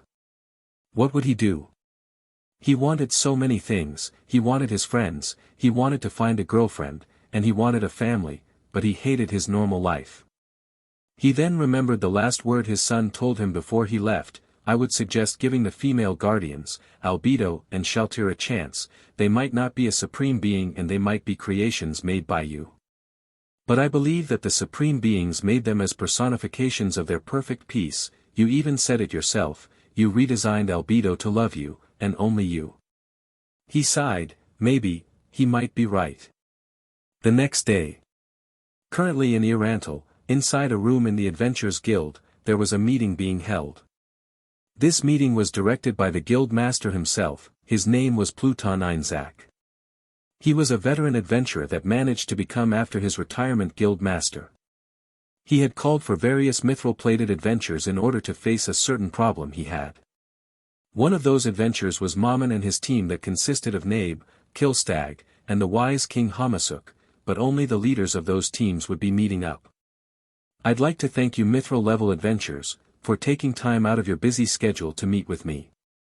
Now let's get down to business. Last night, 7 adventurers were attacked. And 5 iron-class adventurers were killed. They claim it was a vampire. She ambushed them in the forest outside of town. Here's what we know: the monster has silver hair and skin, a large mouth containing very sharp fangs. She is also very fast, and even stronger than a normal vampire, or that's what the only survivor said, Ainz said. The other adventurers except for Mammon gasped. There was only one survivor from the whole team of 7. Ainz squinted his eyes even though he never really had eyelids, that described Shalltear to AT. If this creature is indeed a vampire, we need to keep it from entering the city at all costs. If left unchecked, it could turn E-Rantel's populace into dried corpses, Ainz said. One of the other mithril adventurers decided to ask a question: was this foul beast involved in the recent cemetery incident? Well, I'm sure Mr. Mammon here would know the answer to that, said another adventurer. Must be nice to get bumped up to mithril after only one quest, huh? This man was Igvarj. For some reason he was very hostile against Mammon. Ainz had an idea why. These days Ainz had been thinking about many things in many different views. This was because Phileas seemed to think that way, so since he was his father, he must have some skill like that hidden inside. So he made an idea that Igvarj was pissed that a random man from unknown origin had just come and in one night reached the mithril rank. He was pissed that he had to work for his position and the Mammon just reached it with ease. Don't be like that, Igvarj, another adventurer said in Ainz's defense. After investigating the cemetery, we know, without a doubt, that Zuranon followers were behind the attack there, Ainz said. Wait, Zuranon? The dangerous cult obsessed with the undead? Then the vampire has to be involved with them, said the next adventurer. We can't say that for certain. Though, if I had to guess, it's a decoy, said the third adventurer. Igvarj scoffed. He thought that the story of the vampire might be slightly exaggerated, so he wasn't taking it seriously. He thought that maybe the adventurers were probably weak and that's why they died, but it doesn't take a vampire to kill iron plates. Ainz shook his head a bit. He knew that Igvarj wasn't taking this issue seriously and he hated that ignorance. Let's just concentrate on finding this monster. She was last seen near some caves south of E-Rantel. I'll send out a search party and dash. Before he could speak any further he was cut off by Ainz/Mammon. I am positive this creature is not affiliated with Zuranon, Ainz said. Ainz and the rest of the adventurers were stunned. How did he know this? Ainz was the first to speak, and how can you be so sure? Ainz didn't sway from his words, so he answered that question. That vampire is known as. It almost seemed as if he was purposely leaving a space to bring in more suspense, but it was actually because he was forming a random name. It's Honiap Nyoko, he stated. Then other adventurers gasped. Mammon had just revealed the name of the monster that they would fight. So this honeypot, whatever, I take it you're familiar with this monster? Ainz asked. Ainz nodded. Indeed, I have quite a history with it. I've been tracking her for years. She's powerful. Not just any man could compete with her strength. But my team will get rid of this problem. The hell you will, Igvarj retorted. You sure you can kill her? Ainz asked. Definitely. Because I have this. Ainz then pulled out an object from his pack. The item was actually a magic sealing crystal, a powerful item that had the ability to contain any magic spell 7th tier or above. There is 8th tier magic within this crystal. Meanwhile, currently, Nabe and Killstag, also known as Nabril and Phileas, were in a tradition that two people interested in one another would do. They were on a date. Phileas and Nabril were currently walking around E-Rantel checking out the sights. Phileas made sure to remove his mask. Thanks to his skills, his illusion magic was more powerful than normal, it lasted longer and it prevents other magic from cancelling it out. The reason they were having this date was so they could get to know each other a bit more since their supreme being was busy at the time. Currently, Phileas and Nabe were walking in a jewelry store. When they entered, the shopkeeper greeted them, "Welcome to my shop." "Hello, greetings," Phileas responded. "Oh, you seem to be adventurers," the shopkeeper said in a sharp tone, but he then noticed something from the corner of his eyes. He saw their adventurer plates. He was shocked he hadn't realized that they were mithril-ranked adventurers. This meant that they weren't common adventurers, these people had money. "Please come and check our goods, I know you'll find something worth your taste," the shopkeeper said. "I doubt that," scoffed Nabe. The shopkeeper didn't hear her comment and continued to show them around. "Nabe, see anything that you like?" Phileas asked. I mean darling, I don't need a gift," she then lowered her voice to a whisper, "especially one that was crafted from some human." Phileas shook his head, he then grabbed her hand. Nabe was stunned a bit and looked at him. "Lord darling. What are you doing?" Phileas then turned to the shopkeeper. "Sorry for bothering you, sir, we will be going now," Phileas said as he exited the door and left. The shopkeeper was stunned. He didn't know why they didn't like anything. From what he knew, all the items in the jewelry shop were of the finest in E-Rantel, typical adventurers. Phileas quickly took Nab around an alley and then activated a gate spell. He pulled Nab through, and then they were in front of the great tomb of Nazarick. They weren't in the actual tomb's entrance, but they were in the plains outside of it. "Young master, what are we doing here?" Nabe asked. "Nothing much, just watch." He then turned around and extended a finger to the floor. He then started using magic, seed overgrow. Then a magic green speck fell on the dirt. Slowly it started to sink and then it disappeared. Nabril thought that the magic her young master used had failed. She was about to say something, but then suddenly the ground started cracking. From the ground rose a sapling, and then it quickly started growing. After 2 minutes the sapling was a fully grown tree. Phileas looked at Nabe's reaction. She was in awe. She had never seen a tree grow so easily. No common or known magic could make a seed and then grow it into a tree in less than 3 minutes. Phileas smiled. He wasn't done yet. He then started moving his index finger. At the same time a cloud started forming above them and over the tree. He was using a 6th tier spell named Control Weather. In the sky above them the dark cloud started forming, and then it started snowing. The snowflakes rapidly fell on top of the tree, then it started getting stronger. After 2 minutes the tree was covered in snow, but not only that, the tree branches that were hanging down from the tree seemed to be encased in ice.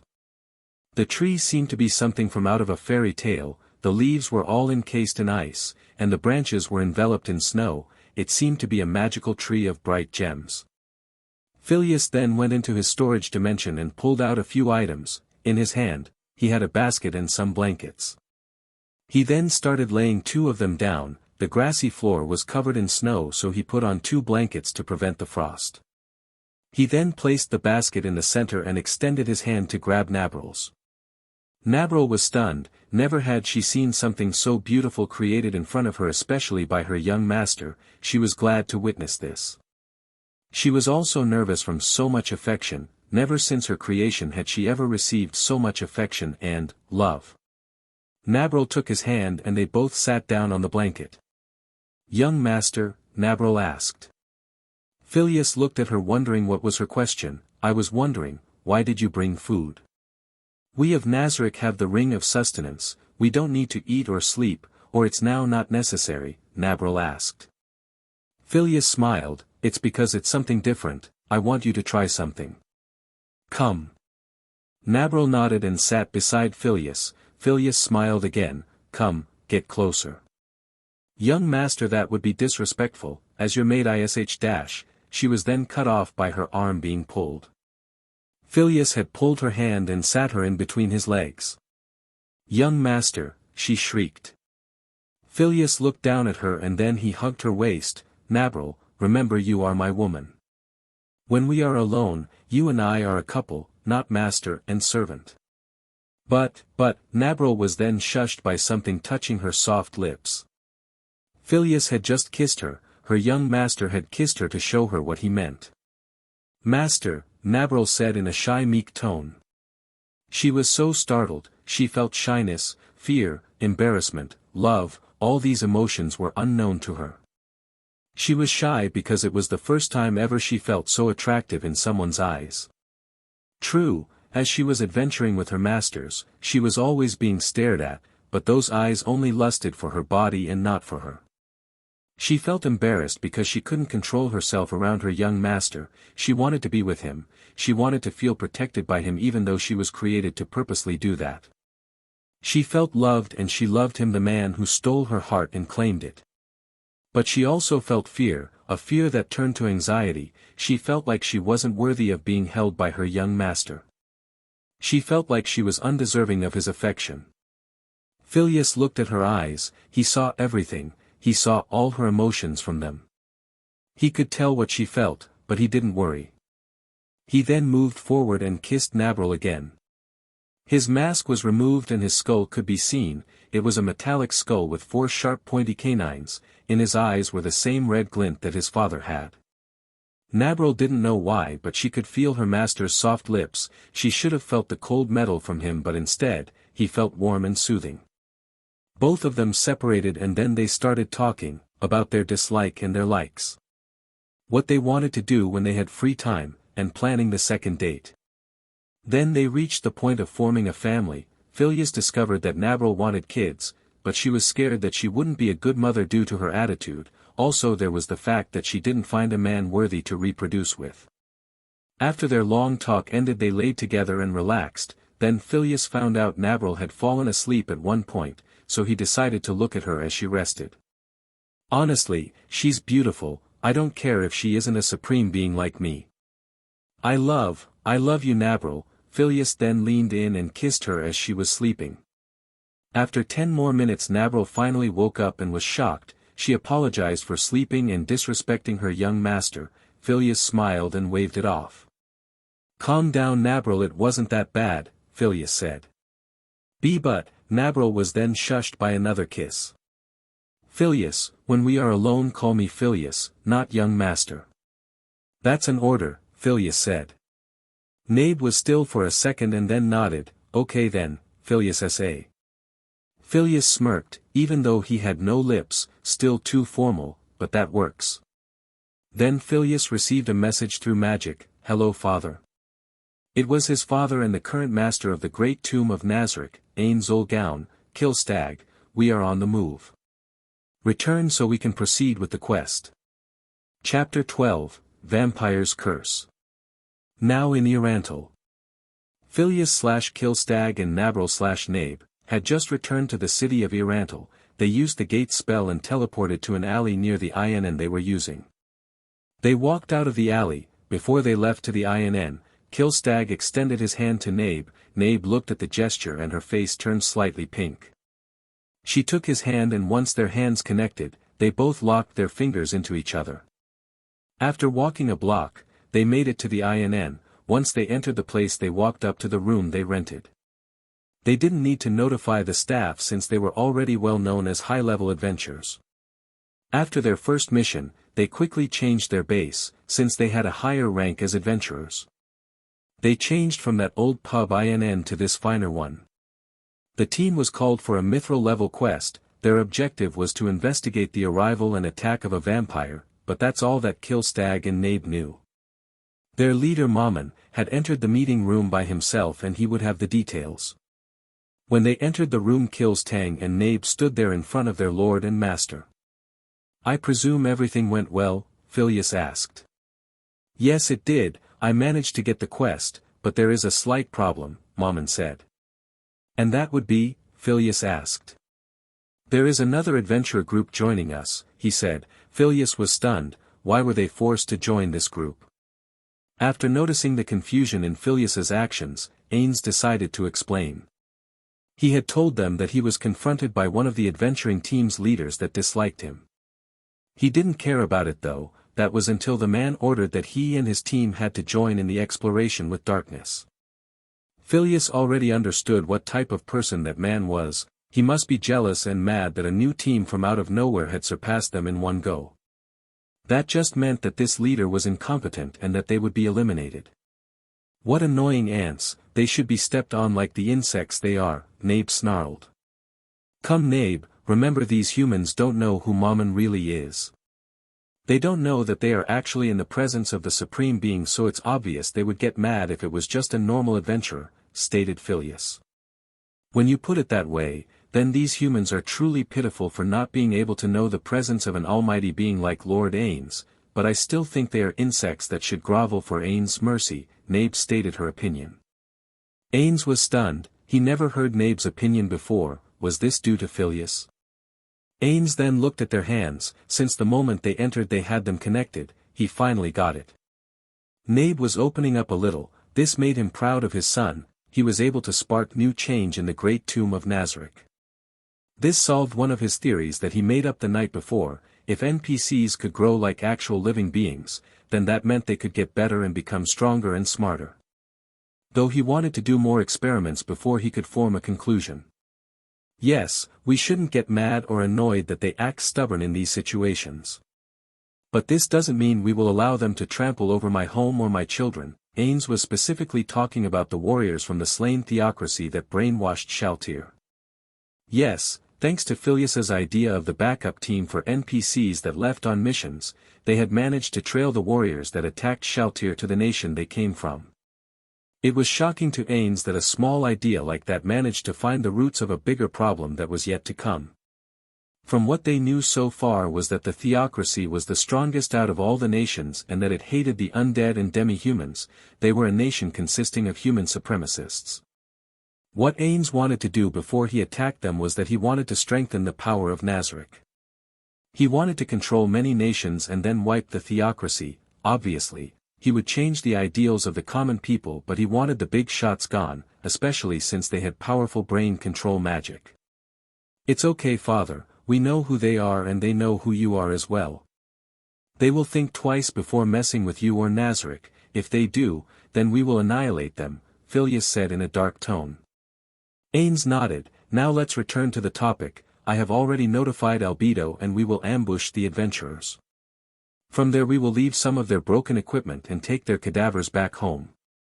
Okay, their bodies will be useful for Nazarick a bit, Phileas agreed. When will we go? Phileas asked his father. Now, Ainz said as he manifested his helmet onto his head. They all nodded and headed out. After they exited the inn they went to the meeting place. There they saw the group of adventurers that would come along. After they met up they did a light greeting and moved on. This made the tension in the air feel tense. Then they set off. Mammon was in the front, he was riding Hamasuk while Killstag and Nabe were behind him. Nabe was riding a type of item, it looked like an average horse but it was actually a doll. If the item was used it would grow and become a mechanical lifelike horse. Both she and Killstag were using the same item. Phileas noticed that one of the members of the other team tried to make small conversation with Mammon, but he failed.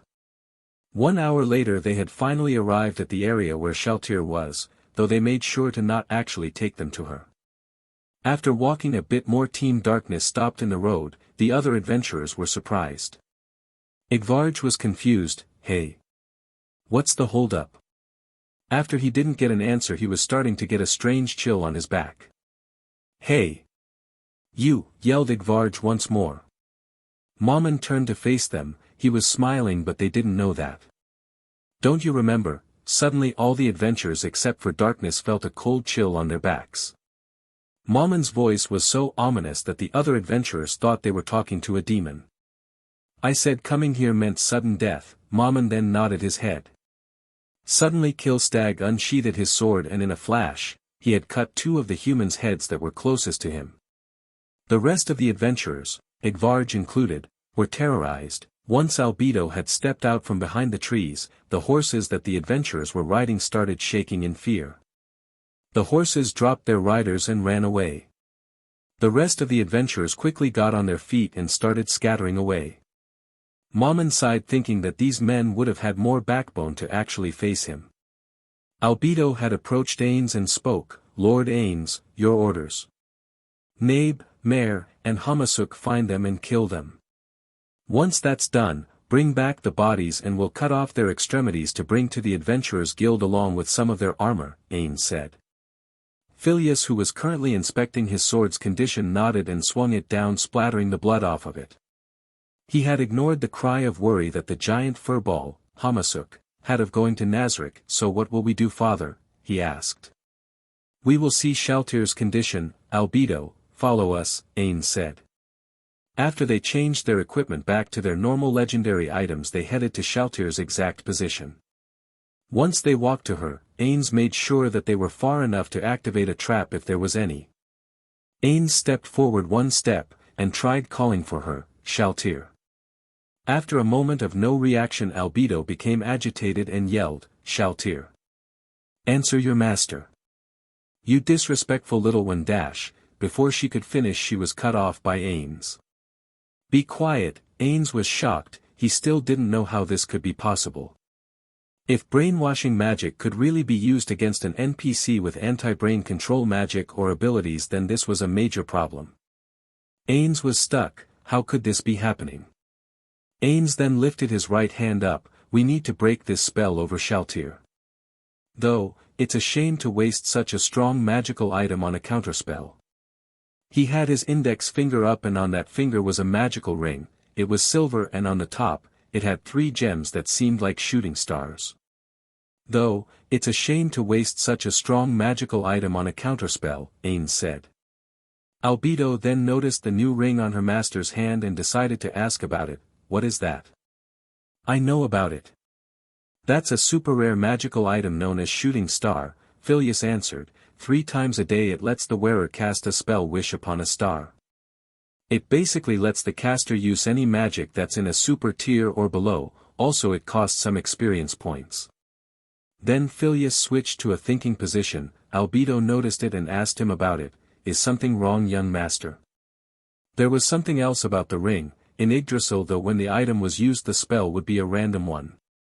So out of all the spells you needed, you had a very low chance of getting what you wanted.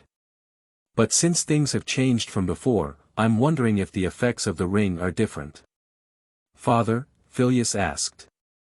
Ainz realized what his son was asking, so he nodded. Then he used a certain spell on the ring, Appraisal. Incredible, this seems impossible. Did Phileas know about this? Ainz turned to them. It seems my son's theory is true. This item's effects have indeed changed.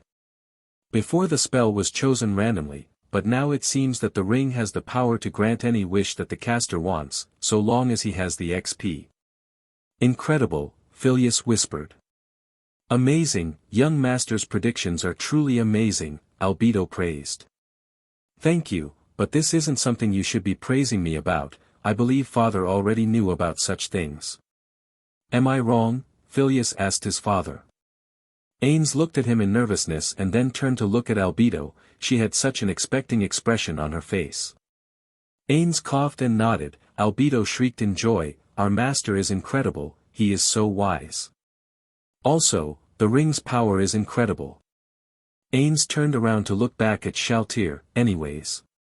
Hey, Albedo. You've never seen super tier magic, right? No.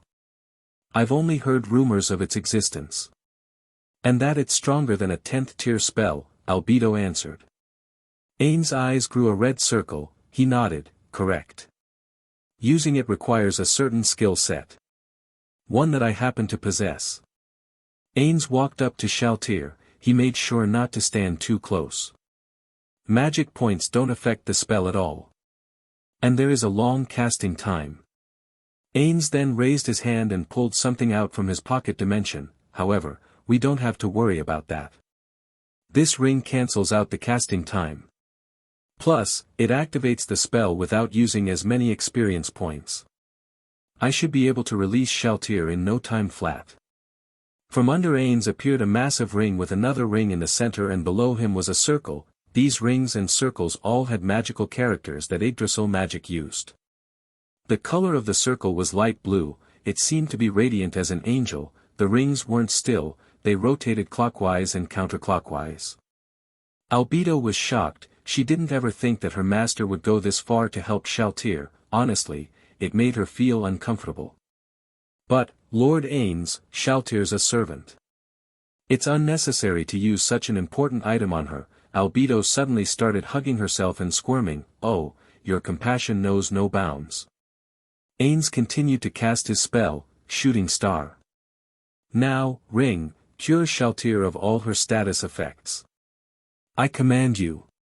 Suddenly the magical circle cracked and shattered as if it was glass. The magic was cancelled. What's this? Ainz gasped as he looked at the destroyed circle. Ainz then jolted up. He saw Shalltear and then at Albedo. We're leaving. Albedo, Phileas. Let's go. Both Albedo and Phileas quickly approached him. Albedo was hugged by Ainz while Phileas held his father's shoulder. Suddenly they all disappeared from that area and teleported somewhere else. Albedo was blushing a bit as she realized that her beloved master was embracing her, but suddenly she was pulled off by Phileas, who had a shaken expression. Albedo then turned to see Ainz, who walked away a few steps. Damn it! Damn it! Suddenly the ground started shaking while at the same time in front of Ainz a dust cloud was launched. Ainz was furious, scared, and nervous at the same time. He was so full of emotions that he started kicking the ground, which made the earth tremble. Phileas had quickly removed Albedo off of his father because of this problem. He had never witnessed his father enraged, and seeing it now, it terrified him. The man that could bring death and life to anyone, the man that had the power to control the 41 supreme beings of creation, was enraged. This was a mortifying spectacle for Phileas. Albedo was even more scared. Phileas made sure to stand in front of her just in case his father would be so enraged that he would commit an accident. Damn it! Damn it! Damn it! Ainz yelled as he continued kicking the ground. The magic that was used to control his emotions was trying so hard to keep him calm, but it seemed useless. Then Ainz stopped and sighed. He had finally stopped, but that didn't mean he wasn't furious. Phileas was nervous to speak to Ainz, but he forced himself to speak, hoping that he was calm. Father? Are you okay? Ainz just stood still and relaxed. I'm sorry. I shouldn't have acted that way in front of you. To the both of you. Albedo was the next to speak. Did something go wrong with the spell, my lord? The ring was definitely activated correctly. However, the wish was not granted, Ainz stated. This shocked both Phileas and Albedo. How could that be possible? Phileas thought, that's super tier magic at the most powerful form there is, unless. Phileas jolted up, but that means that the magic used on Shalltear must be. Before he could say the word, his father answered. World-level magic, Ainz said. And I honestly never thought this world could contain such a power, Ainz said as he was looking at the floor in shock. He knew it was a possibility, but the problem was that it was actually true. In Idrasil, world-level items were the strongest things there. Guilds would go to war for one. The item had so much power that they could destroy an entire world alone or even create one. So sadly I was right, Phileas said in shock. He never expected that his predictions were true. This world was connected to Idrasil, so that meant that its powerful items were connected too. Albedo, Ainz spoke to break the silence. Yes, Albedo asked. The security level of Nazarick needs to be raised to maximum. Also, every guardian needs to return home immediately, Ainz ordered. After Albedo sent the message to all the NPCs that were outside of the Great Tomb of Nazarick, she along with Phileas and Ainz all teleported back home. Phileas teleported to where Aura was at. Aura. Young lord. Is something wrong? Aura asked in her confusion. Phileas noticed that she was still on the cliffside but with some of her beasts. We need to leave now, orders from my father, Phileas stated. Aura quickly nodded. She didn't know why, but she could tell he was serious. Let's go guys, she said as she went through the gate with her beasts. Phileas made sure that no one was following them. Once he had a quick look, he left. After they returned home, he looked at Aura. Aura, go and guard your floor along with your brother. Make sure that you tighten up security. Okay, come on guys. Aura ran inside the tomb in a hurry. Phileas then used greater teleportation and was now in the Grand Hall with Yuri Alpha, Albedo, and his father. They seemed to have been speaking about something before he arrived. Sorry for making you wait, father. It's okay, now let me take you somewhere, Ainz said. They all stood by each other and used greater teleportation. Once more they were in a new place. This time they were in a small but tall room. In front of everyone there was a massive pile of gold, not just gold but precious gems and items. "Is this the treasury?" asked Albedo. "Yes, the only way to get here is by using the ring of Ainz and Shalltear," Ainz said. Then he took 2 steps to a wall beside them. "Lord Ainz," before Ainz could do anything else he was interrupted by Yuri. He turned around to look at what she wanted. In Yuri's head there was an item. "I wanted to ask, why is there no one maintaining this treasury?" Ainz chuckled. He then pointed at the walls. Yuri turned and saw what he was looking at. They were glass windows that were embedded in the wall. It was a display case. "It's not that nobody organizes this area, but it actually that there is no more room," Ainz said. Throughout the many years, he and his guild had played the game. They had collected billions of items, material, gacha items, and money. They had so much that all their design of the tomb still wasn't enough to organize it all. As expected of the supreme beings, to have so much wealth that even organizing all this there will still be a disorder, Yuri said. She then carefully placed the coin back in the pile. Ainz chuckled. "Yes, so many items and money, so much material that we had to leave them there." Ainz then looked back at the wall. "From here we will enter the new area. This is where the truly valuable items are at." Phileas, Yuri, and Albedo stood behind Ainz ready for the new room, where the world items were. Chapter 13, Promise. Ainz was currently in the treasury. He wasn't the only one in the room. His son Phileas, the leader of the Guardians Albedo, and one of the leaders of the Pleiades were with him. In front of Ainz was a pitch-black wall. The wall could have been an average wall, but its color stood out from any of the others, making it suspicious.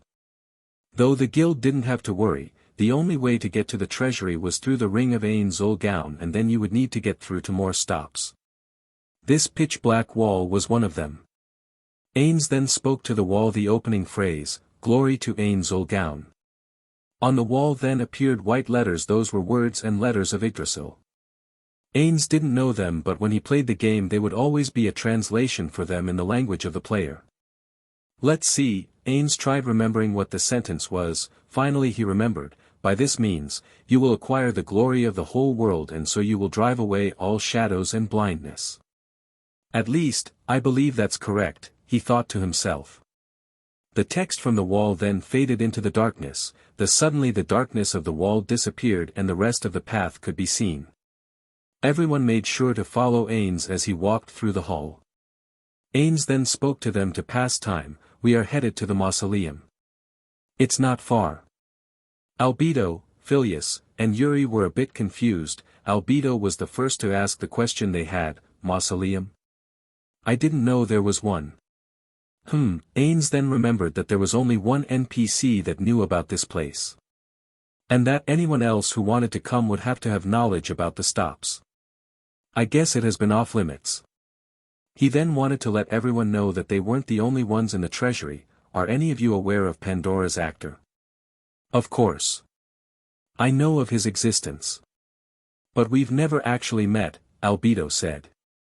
"If I recall, Pandora's actor. His power and intelligence rivals Albedo's, doesn't it, father?" Phileas stated. He had been interested in meeting him. They were basically like brothers. They were created by the same being, but Phileas was more connected to his father. "Yes, he is as strong and smart as me," Albedo said, "created by the masters to be the one true guardian of the treasury. If I'm not mistaken, you designed him yourself, my lord." Inside Albedo's head, she was screaming because she was jealous that she wasn't created by her love, unlike Pandora's actor. Ainz nodded. "Yes. That's right. He is also responsible for keeping our finances in check," Albedo added. Ainz nodded again. "Yes."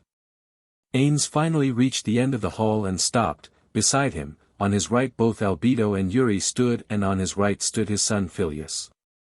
When the ladies looked in front of them they were shocked. There were some sofas as well as a table, but that wasn't what shocked the women. What shocked them was the figure sitting down on the sofa.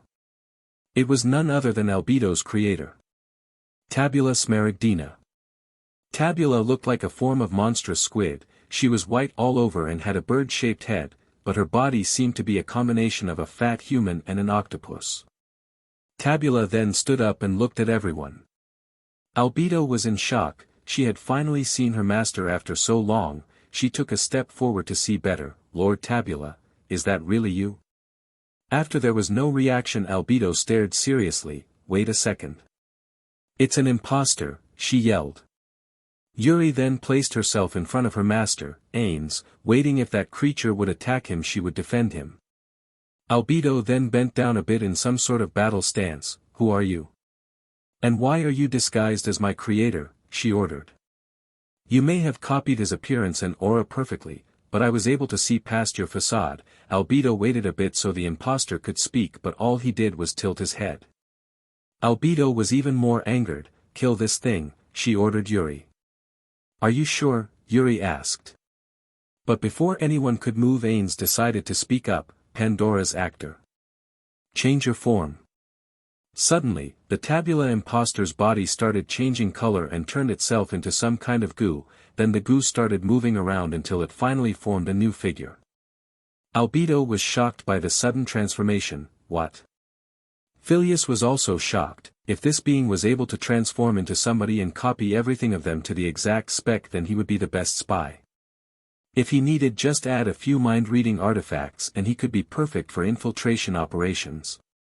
Or if there was ever a time when his father would be in danger, he could use Pandora's actor as a substitute and escape. Later they would bring him back using the money from the treasury. Pandora's actor was a doppelganger like Nabral Gamma, but unlike her, he was made for infiltration and strategy. He was a very smart individual. He was just as capable as Albedo in intelligence. He had a bald head and instead of a normal face, he had 3 holes, 2 for the eyes and 1 for the mouth. His outfit consisted of a German commander's outfit. The only things exposed were his face and his hands. Ainz looked at his son. For some reason he could recognize when he would start formulating new plans. This always occurred when he would introduce Phileas to new NPCs or new items that he hadn't seen, but it usually occurred to the latter. Pandora's actor then walked away from the sofas and stood in front of everyone. Hello, darlings. It's nice to have company. He then stood up straight and saluted. My creator, Lord Mamanga, he said in a joyful tone. Ainz was losing his cool. He had a specific reason for this happening. You look like you're doing well. Pandora's actor, who was still in a saluting position, spoke. Yes. I couldn't be better, my good sir. Since Pandora's actor was part doppelganger, his face had no specific muscles, so they didn't move when he spoke, nor did they blink, so it made him look like an expressionless doll. Pandora's actor then bowed. It has been a while. To what do I owe this honor? He said in a voice of anticipation. It seemed that he was excited. If he was to enter battle, then he would jump at the call, but even if his master needed anything from him, he would still follow. Ainz then stepped back a bit. Pandora's actor, I want to introduce you to someone. This is Phileas Devi, my son. Pandora's actor then rose up to look at the figure behind his creator. Incredible, for my creator and master to have bestowed his servants a new heir to the great tomb of Nazarick. When Phileas stood in front of Pandora's actor, Phileas was about 2 feet taller than Pandora's actor, but that didn't mean he would look down on an NPC of Nazarick. Phileas then inspected him a bit. So you are a doppelganger. It will be fun to spar sometime with my father's creation. How about it? He asked as he stuck his hand out for a handshake. I will be counting the days for our spar. I'll make sure not to disappoint, Pandora's actor said as he accepted the handshake. This encounter wasn't just a meeting, but it was a form of stating boundaries of some sort. They both understood that even if they were created by the same master or creator, they had distinct roles. Phileas would be the heir of the tomb, while Pandora's actor would still be a protector of the throne and nobility. Even though it didn't seem fair, it was an agreement that the two could make easily with just a glance. Phileas then walked back to his father's side and stood still. Ainz nodded at their little encounter and then spoke to Pandora's actor. Pandora's actor, I have also come for another reason. I'm in need of some world items. Oh. World items. Pandora's actor then jolted back and then swung his hand in the air like a bad anime trope, changing the world with immense power. Phileas didn't know what to think. That calm and collected attitude from Pandora's actor before was gone. Phileas didn't know why, but this was entertaining. Pandora's actor then balled his hand into a fist and brought it down to his face, showing the greatness of the mighty supreme beings. Then he turned around, exposing his back to everyone while at the same time grabbing his hat and holding it. These scared treasures have been asleep for ages beneath Nazarick. Have the time finally come to wake them up? Phileas was having a hard time holding his composure. He wanted so bad to laugh and keep having him entertain them. Yuri, who was on the sidelines, didn't enjoy the free attitude that Pandora's actor had. He was in the presence of Lord Ainz and the young Master Phileas. He should be more respectful and graceful as to not annoy them. She then turned to her master, Lord Ainz. He seemed fine in her eyes, but when she turned to see Phileas he seemed to be struggling. Yuri then walked to her master's son. Young lord, is something the matter? Phileas calmed himself down and stood straight. Cough. I'm fine, thank you, Yuri Alpha. Please, young lord, if anything is wrong let me know, she added. Ainz noticed their little interaction and was sweating bullets. Even his son thought that this was lame, he thought. Then a green aura appeared around Ainz and he calmed himself down. Yes.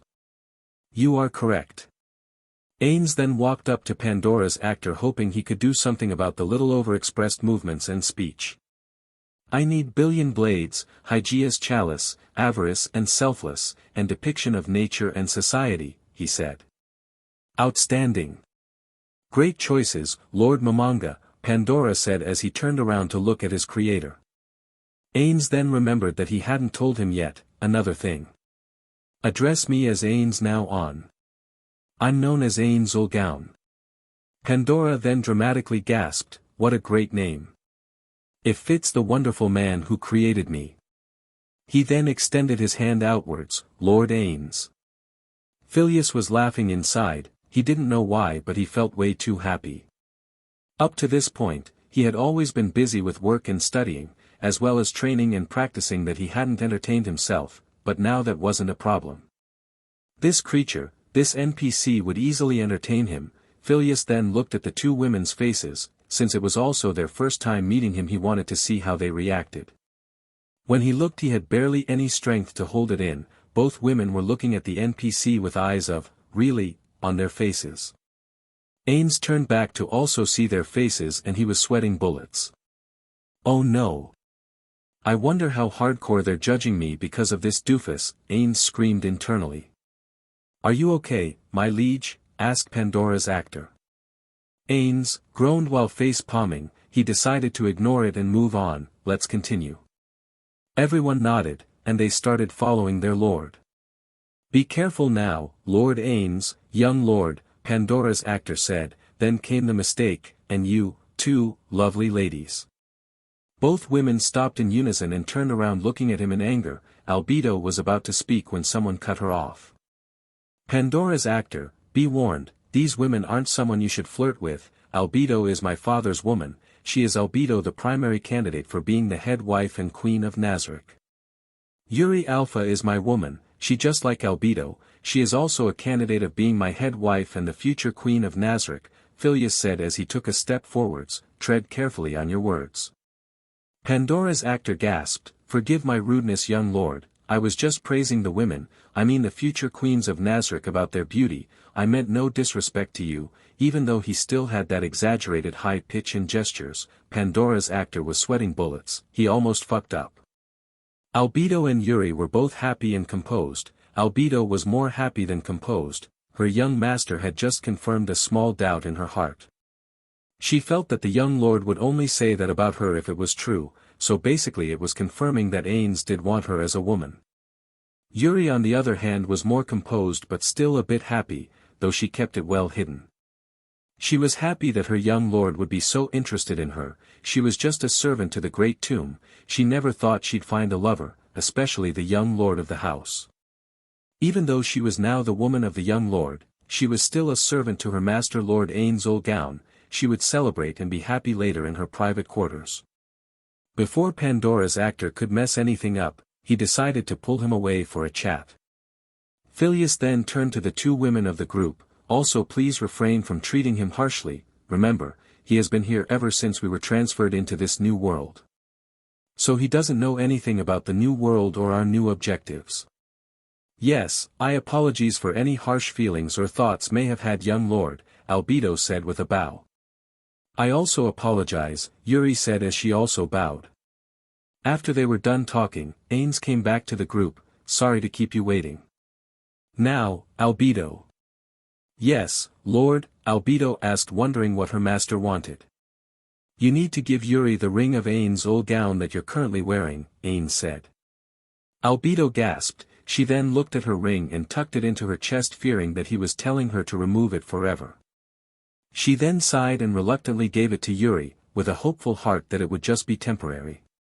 After that, Phileas also did the same wondering what was going on. After entering the next path Ainz decided to explain the reason for removing the rings. Nobody is able to teleport to the treasury without possession of the guild ring. However, you can't enter this specific room with it on. Or the golems will sense intruders, and attack. Albedo and Phileas were shocked when they reached the center of the path. There they saw an opening in the wall. But unlike the ones made from damage, they were neatly designed so that a statue could fit in. These golems look familiar, Albedo said. Are they based off the likenesses of the supreme beings, my lord? How perceptive of you, Ainz said as he looked at one of the statues. Indeed, I had them made to honor the memory of my old comrades. They're starting to look shabby though. No, they are not, Albedo said trying to appease her lord.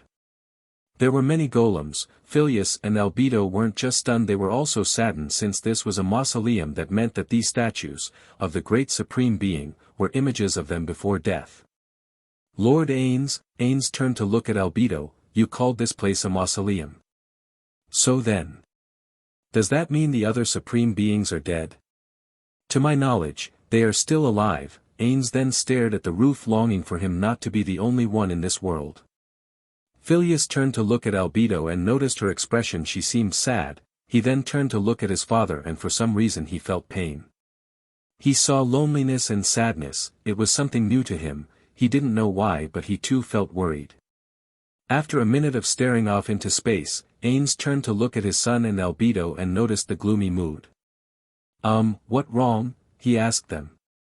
Phileas turned to the side avoiding his father's gaze while Albedo shook her head. Oh sorry, it's nothing, she said, but Ainz could see a hint of worry and sadness. He then decided to change the atmosphere. He turned around and pointed at an empty area on the wall. Albedo, Phileas. Do you have that spot over there? That's where I'll put a statue of myself one of those days. Phileas quickly turned around. Father, he yelled in worry. Albedo gasped, she then fell on her knees gaining Ain's attention. Please don't talk like that. I can't bear to hear it. It tears my heart. Ainz was stunned by the sudden change in attitude. He noticed that they were both shaking in fear. Father, she's right, please don't ever say things like that, Phileas said with a shaky voice. Albedo was on her knee whimpering. The thought of her master deciding to leave seemed so unbearable that she didn't want to even think about it. She looked up at Ainz with tears in her eyes. My dear Lord Ainz. You are the only one with enough kindness not to leave all of us alone here. Suddenly she prostrated herself on the floor. Master. Please say that you'll stay in Nazarick and be our leader until the end of time. We need you. I beg of you, she said crying. Don't go, she said sobbing. Phileas was on his knee, with his head down. Please father, I've been given life just recently. Thanks to you I have everything, but I can't stand the thought of you leaving me. I know, as heir of the great tomb of Nazarick I should put my duties before my feelings, but I can't, I'm not ready. I am not ready to say goodbye. You're my only family left, please promise that you'll never leave us. Phileas begged as he also prostrated him. Ainz looked at them and felt so messed up. Up until this point he had only seen them as NPC, characters from a video game. But what he forgot to notice was that that rule was long gone when they teleported here. He was their master, the only supreme being that stayed until the very end. In their eyes he was their reason to live and work to please. To them, he was their hope for a better tomorrow. He then walked up to them and kneed down. He then placed his hand on both of them. Both Phileas and Albedo stopped crying and looked up at their master. "Phileas, Albedo," he said. He turned to Albedo and wiped her tears. "Forgive me." "Promise me something," yelled Albedo, "say that you won't abandon us. We'd never survive on our own. Not without your wisdom." The red dots of fire in Ain's eyes disappeared. "I can't promise that." "Father," Phileas was shocked by his father's words. "Why not?" Albedo asked. "Have I done something to offend you? Tell me what I've done and I'll fix it." "There's nothing I wouldn't do to make things right in your eyes, my lord. If I am the problem, I swear I will repent and end my life here." "Stop it," Ainz shouted, startling both Albedo and Phileas. He then placed both his hands on her shoulder. "Listen closely. The only way to combat world item level brainwashing is to fight fire with fire. We have no choice but to utilize world level items ourselves." "So you're positive?" "There's no doubt that a world item was used on her," Albedo asked.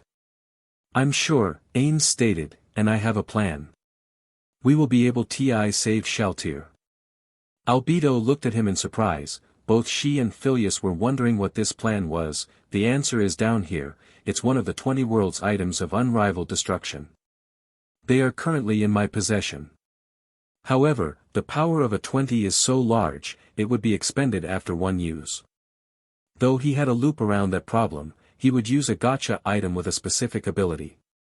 Ainz continued to speak. "I'm not aware of what other world items the enemy holds, or the effects of the brainwashing world item holds. So I'm hesitant to cast such a mighty spell right away. In the end, we may not need for such extreme measures." Ainz then scoffed. "What's wrong with me? Could I be more pathetic?"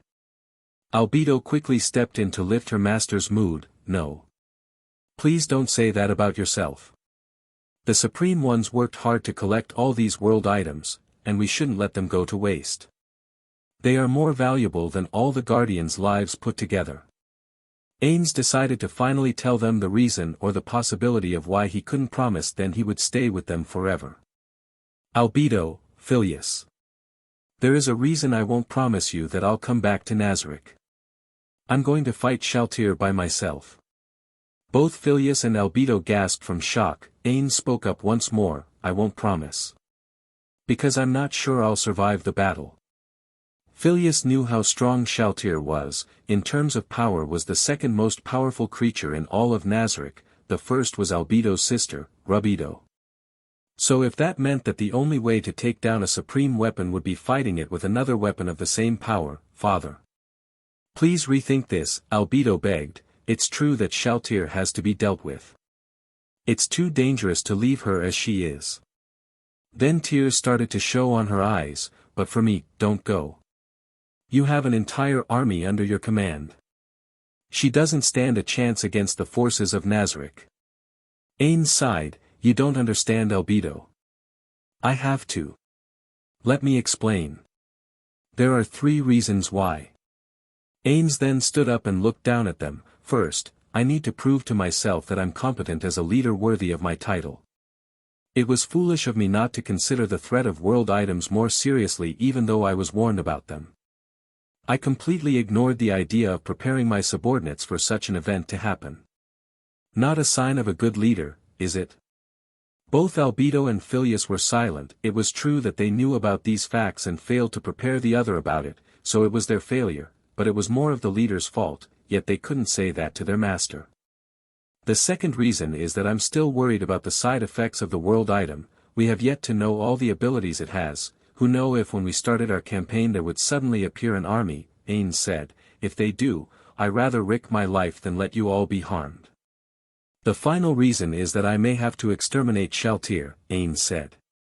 "In that case, let me come with you," Albedo said. "I'll be the one to kill her instead." "You honestly think you could beat her?" Ainz asked. Albedo went silent. She then looked at Phileas. He seemed saddened. The reason for it was his lineage. He was the only son of the great ruler of Nazarick. Putting his life at risk was not allowed. If his father died or disappeared, he would have to be next in line to rule, so he needed to stay, no exceptions. Phileas was torn by the thought of not being able to help and just watch. She's a strong foe, Ainz said. I'm sorry but it has to be me. Out of everyone who resides in Nazarick, I'm the only one that can overpower her. Albedo looked down at her incompetence. That's true. But you will have a greater chance of victory if you were armed with the world's items. That's why we are here, right? Shalltear, unlike all of the NPCs, was built to a living army, one that could even defeat a group of supreme beings. She is the one who has the advantage, Ainz said. She also has holy magic, which is the weakness to any undead. Albedo didn't know what to say anymore. She was stuck in a hole. That's true. Though that's nothing you should be worried about, Ainz said, getting both Phileas and Albedo's attention. Ainz stood up tall once more and held his staff in place. He seemed even mightier than ever. It's about time you learn why I am called the Supreme Overlord. You'll see that I was given that name for a reason. Both Phileas and Albedo gasped. All the worries they seemed to have disappeared in an instant. Phileas was astonished. This was his father, the supreme being of life and death, in all his glory. I have done nothing to even reach a speck of his level. He is the true king, my father. I will not fall for brute power alone, Ainz said. Remember, Perorancino and I used to be very close friends. Ainz then looked at the statue of his friend. The outcome of this battle has already been decided. I will win. Both Phileas and Albedo finally had the will to stand up. We understand now. But please, promise me that you will return. And we will no longer try to stop you. If that's what the both of you need. Then I promise you, I will come back alive. But first, I have to defeat Shalltear, Ainz said to the both of them. Soon the fight will come, they must prepare. Chapter 14, Unbeatable. The middle of the next day. Currently, Phileas was in the lounge area of the Great Tomb of Nazarick. He was sitting on a 4-seating sofa, but there was only one person besides him. It was Nazarick Gamma. In front of Phileas was a table with 2 more sofas beside them, and on the other end was the mirror of remote viewing. In one of the sofas was Albedo, also known as the leader and the overseer of the guardians that protected Nazarick. Across her sat Cocytus, the guardian of the 5th floor of the Great Tomb of Nazarick. Currently, they were waiting for someone to arrive. Phileas had ordered for these 3 to sit down and spectate the outcome of the battle that was about to commence. The battle between the master and leader of Nazarick, against the strongest guardian in the tomb. A battle between Ainz and Shalltear Bloodfallen. Young master, Nazarick asked Phileas. Phileas looked away from the mirror to look at her. Is it okay for me to be here? Especially sitting beside you, I am just a servant. No, Phileas then wrapped his hand around Nazarick's waist. You are my woman, remember that. He then looked to the 2 guardians that were in the room, Albedo and Synopsis. Yes, young master, they spoke in unison. My father already knows this, but I don't know if you are aware or not, so I'll just say it. From now on the Pleiades will not just be maids anymore, they will all become my wives and bear my future children. They will become the mothers of the future heirs of this world and Nazarick. Treat them with respect. That will be an order, not just to you, but to all of Nazarick's people.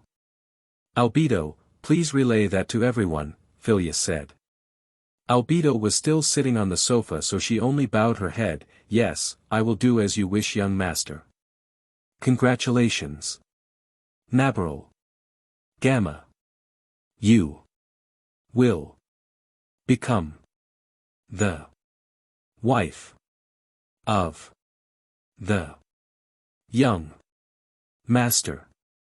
Please make sure that the future children grow up strong and healthy, Cocytus said. He then sighed and started daydreaming again of the day he would be called Uncle Cocytus by one of the small and cute future heirs of Nazarick. Yes, congratulations, Albedo said with a happy smile. Nazarick bowed. Thank you, Cocytus-sama, Albedo-sama, I will fulfill my duties as a wife without fail.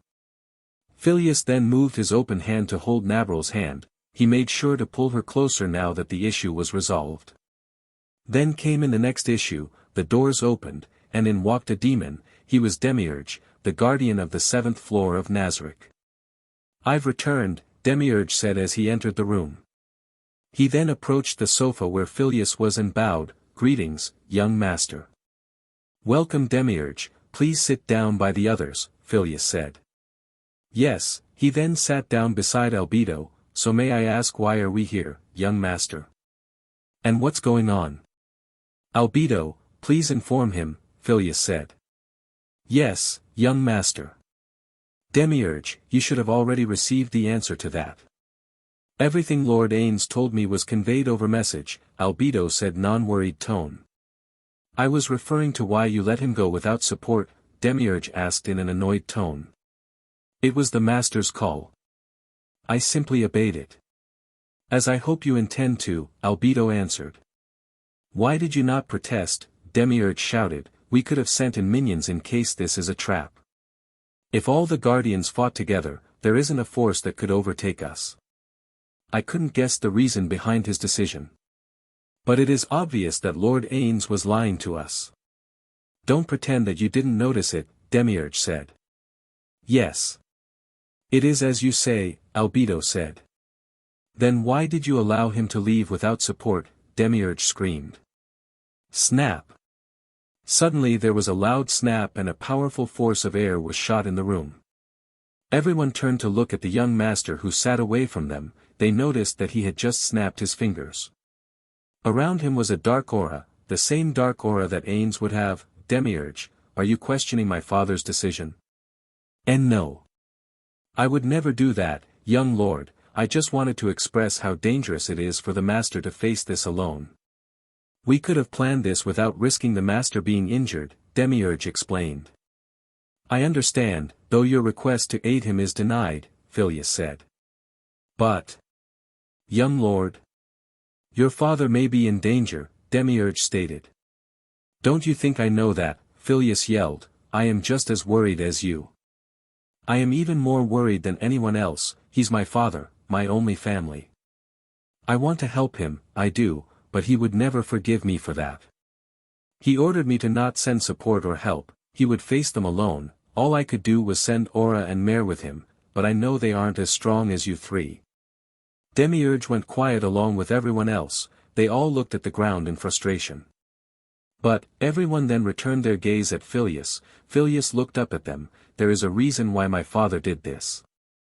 He is the ruler of the great tomb of Nazarick, the leader of the 41 supreme beings. That title is only for a being that surpasses perfection itself. That man is my father. And he will win, whether he's outnumbered or not." Phileas then turned to Cocytus. "Cocytus, what are the odds of my father beating Shalltear with the equipment he has? Now. 3. 2. 7. 3. In. Lord. Ainz.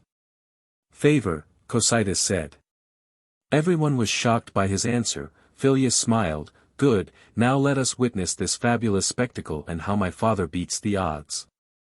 With Ainz. Ainz was currently in the forest waking to the area where Shalltear was located at. As he walked he contemplated everything that he was doing. Ever since he came here things have changed. He wasn't in a game anymore, this was his new life. The home he built was real, the NPCs that he and his friends created weren't AI but actual living creatures. They ate, breathed, had smell and warmth, they had a will of their own. Unconsciously he had come to terms with the change but now he needed to face it. He wasn't human anymore and he didn't know how to go back home, but he would often ask himself if he really want to go back. He had no friends, no relatives, or precious people back on Earth. He was a salaryman that worked like a slave day in and day out. "I guess I don't really know what I want to do yet." He then thought of his son and how he would never stress about the situation, only think about the outcomes. He would follow through and adjust. If he was a human in Japan, people would love him. He then remembered what Phileas had told him, that he should try getting to know Albedo and Shalltear not just as creations of his friends but as women. He then blushed and sighed. "Man, I never thought that my own son would be giving me dating advice." He then finally reached the cliff where he could see Shalltear. now it's time to deal with the bigger issue. Shalltear, what did they do to you, that damn slain theocracy? I'll take over this nation and then eliminate them for what they have done. He then looked at his items. He had a max-level holy resistant robe and some cash-up items, then he had a few extra items, a bag with many other items. These were mana potions and many spell items as well as healing potions. The reason he had these items was because of Phileas's and Albedo's persistence. They had asked him to take more items in order to have an overwhelming victory. Ainz hated the idea, but Phileas told him something before he was about to refuse. Father, pride isn't something you should have in combat, death is the same to everyone.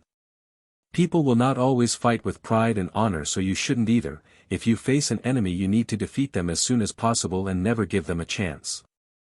I know you have your reasons for wanting to go alone, but never hesitate when it comes to a battle. Ainz then sighed, what the hell was I thinking, I need to end this quick. Ainz then took out 4 items. One of them was a black skull with a purple aura, the next item was a light orb that shined brightly, the third item was a bottle with many mini tornadoes in it, and lastly, there was a small necklace with a charm of a lightning bolt on the end. These items were defense-type items. The black skulls were an item called Death Smog. It was a poison trap, but it didn't affect the hit points. Instead, it affected the opponent's mana by draining it slowly. The item would send 4 skulls around the field and then disappear. When the opponent approached them they would attack and drain their mana. The cool thing about this item was that it wasn't a status effect item, so it would work against undead like Shalltear. The light orb was actually a tracking flashbang. It was called Angel's Flash. It would actually confuse the enemy, but since it wasn't a game anymore and since Shalltear could heal status effects, it would just blind her a bit. The third item was called Hidden Vortex. It would take 20 mana points to activate, but then it would give the user 3 air-based traps that damaged flying opponents. Just like the skulls, if the opponent approached them they would activate, dealing damage to them, though it would be weak against someone with Shalltear's HP, but if it could make it easier to win, then he would use it. The last item was a user defense item, Lightning String Necklace. If the wearer were to be attacked by a physical attack, the opponent would either lose HP or flinch. This item could help him in 2 ways. One would be by dealing a small amount of damage on Shalltear or causing her to flinch, letting him cast a quick spell to attack. All these items are made up, also they are uncommon items. Ainz activated Death Fog and Hidden Vortex, then he wore the necklace but made sure to hide it under his robe so it could be hidden from view. He then placed the light orb in a hidden pocket in the robe. Sorry Shalltear, but Phileas is right, I have to use everything I can to win. This isn't a game anymore, it's another world, Ainz said. Back with Phileas and the others. Phileas smiled, thank you father, he said. Demiurge looked at his master's son, may I know what happened, young lord? You see, father was wanting to go to battle with just a holy resistant robe and some cash-up items. He was only going to use those and his own power to defeat Shalltear, Phileas stated.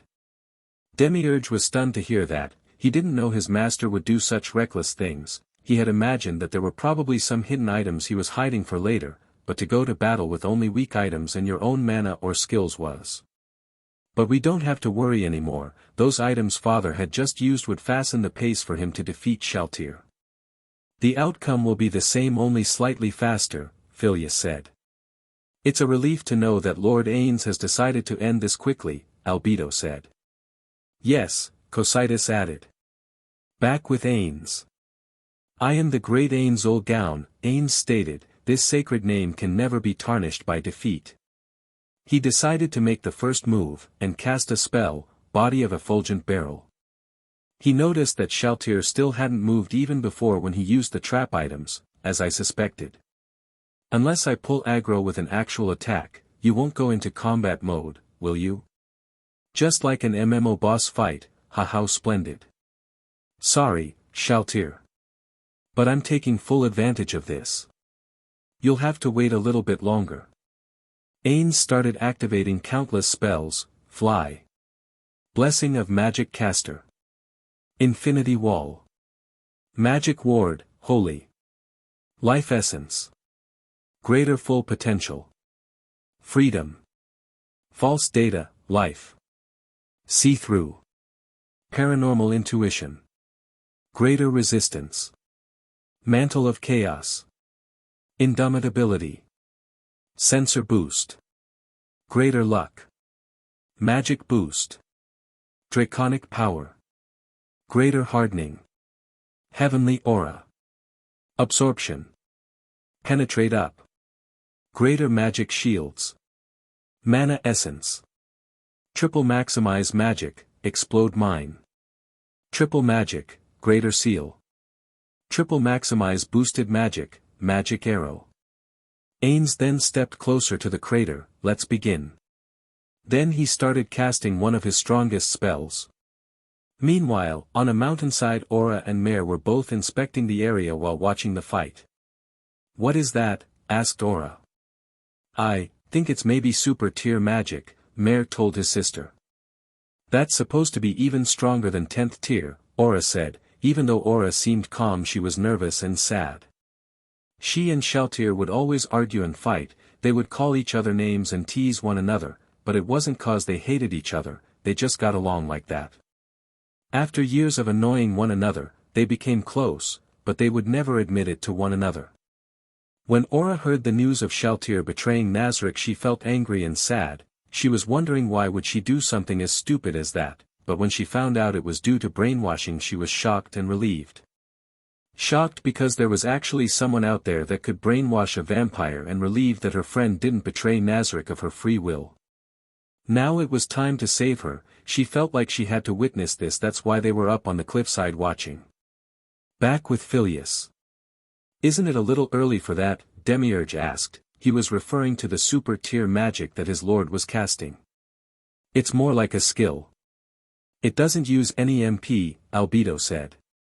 "It may be free to cast, but once it's used, he won't be able to cast it again.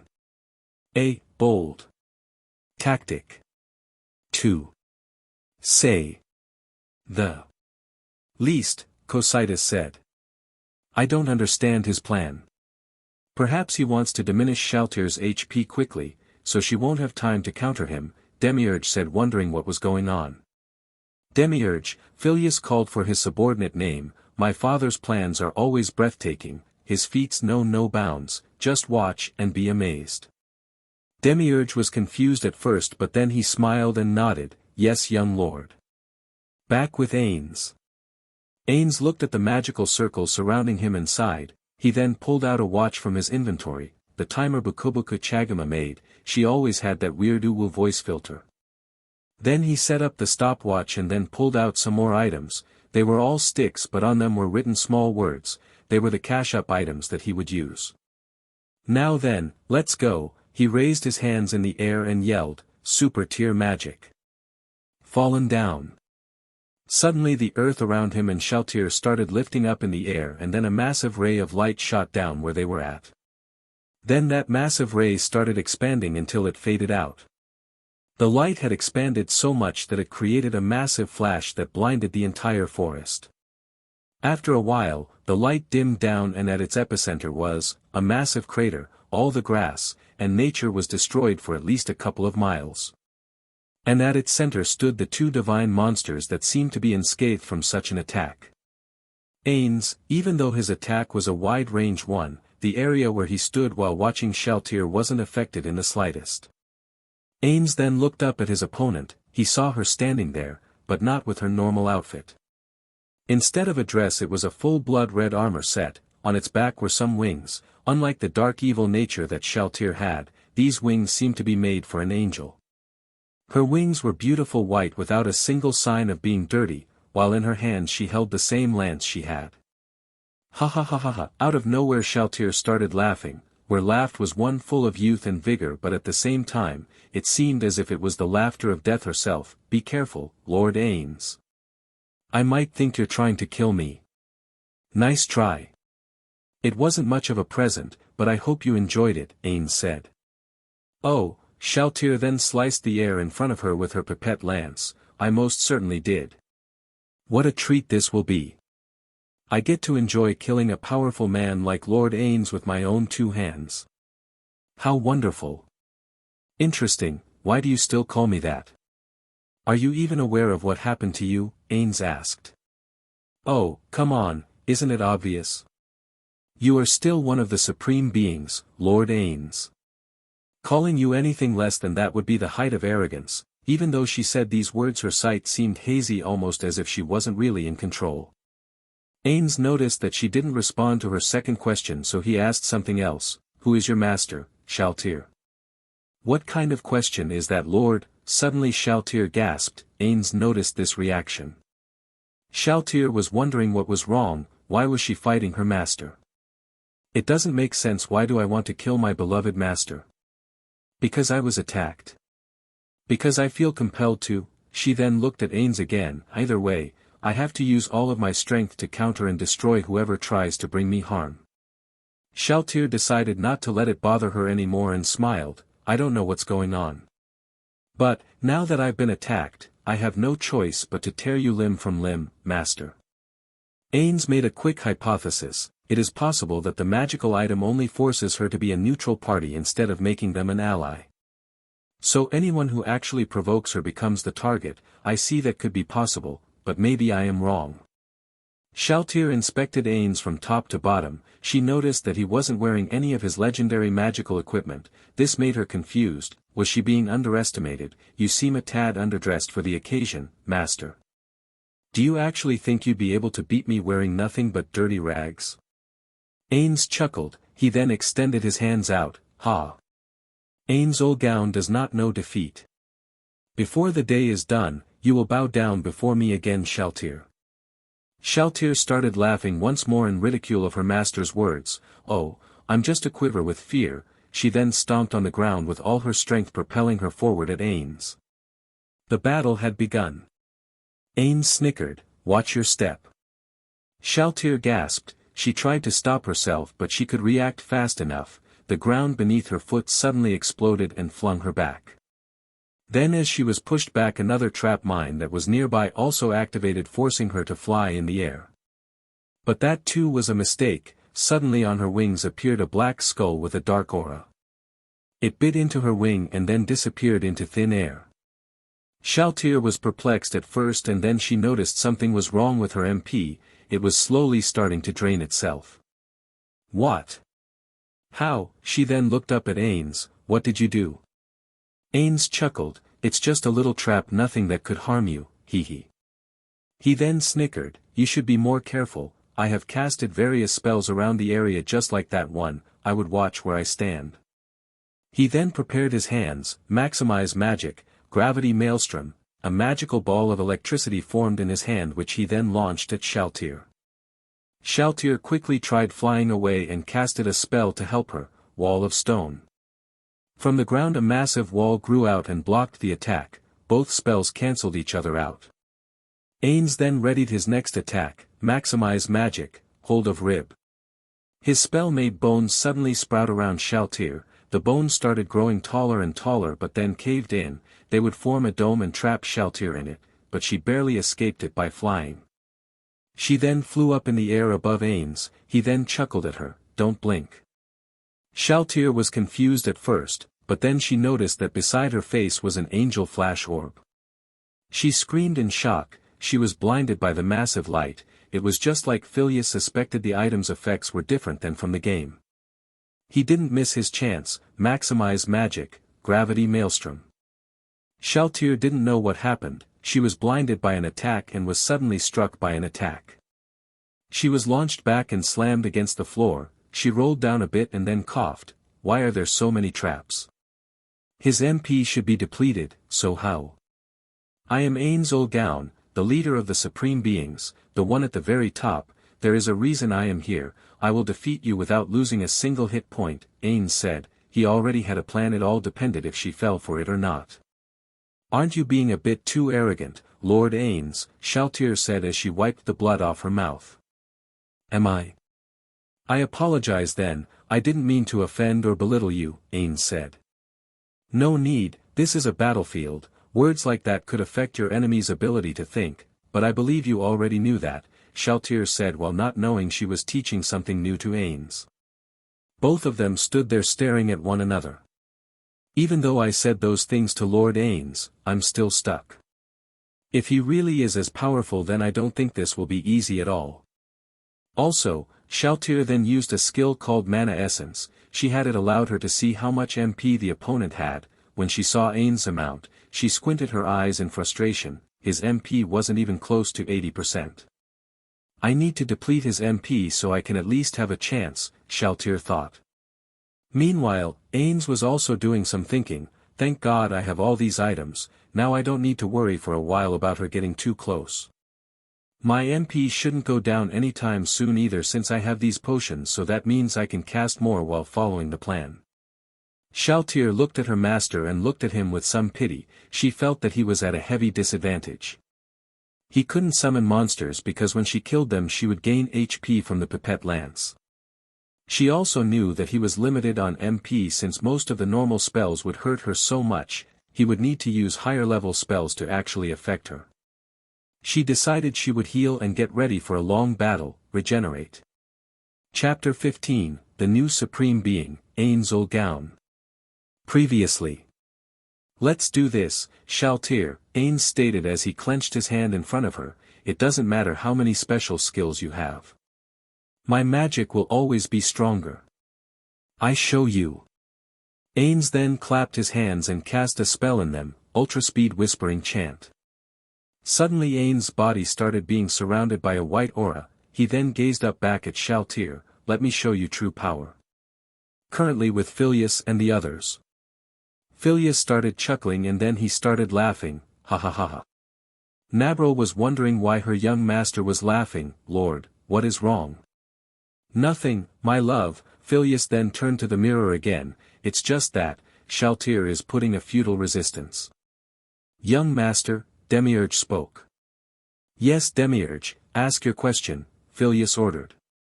You say that Lord Ainz has already won, may I know why? Demiurge asked. Phileas smiled. We've been here for 2 weeks, and in that time I investigated everything I could. From war tactics to the knowledge of engineering, I researched the names and powers of every servant of Nazarick as well as every item we have. But there was something that always bothered me, that is the law of magic in this world. Everyone paid close attention to Phileas's words. In Idrasil, we had limits or some form of restriction when it came to fighting or doing other things. But now, those restrictions are gone, we can do almost anything. Then why haven't we tried new things? A few days ago I learned some knowledge of the new world and found out that there aren't limitations to magic, there are only unknown forms. If a certain spell isn't known, it doesn't mean that it doesn't exist, it only means that nobody has found a way to cast it. Everyone was shocked by this. If what their master was saying was true, that meant that they could learn new skills and spells that weren't in Idrasil or usable to their race. I tried my theory out, and it worked. I created new spells and they were even more powerful than before. The only issue would be the mana cost, but that could be fixed later on. I managed to increase the number of spells I could use at one time. I even found a way to reduce the casting time of any spell or skill to almost 0. That is the spell my father just used, Phileas said. Incredible, Nazarick said. She was shocked. Even her face, the one that was always stone still, was actually showing an expression of shock and astoundment. Young Lord, Demiurge 10 kneeled on the floor. No, he then prostrated himself. Albedo and Cocytus then followed suit. I have no words, you are astounding, incredible. It shows to everyone in this new world that you are truly the son of the strongest and most powerful supreme being. Our Lord, please lead us, along with your father, for the rest of eternity. I accept your devotion. Hear me, you will follow my father's words first before mine. Until the day Father finally conquers the world, we shall not rest, work harder from now on, and experiment with various things. Become stronger, so that this world and many others will be ours, Phileas ordered. Yes. Young master, they all said in unison. Now raise your heads and sit. My father will show you that even the strongest guardian is nothing but a mere speck of dust compared to him. Phileas said. Back with Ainz. Shalltear tilted her head in confusion. Strange. What did you just do? It seems you casted a spell just now, but nothing has happened. She then smiled. Poor Lord Ainz, it seems he is getting rusty. All those years sitting on the throne must have deteriorated your skill, huh? Speak all you want, what matters next is if you can beat me or not, Ainz said as he stood up straight. Shalltear still had her smug smile. Such a poor man, not willing to give up even when you know you will lose. Hiya. Shalltear launched herself at Ainz. She didn't even care that she be hit by the mines, she needed to hit Ainz before he could cast any more spells. Just as Shalltear was about to strike Ainz's chest, he vanished from her sight. Shalltear was shocked. She quickly turned around or tried, when suddenly she was struck by 3 holy lances. She screamed in pain. She turned around and saw Ainz in the sky. Ainz then raised his hand in the air, and a massive ball of lava and electricity formed in his hand. Shalltear was dumbfounded. How? How is he doing that without casting magic? Wait, that is magic, but then how? He never chanted a spell. Ainz threw the sphere of lava and electricity. Shalltear quickly flew backward trying to run away. What she didn't realize was that there was a trap waiting for her where she was flying. It was the last trap that Ainz had, hidden vortex. Shalltear was stuck, she was being sucked into the vortex, she couldn't fly forward or she would be hit by the Ainz attack. I won't let you, she decided to take a risk. Shalltear let herself be sucked in by the vortex, but before she was dragged away she chanted a spell, Force Sanctuary. A massive wall of white light appeared in front of Ainz's attack. Both spells clashed with one another creating so much force that both Shalltear and Ainz were blown away. Ainz was forced back by the explosion. He reacted quickly, he raised both of his hands in the air. Above him, a massive barrage of dark spheres appeared. After the last sphere is manifested, he swings down both his arms forward. Shalltear, who was blown away, quickly gets to her feet. Force Sanctuary. The massive barrage of dark bullets was coming her way, so she activated her shield. Both holy magic and dark magic met once more. Ainz and Shalltear wouldn't give up. This was close to the end of their battle. Shalltear was being pushed back. She couldn't hold this much longer. Her MP was draining fast from using so many high-level spells. She was shocked by the number of unknown spells that Ainz was using. What surprised her even more was the fact that Ainz hadn't run out of MP. He casted spell after spell and was still using magic. Suddenly behind Ainz, a light appeared. She was shocked by what Ainz was doing. Ainz, while using his spell, had activated one of his most powerful skills. The goal of all life is death. Shalltear was getting annoyed. She was being played like a flute. She then decided to take another big risk. She had seen Ainz activate 2 spells at once, which meant she could too. Force Sanctuary, Shalltear yelled again. Force Explosion. As her holy shield wall appeared, she created an explosion which caused both her Force Sanctuary spells to expand and grow, creating an opening for her. Ainz was dumbfounded. He never expected that Shalltear would adapt so quickly to his overpowering her. Though that was just an instant, he already knew the outcome of this battle. Shalltear flew away from her past position. She decided to use her trump card. She flew at a good distance and activated it. Suddenly Shalltear's shadow started expanding. Ainz saw this and smiled. He then activated his secret spell. This was a spell created by Phileas. Ainz had witnessed Phileas use it once before when he was training. It seemed like a very powerful spell, so he learned it. Activate, he yelled. Shalltear, who was distracted from casting her spell, never saw the attack coming. A small ball of energy was the shot from the woods. The ball struck Shalltear square in the face. Huh? What happened? Shalltear slammed against the floor. Einherjar, her trump card, was dispelled due to her not feeding it mana. She was in trouble. She lost mana, she was stunned on the floor, and she was too far away from Ainz to stop him.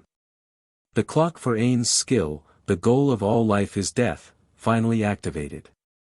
Instantly everything around him was destroyed. For 2.5 miles everything was destroyed, nothing but sand and infertile dirt. In the center of the sand stood 2 figures, one was of the dumbstruck Shalltear, and across from her stood Ain's old gown. How? How? How did you do that? Shalltear yelled. She lost. She was defeated so one-sidedly that it was laughable. She felt anger, fear, and despair she never felt so powerless. Shalltear blood fallen, you believed that this would be an easy victory. You are facing a supreme being, not just any supreme being, but the leader of the 41 supreme beings. I am no longer Momonga, that name was from Idrasil. In the new world I am, Ain's old gown, the new and only supreme being. Shalltear shivered from Ain's frightening words. She tightened her grip on her lance, she couldn't stand for this, she couldn't, enough. She charged at Ainz and shoved her lance forward aiming for his chest. It's time to end this. Force explosion, Ainz chanted his spell, forcing Shalltear away. He wanted to reduce Shalltear's HP and send her far enough so he could finally end this once and for all. No, Shalltear wasn't going to roll over anymore. She jammed her spear on the floor and held her ground. She then shot herself from the floor with all her speed. She tried getting close, but she was intercepted by another attack. It was the sniper shot attack that Ainz used to cancel Injurier. The sniper shot was aimed at her face. She quickly twisted herself in mid-air and managed to evade it, but she was met with something else. Ainz had finally used his sticks. He snapped two of them as he charged towards Shalltear after his sniper shot was launched. The sticks he used were the armor of his friend Touch Me, compliance with law, and the female sensei's iron fist of wrath from his friend Yumeko. He slammed the gauntlet in Shalltear's unguarded face. He got in a perfect uppercut, sending Shalltear flying. He then quickly snapped another stick, then another item appeared, this time it was a bow. The bow his friend Perarancino used, Hoi's bow. He quickly drew the string and shot at Shalltear's flying body. He had shot 3 arrows in the span of 3 seconds, all of them hit his target. Shalltear couldn't move, she was being beaten in both magic and weapon wielding, she was being defeated, no, she was defeated. She couldn't beat him, he was too much for her. Greater teleportation, Ainz then teleported above Shalltear as she was still falling. He had raised both arms in the air, and in his hands was a massive axe. He slammed it down on her and she was struck down. Bam! Ainz, who was flying in the air, opened his hand allowing the axe to go back home. He slowly let himself land on the ground. When he reached the floor he was in a crater. He had put all his power into slamming the axe down on Shalltear and this was the result. A massive crater in the sand, in the center, was Shalltear, and around her was her splattered blood. It's over Shalltear, Ainz said, any last words? Shalltear struggled to even look at Ainz. It's an honor, to have battled, you, my lord. She coughed out blood and turned to her side trying not to choke. She then shifted her eyes to her master. I am so sorry, I am unworthy of being your servant. Shalltear's armor and lance started crumbling. After everything disappeared she was left with her dress which was torn up, and her messy hair. Ainz bent over and picked her up. He held her with both his arms and embraced her softly. Shalltear, I am the only one who can determine your worth. To me, you are valuable, more than you realize. Shalltear shed a tear and smiled. I'm glad to hear that. Rest, it's over now. Ainz moved in closer and kissed Shalltear on the cheek. Shalltear smiled and closed her eyes letting herself fall asleep from exhaustion. Ainz looked up at the sky, and smashed the hourglass in his hand, fallen down. With Phileas. Phileas sighed and spoke, Nabril. Yes, my lord, Nabril asked. Tell the rest of the Pleiades to get ready and assist Pandora's actor. We will need the exact amount of gold for a Shalltear's resurrection, Phileas said in a serious tone. Nabril nodded, it shall be done, my lord. Albedo, Phileas called for her as he stood up. Yes, young master, asked Albedo. You, along with the Demiurge and Cocytus, call for all the servants of Nazarick, except Gargantua, to be present in the throne room, Phileas said. Yes. Young master, the 3 guardians said in unison and left. Phileas looked at the mirror and saw his father's figure once more. he could tell his father was distraught. It was probably due to him being forced to kill Shalltear. Phileas knew how much Ainz loved Nazarick and all of its people. He could tell his father's feeling even if they hadn't talked. The reason was that he also loved Nazarick just as much as his father did. Sometime later. Ainz was now in the throne room, and beside him stood Phileas and Albedo. On the bottom of the steps were the guardians, the Pleiades, and the rest of Nazarick's servants. Everyone was formed around the pillars in the room. The reason for this is that there were mountains of gold in the center of the hall. That gold would be used in order to revive their fallen companion, Shalltear. Ainz stepped forward. Albedo, please tell me if the name is still red. We might need to enter battle once more. Please, if that comes to pass, let us be the ones to fight her. Albedo spoke on behalf of the guardians and her. Ainz was hesitant about letting the guardians fight if that happened. He was about to speak but he was stopped by Demiurge. Please, Lord, it was terrifying enough to know that you were alone on the battlefield without any backup, Demiurge said.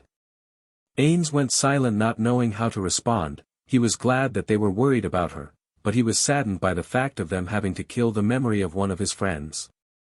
Please listen, Lord Ainz, Albedo spoke in a soft tone. Ainz turned to look at her in wonder. If a guardian is rebelling, it's up to the guardians to handle this.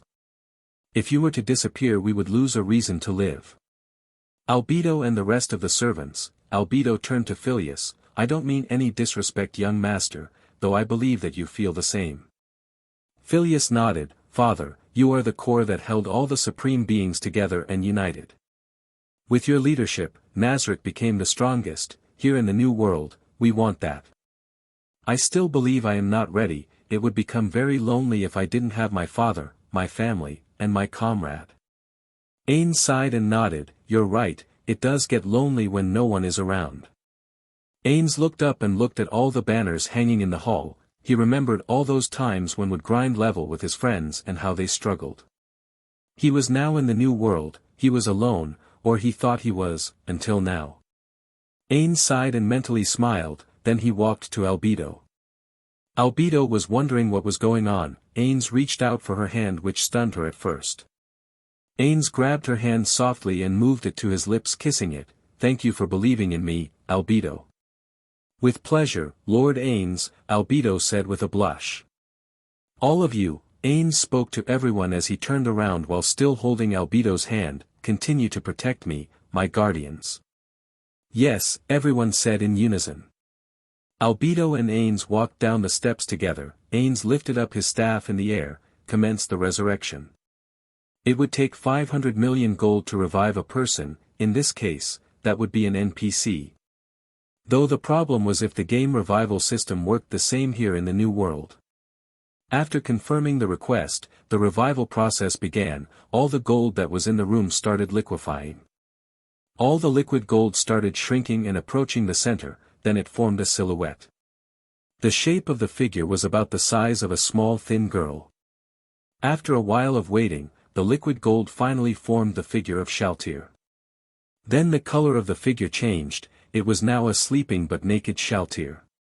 She was back. She was a beauty while sleeping, her pale but soft skin as well as her white hair and small beautiful body. Albedo? Asked Ainz. Albedo looked at the name roster and Shalltear's name was white. Be at ease, my lord, she is free from the mind control. As Ainz walked to her he let go of Albedo's hand, which saddened her a bit. Ainz entered his pocket dimension and pulled out a blanket. He tossed the blanket over Shalltear, and it landed perfectly on top of her body. He bent over and held her in his arms. This caused Albedo's heart to hurt a bit. Ainz lifted up Shalltear. At that moment she woke up. Shalltear looked around her wondering where she was. She then met Ainz's gaze. Shalltear? Are you feeling well? Asked Ainz. Shalltear was confused by the question. I'm sorry, Shalltear, it was because of my mistake that you got hurt. I don't know what you mean, Shalltear asked. She then wrapped her arms around Ainz's neck. But what I know, is that this moment couldn't be a mistake. Shalltear then giggled. So this is where my first time will be. Albedo sneered and smiled. Lord Ainz, I believe Shalltear has still not fully recovered. We may need to fix her mental state. Shalltear grunted at Albedo's sarcasm. Ainz then let Shalltear go and stood up. Tell me, Shalltear, do you feel any discomfort? Shalltear was confused at first, but she checked herself, making sure there was nothing wrong. I feel the same as ever. Ainz sighed in hopefulness. Suddenly there was a shriek. Everyone turned to look at Shalltear. It's gone. My chest is a washboard, Shalltear yelled. Everyone had mixed expressions. Demiurge was angry, Cocytus palmed his face, Aura and Mare both sighed, while the other NPCs deadpanned. Do you even know the situation you were in? Albedo asked in an angered tone. So you conveniently have forgotten, but your peers still remember your blunder, Demiurge yelled. What an idiot, shouted Aura, you did something unforgivable to Lord Ainz, aren't you ashamed? Ainz walked back to the steps and sat down. Phileas stood there beside him waiting. After a minute passed by, Phileas spoke. So, what is the plan? Will we go and get payback for this? Ainz thought about it a bit. No, we need power, more power than they could ever imagine. I want them to feel fear and despair. The slain theocracy will fall, but I want to see them burn. First, we conquer the Riestai's kingdom, then the dwarf kingdom. Two good moves, we get numbers and then we get craftsmen, Phileas said while taking mental notes about these strategies. I believe after that we should attack or conquer the Baharuth Empire. They may bend to power after we have conquered Riestai's, but I believe they would still make moves in the shadows. Yes, that would be the best move, Ainz nodded. After that, I believe we should make an allegiance with the Elf Kingdom. Then we pincer the slain theocracy from both sides. Perfect plan, Father. I will get all the information we have on Riestai's and compile it so we can review it, Phileas said. Ainz nodded at his suggestion. Phileas then called for Yuri and whispered him the orders. Yuri nodded and left the grand hall to make preparations. After that, Albedo saw Ainz and Phileas speaking and came to them. Sorry, young master, but may I take him for a moment? Albedo said with a smile. Phileas nodded. Albedo smiled happily, grabbed Ainz's hand, and softly pulled him up. Phileas smiled at the view and nodded. We are coming for you, slain theocracy. Chapter 16, Nazarick's Side Stories. Seabass's Journal PT 1. First entry. Greetings, my name is Seabass. I am the head butler of the Great Tomb of Nazarick. This scribing is my first time writing something for my own leisure. Today was the first day that the Great Tomb of Nazarick had arrived in the New World.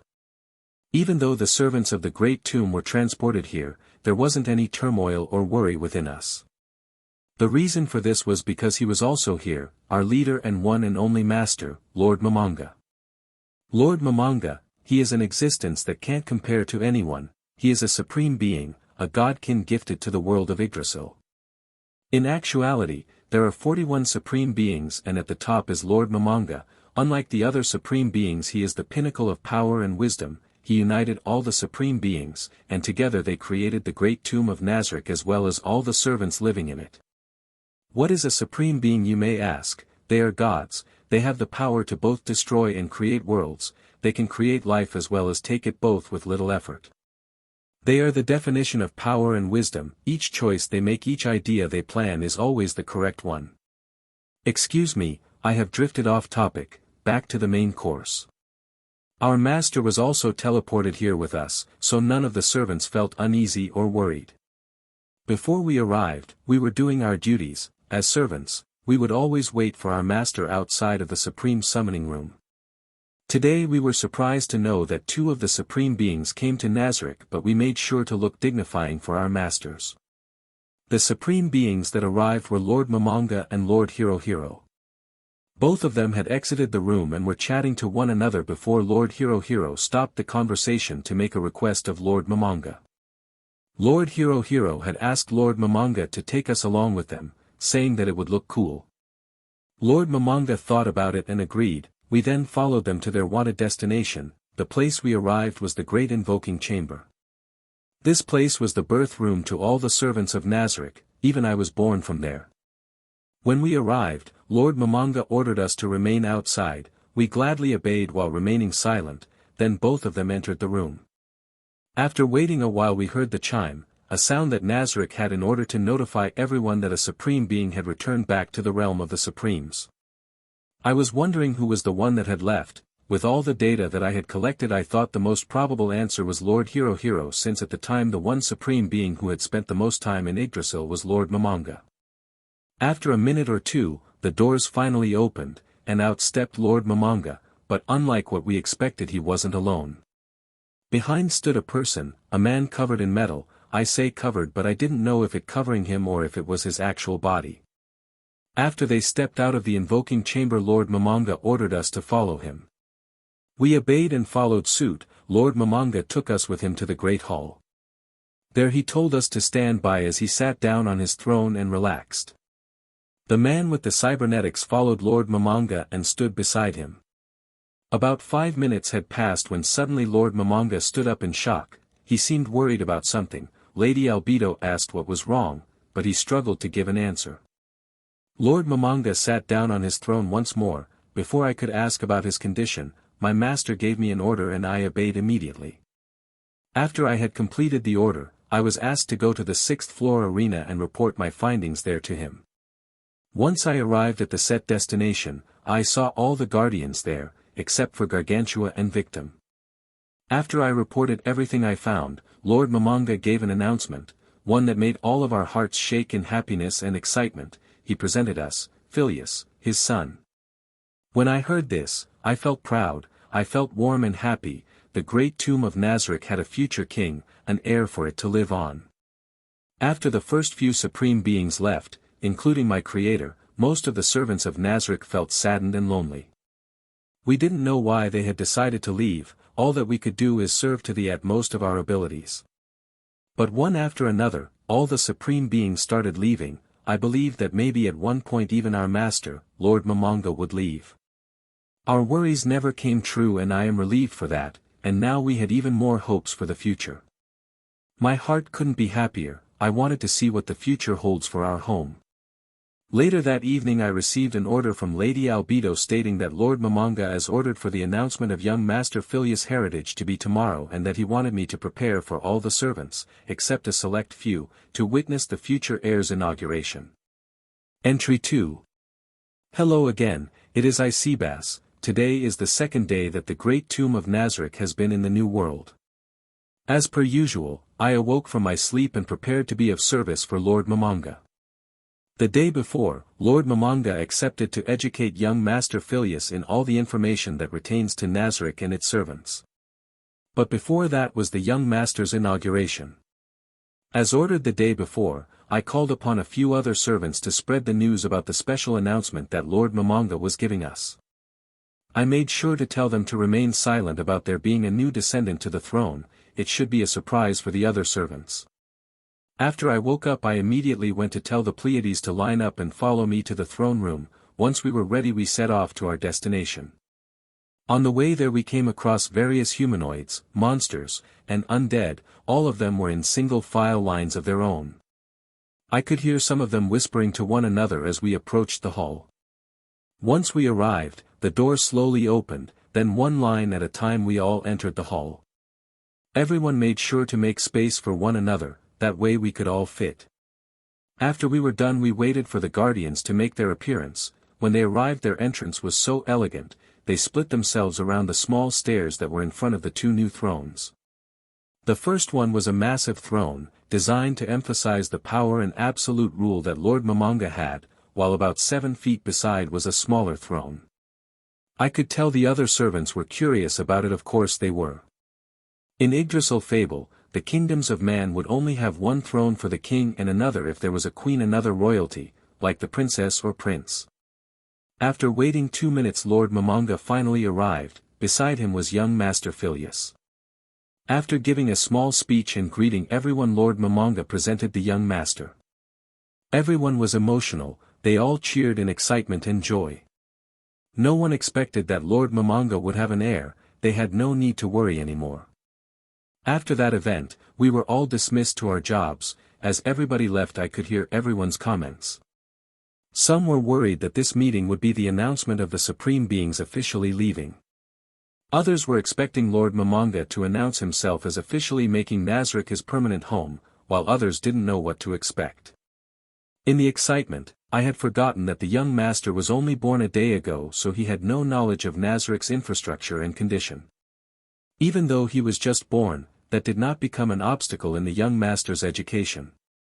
The subject of magical items we went upon, he mastered it, the number of magical items and their functions. He was able to understand and summarize each and every item, he knew the exact amount of stats each and every item had. I was astonished by such accomplishment. For me it would have taken more than a week to assess such enormous amounts of information, and then I'd need to organize them from weapon type and then from strongest to weakest. I say it would because I have never been ordered to do such a request. To be able to organize thousands of items in categories of type and strongest to weakest, and only after skimming through the information that same day, young Master Phileas is truly Lord Momonga's son.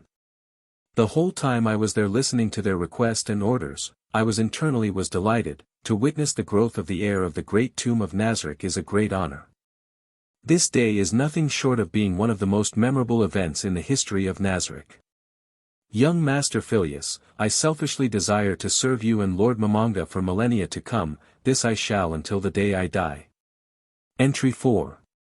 The one who had brought him all the information he had requested was me, just like the day before young Master Phileas and Lord Momanga were reviewing all the information pertaining to a certain area in Nazarick's records.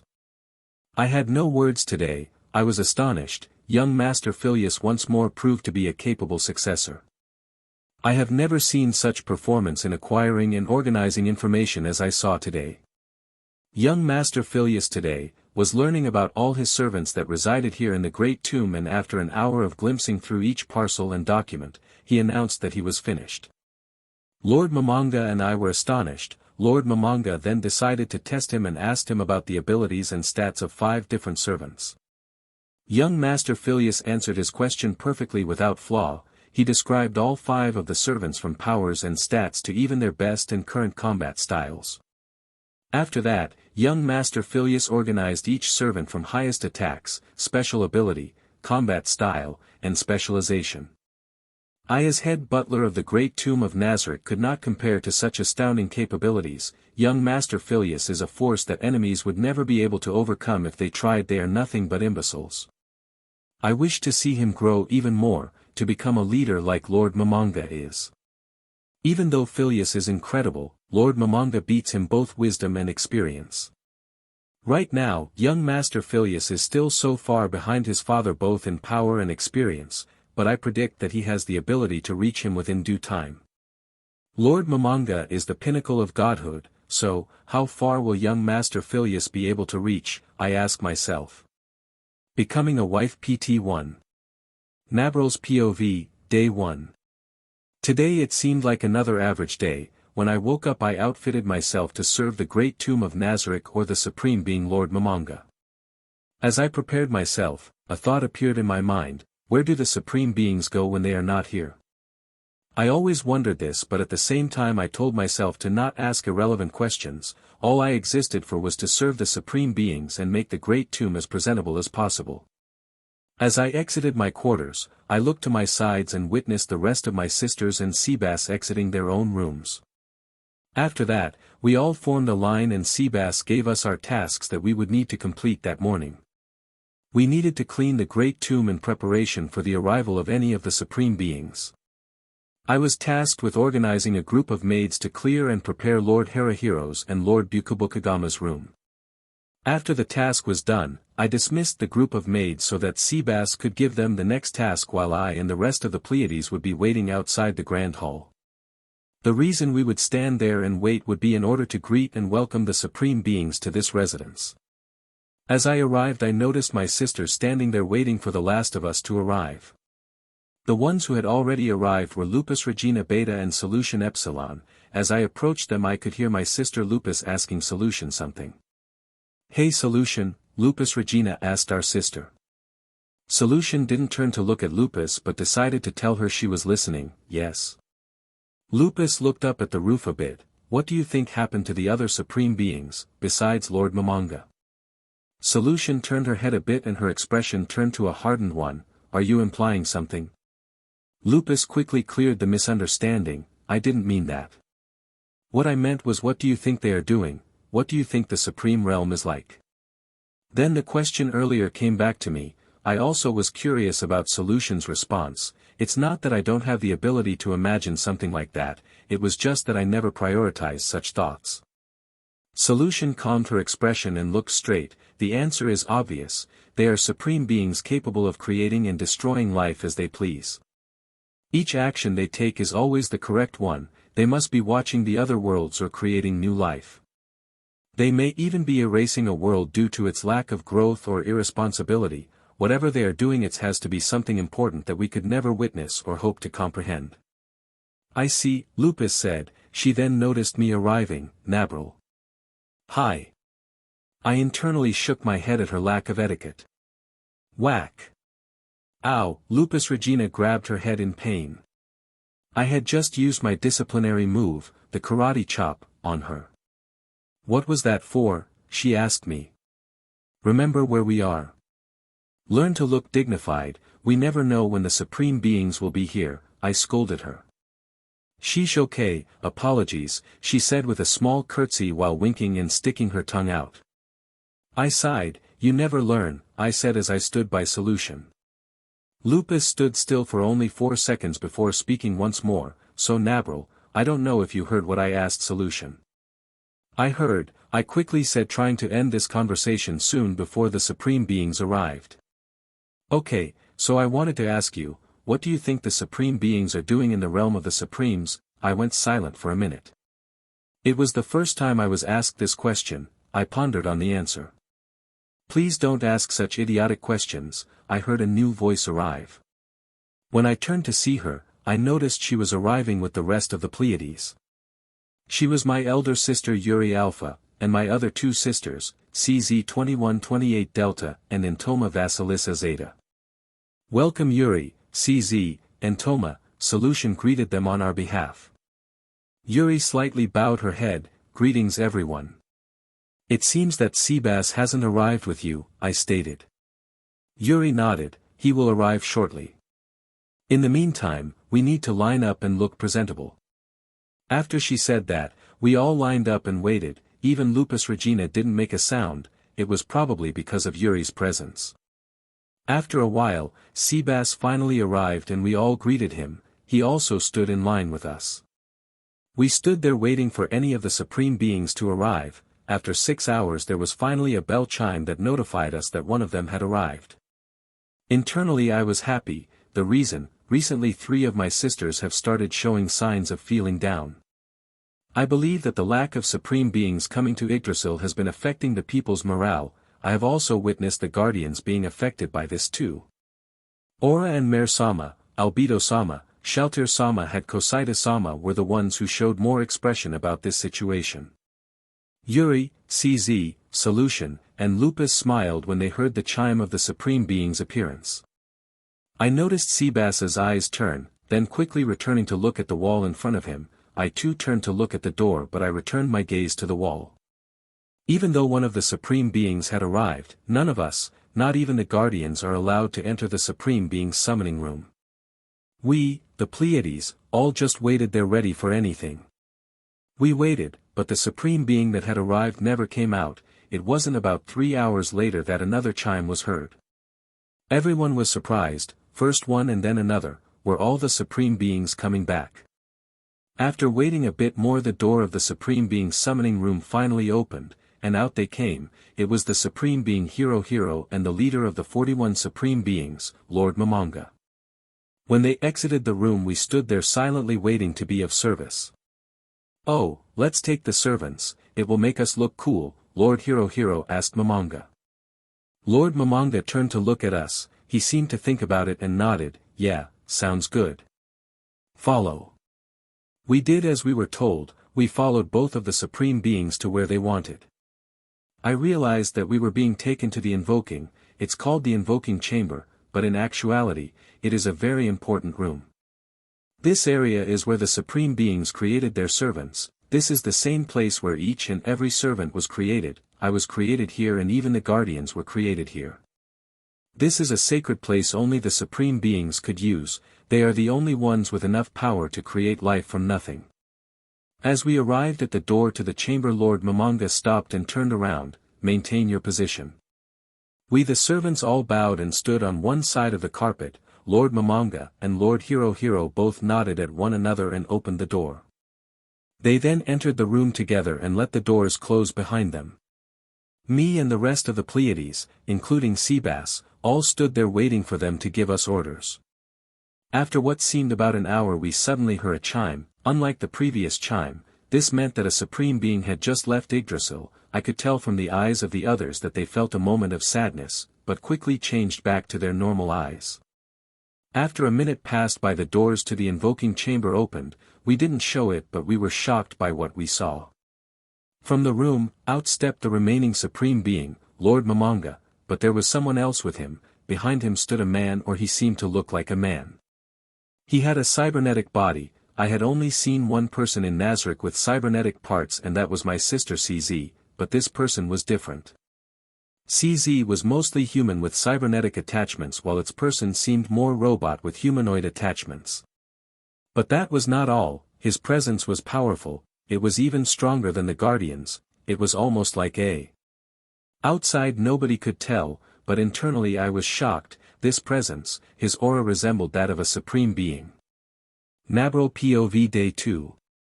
Today was supposed to be the same morning as always, or so I thought. When I finished getting prepared, I heard a knock at the door.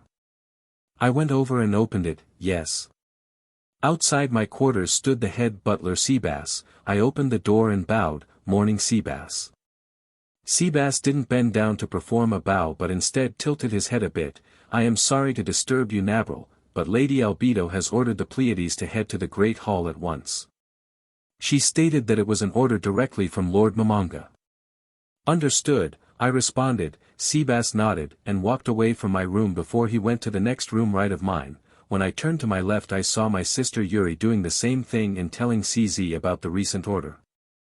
I stepped out of my room and closed the door. I stood in line ready to follow the others. All of my sisters, when they exited their respective rooms, formed in line with me. Seabass, as always, stood in front of the line. We followed Seabass as we headed to the Great Hall. On the way, I was surprised to see the other servants in line and going in the same direction. There were various creatures. Some were demons, some were monsters, some were undead, and some were humanoid. I personally haven't seen all of the residents in Nazarick, so this was a first. Lupus, who was right behind me, tapped my shoulder. "Hey sis, what do you think is going on?" I decided that there would be no harm in telling her my thoughts. I cannot tell exactly, but it must be something of the utmost importance. The biggest clue is this: I have never seen so many servants form in one single place. "Hey, do you think it has to do with that one person that we saw yesterday?" Lupus Regina was probably talking about the man we saw behind Lord Mamanga. "I do not know," I told her. "Sis, what do you think of that man?" Lupus asked me. "What do you mean, what do I think?" I turned my head when I asked her. "You know what I mean. What was your first impression of him?" she asked me. I pondered on the thought a bit. I remembered that man had a strong presence. It was almost as if he was the embodiment of a new supreme being. In comparison to Lord Mamanga, though, he didn't come close. I feel like he might be somebody important. I don't know if it was just me, but I felt a pressure that only a supreme being would have, I told her. "Really?" Lupus sighed. "If he is a supreme being, that's disappointing. He was really cute. If he is a supreme being, flirting with him will be impossible." Bonk. Ow! Lupus grabbed her head in pain. We looked behind her. CZ was there with her hand in the air. "Lupus, no Eki." "All of you please be quiet, we have arrived," whispered Yuri. We finally arrived at the Great Hall. In front of the doors there were dozens of lines of humanoid, undead, and many other creatures. The doors opened in one line at a time. We all entered the hall. After the last line entered, we made sure to look presentable and organized ourselves.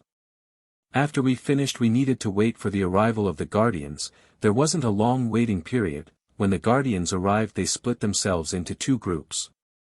One group would be on the left side of the stairs while the other was on the right side.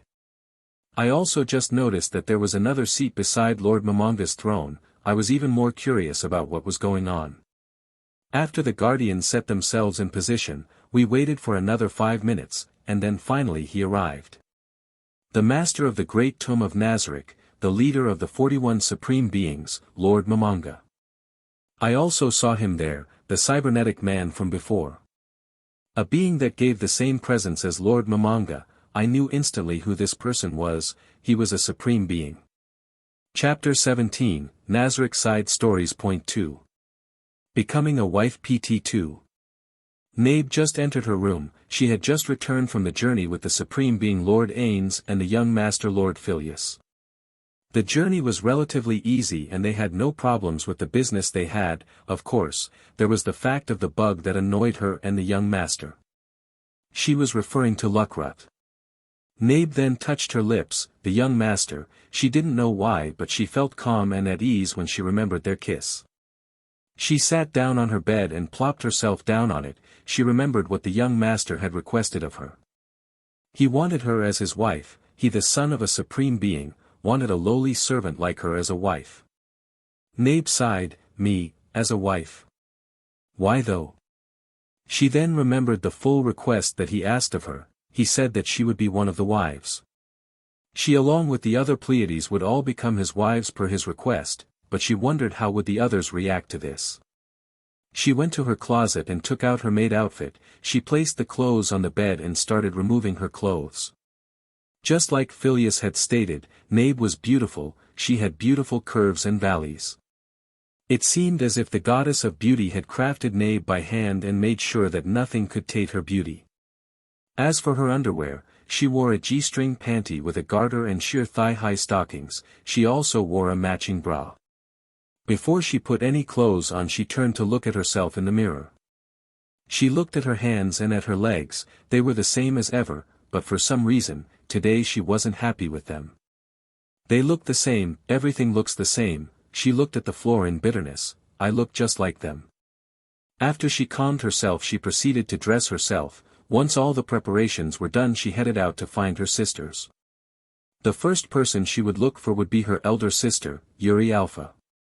To Nabril, she was the perfect maid. Seabass was the perfect butler, but that was another fact entirely. Yuri, in Nabril's eyes, was a reliable sister. She was intellectual, beautiful, strong, and more expressive, unlike her. She decided to find her first so that they could find the other Pleiades quicker. After she searched through the normal route, she found her sister, with her group of maids, in a supreme being's bedroom. Nabril knocked on the wall to signal that she. Hello Yuri, I hope I am not intruding. Hello Nabril, you're back. Does that mean that Ainz-sama and Phileas-sama have returned? Yuri asked while not losing focus of what the maids were doing. Yes, both of them have returned. Lord Ainz is currently in his study while young Master Phileas is in his chambers resting, Nabril stated.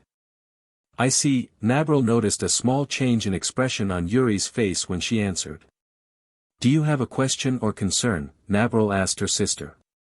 I do. Yuri turned to her sister. Isn't it fascinating how much young Master Phileas has grown within the first week he was born? His learning capability is incredible, to be able to learn things that take weeks to learn just in a few days.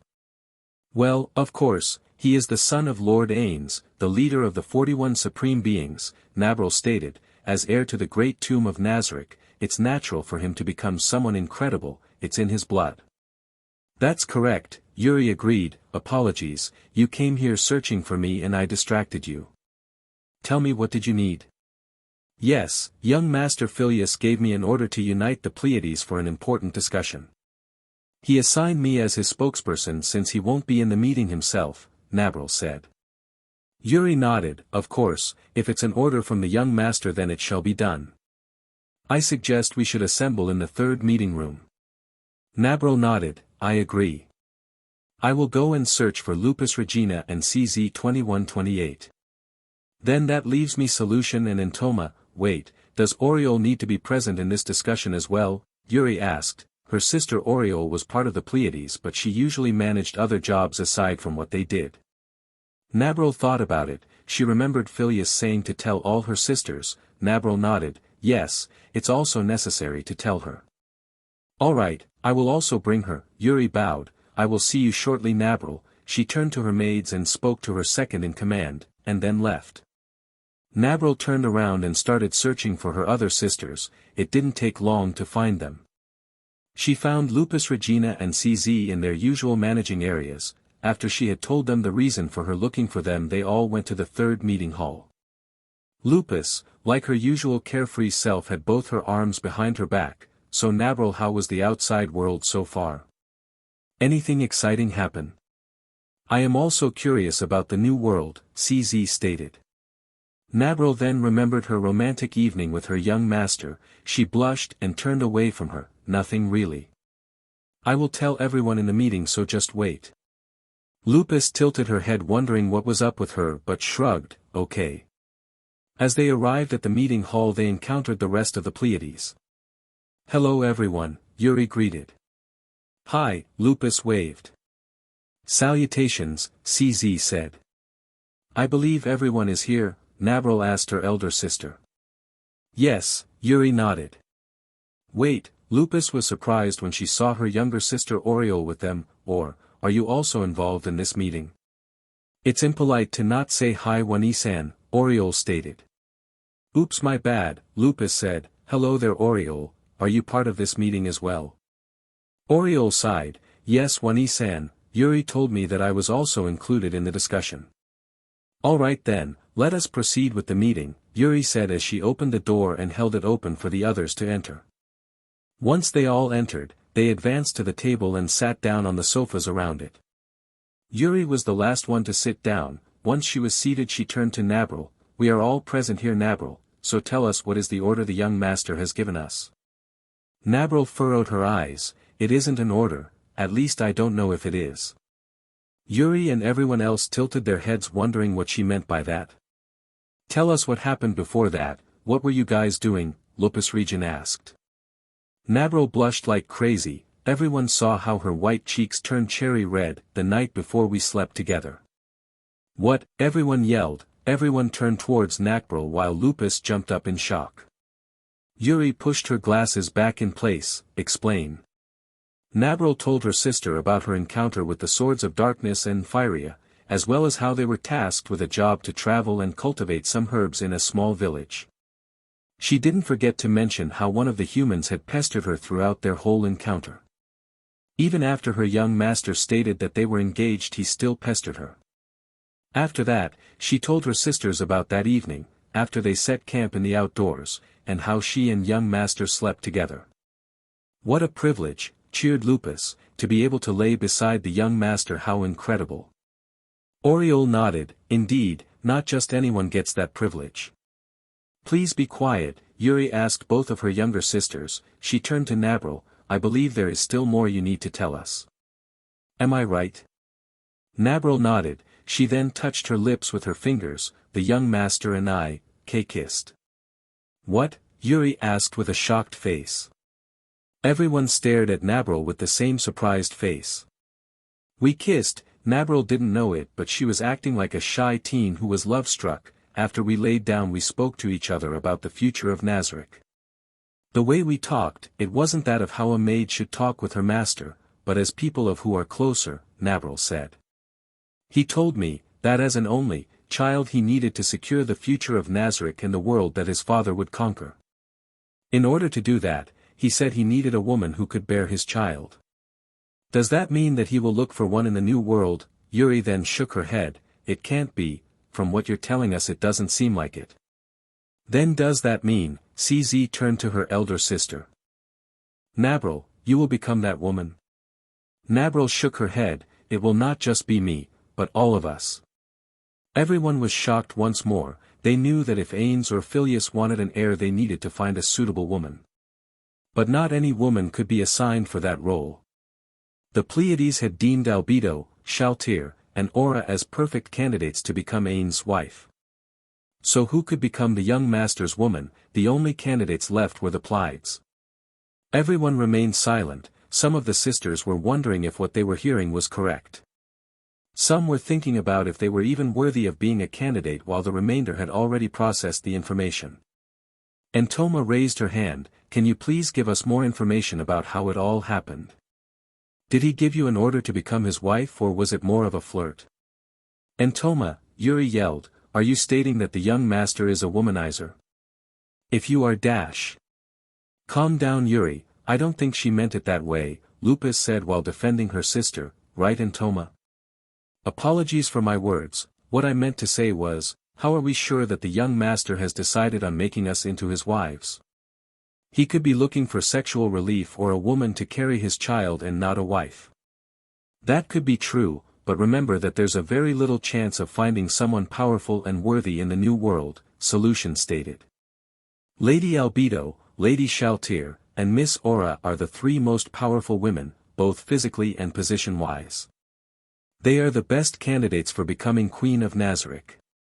Then there is the young master, who else is worthy of becoming his wife or woman, there's nobody but us.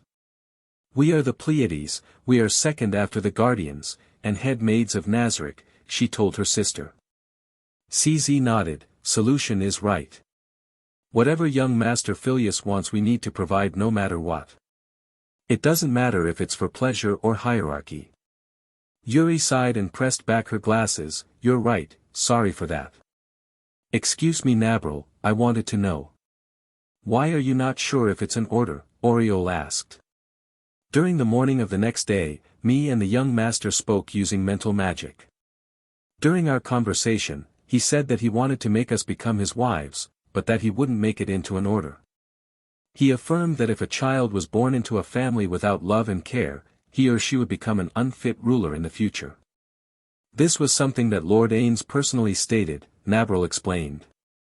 He told me that he wanted to have us fall in love with him and raise a family together with love and happiness. He didn't want it to be forceful or one-sided, she told her sisters. I see, that's why it can't be considered an order, Yuri said while thinking about something. Lupus looked at all her sisters, some of them seemed troubled while others were thinking hard on it. She placed both of her hands on her head, I don't see why it's so hard to understand this. The young master said that he wanted us to become his wife but he would be doing it his way, right? All we should do is be ourselves around him then, that's nothing hard to do. Everyone looked at Lupus in surprise, it seemed as if she making light of this information, but Solution realized she was right, I hate to say it, but Lupus is right. If young Master Phileas wants us to fall in love with him, he'll do it at his pace, all we have to do is be our normal selves. That sounds difficult, Antoma said. Indeed, but if that's how the young master wants it to be then all we can do is obey, Yuri stated. Wow, Oriole said as she sighed, me becoming the young master's woman, that's something I never saw coming. Solution nodded, true, this is a big deal. Alright everyone, now that we heard this important information we should return to our work and we shall also keep it between us. This news doesn't need to be spread among the other maids or servants to not cause a disturbance, Yuri ordered and everyone nodded agreeing with her. Everyone got up and bowed to Yuri then they all neatly started leaving the room.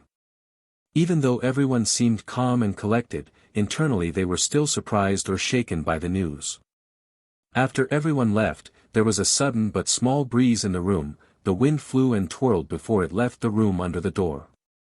The small gust of wind flew all the way down multiple hallways until it reached a certain room.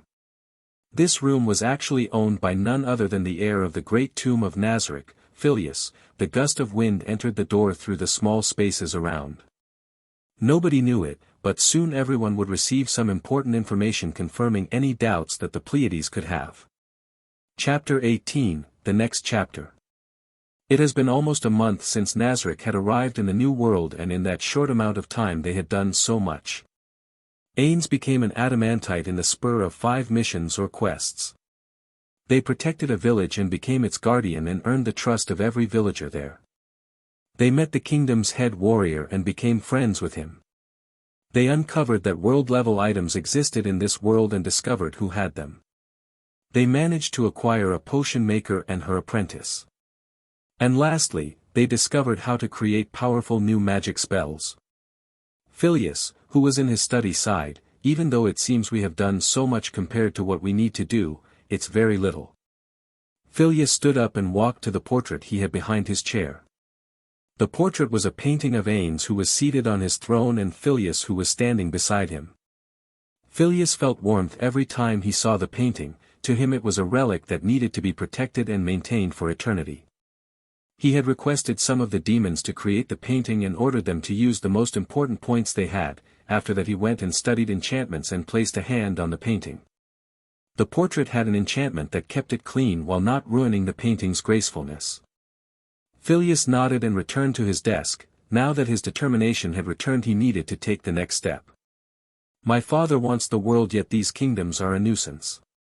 We need to conquer them, but we need to do it in a way that shows these humans that we can do anything. Phileas was wondering what would be a good way.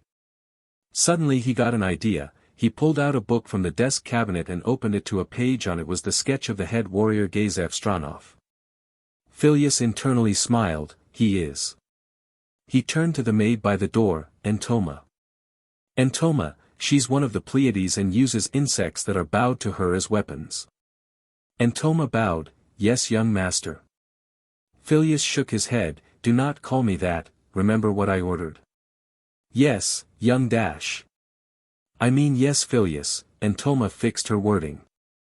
Phileas smiled. He stood up and walked toward her. Entoma became nervous seeing her young master in front of her like this. Phileas slowly raised his hand. This made Entoma close her eyes, wondering if she was going to be scolded for calling him wrongly.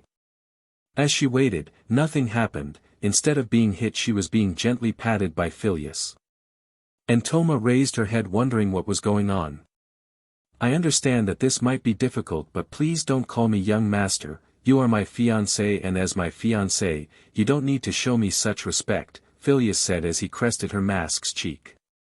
But Phileas-sama, she whispered, how can I not show respect to the future heir? That would be disgraceful. Phileas slowly grabbed her hands. Do not give me respect, instead give me love. They stayed standing there holding hands in their own small world. Finally, Entoma nodded. All right, I shall call you whatever you desire, Phileas. Thank you, Entoma. Phileas smiled and let her hands go. He coughed to return the air back to normal. Now I have another order for you. Yes, dear, what do you need? Entoma said as she followed him. He turned to the table to where the sketch of Gazef was. Please notify me when my father returns to Nazarick. Also, ask him if he will see him. Entoma bowed. It shall be done. Before Entoma left to await for Ainz, she called in another maid to attend Phileas in her stead. Once the next maid arrived, she left to follow Phileas's order. Phileas had returned to his desk. He looked at the sketch once more and smiled. He then put the book away and started formulating the plan he would show to his father. Sometime later. Where am I? I couldn't see a thing in front of me. Hello. As I placed my hands on the floor, I noticed that the ground was covered in water. Or at least I thought it was water. I stood up from the floor and tried looking around. I tried adjusting my eyes to the dark environment, but I couldn't see anything. Suddenly I heard a noise. It sounded like something was shifting the water. Hello. Anyone there? Gaziev. I turned around. I wasn't alone here. I swallowed my saliva. It's been a while since I felt like this. Just recently this feeling re-emerged. It was when I met him.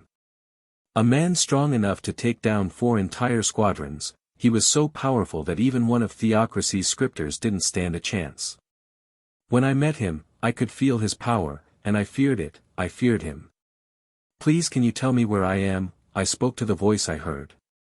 The water. The water. I quickly bent over and touched the water. I didn't feel anything besides the water around me. What am I supposed to look for? I then felt it. I stood still and left my hand in the water. I felt it. The water was flowing between and around my fingers. It seemed to be flowing forward. I need to follow the water. I quickly start sprinting through the water following the stream. I then saw it, a small speck of white light flowing in front of me. The speck slowly approached me. Hey there, I slowly lifted my hand for it to touch me. The light slowly landed on the top of my hand. After a few seconds, the light suddenly flew up and hovered by my face. It then flew forwards in the direction the water was going. Wait, after I called it, the speck stopped and came back. After another second it started moving back and forth from me to the darkness that was in front of me. "Do you want me to follow you?" When I said that, the light flew in circles as if it was happy. "Lead the way." The speck then started hovering away and I followed close by. As it flew in a straight direction, I could feel how the water slowly seemed to be rising. It was either that or I was walking in deeper. After taking a few more steps the water was finally around the height of my waist. What the hell, why am I following this thing? It could be tricking me. But if so, then why do all of this, just when I started having doubts about following the speck? Splash! I suddenly plummeted into the water. The area where I was stepping seemed to have run out, and I had basically fallen into deeper water.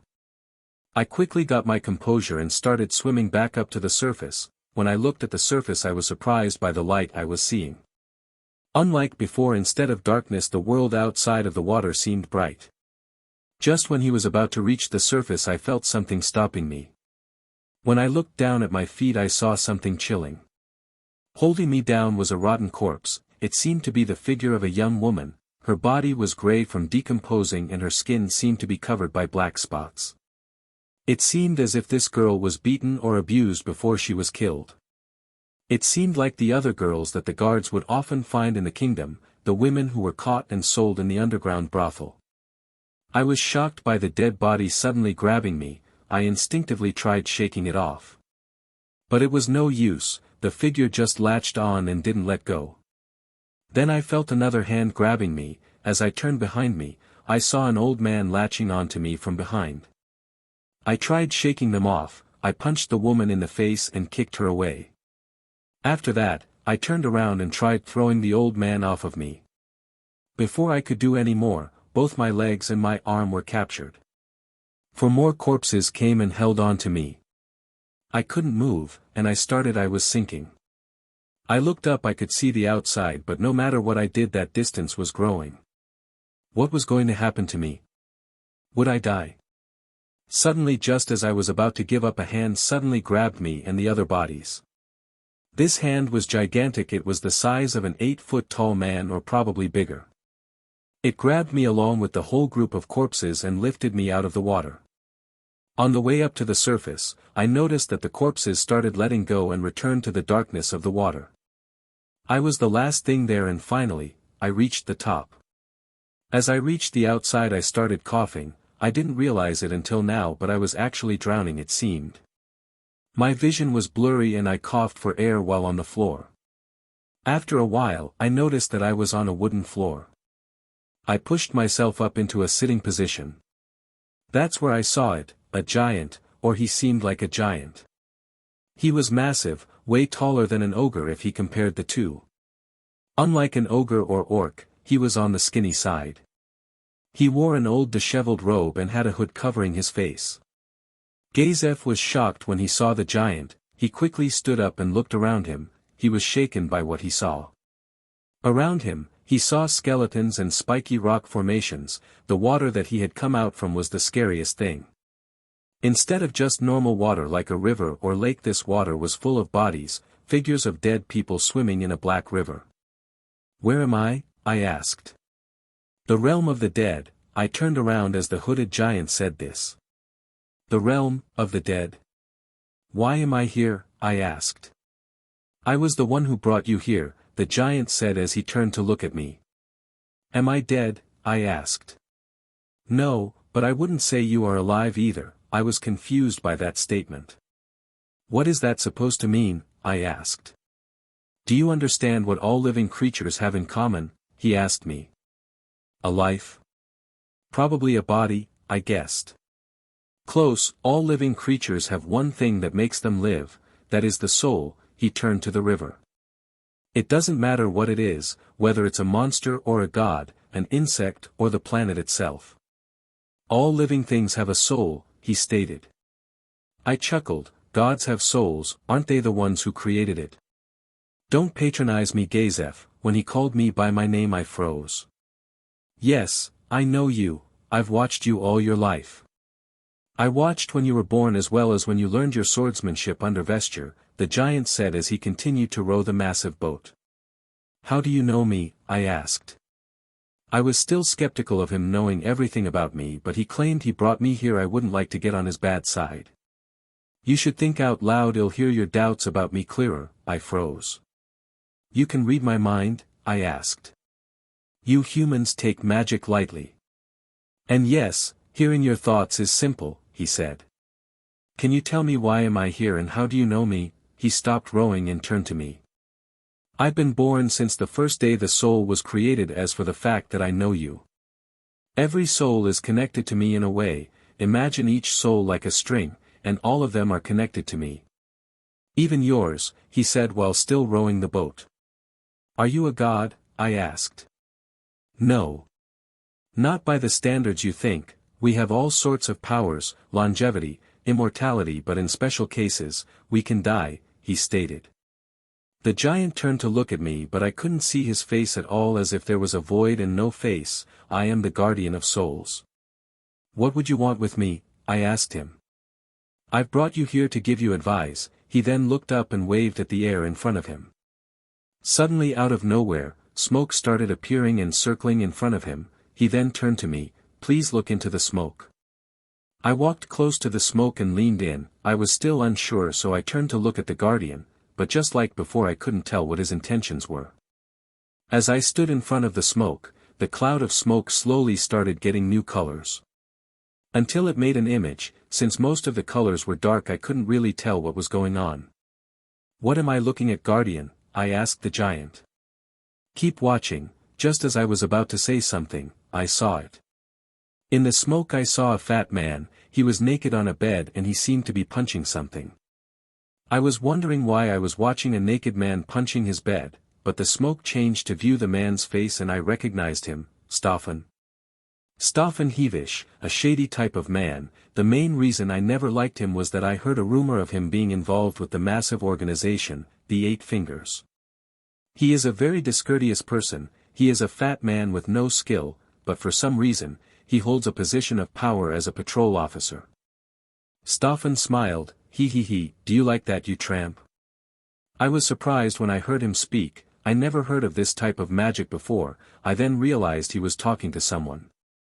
As if reading my mind, the smoke then turned to the thing he was talking to. When I saw it, I didn't realize it, but my expression grew hostile. In the bed was a blonde woman. All around her body she had bruises and blood. I clenched my fist. Stefan made a grotesque smile. What? Can't scream for me anymore, it was such a turn on. Third, POV. After Stefan said that, he continued to do things that Gazef would have preferred to forget. Gazef didn't know, but the Guardian was watching carefully, analyzing his expressions and movements. The Guardian then waved his hand in the fog once more and the smoke returned back to its dark gray color. Gazef wondered what the Guardian was doing. Before he could ask, the Guardian pointed once more at the smoke. Please keep watching, he said. When Gazef turned to the smoke, what the hell, what is this? Chapter 19, Know Your Enemies. What the hell is this? Gazef asked. When he saw the image in the smoke he clenched his teeth. He, what a pretty gal, you should have agreed when we ordered you to hang out with us, a man's voice said. The man was actually a knight that Gazef recognized. He worked for a noble that owned a territory on the east of the capital. The noble was a good man, or that's what he evaluated when they had met. What he saw was horrible. He saw the knight, and his friends, raping a woman in front of the noble and his sons. Please, no. More, the young woman begged in tears and bruises. What did the bitch say? I couldn't hear her, another knight said. Hurry up, one of the sons of the nobles yelled, I want to see another one. I want to see another peasant. Calm down my son, we have all the women in the territory and all the time in the world, the noble said. The Guardian of Souls waved his hand and the smoke disappeared. Gazef looked straight at the area where the cloud of smoke was. His calm and resolute expression was nowhere to be seen, it only showed hatred. Tell me, what did I just see? Gazef asked while looking down at the floor. The Guardian looked away and went, oh, row the boat, that is what is currently what happening in your kingdom. All you saw and I'll show you is the layer underneath the world you think you know. Gazef wondered what the Guardian meant about all he was about to show, but then he got a major headache. He fell on the floor and started screaming in pain. He could see it, all of it, all the suffering of the kingdom. Women and children getting raped or abused, people being killed, nobles abusing their power. He saw all the violence in the country. Gazef couldn't take it. This can't be real. He started shedding tears. It's impossible. Gazef covered his face and started crying softly. Humans are creatures with hearts, but unlike monsters, they can choose to become heartless, the Guardian said. Humans use money and influence as strength. Monsters use power to become their strength, but unlike humans, they never betray their own kind. Gazef lifted himself a bit to stare at the Guardian. What does that have to do with anything? Gazef asked. There is one solution. The Guardian's words caught Gazef's attention. Humans, if put on the river of time, they flow the same way forever, he said. What? Gazef was confused. What did that have to do with this? Tell me, child, what stops water better than anything? The Guardian asked. Gazef knew the answer, but he didn't respond. The Guardian turned to Gazef. Humanity needs a dam, one that can stop the water for eternity. Gazef then knew the Guardian meant, humanity during peace times turned to create chaos. But what if they had a person with power? Not like the king, he was a good man with noble intentions, but he was old.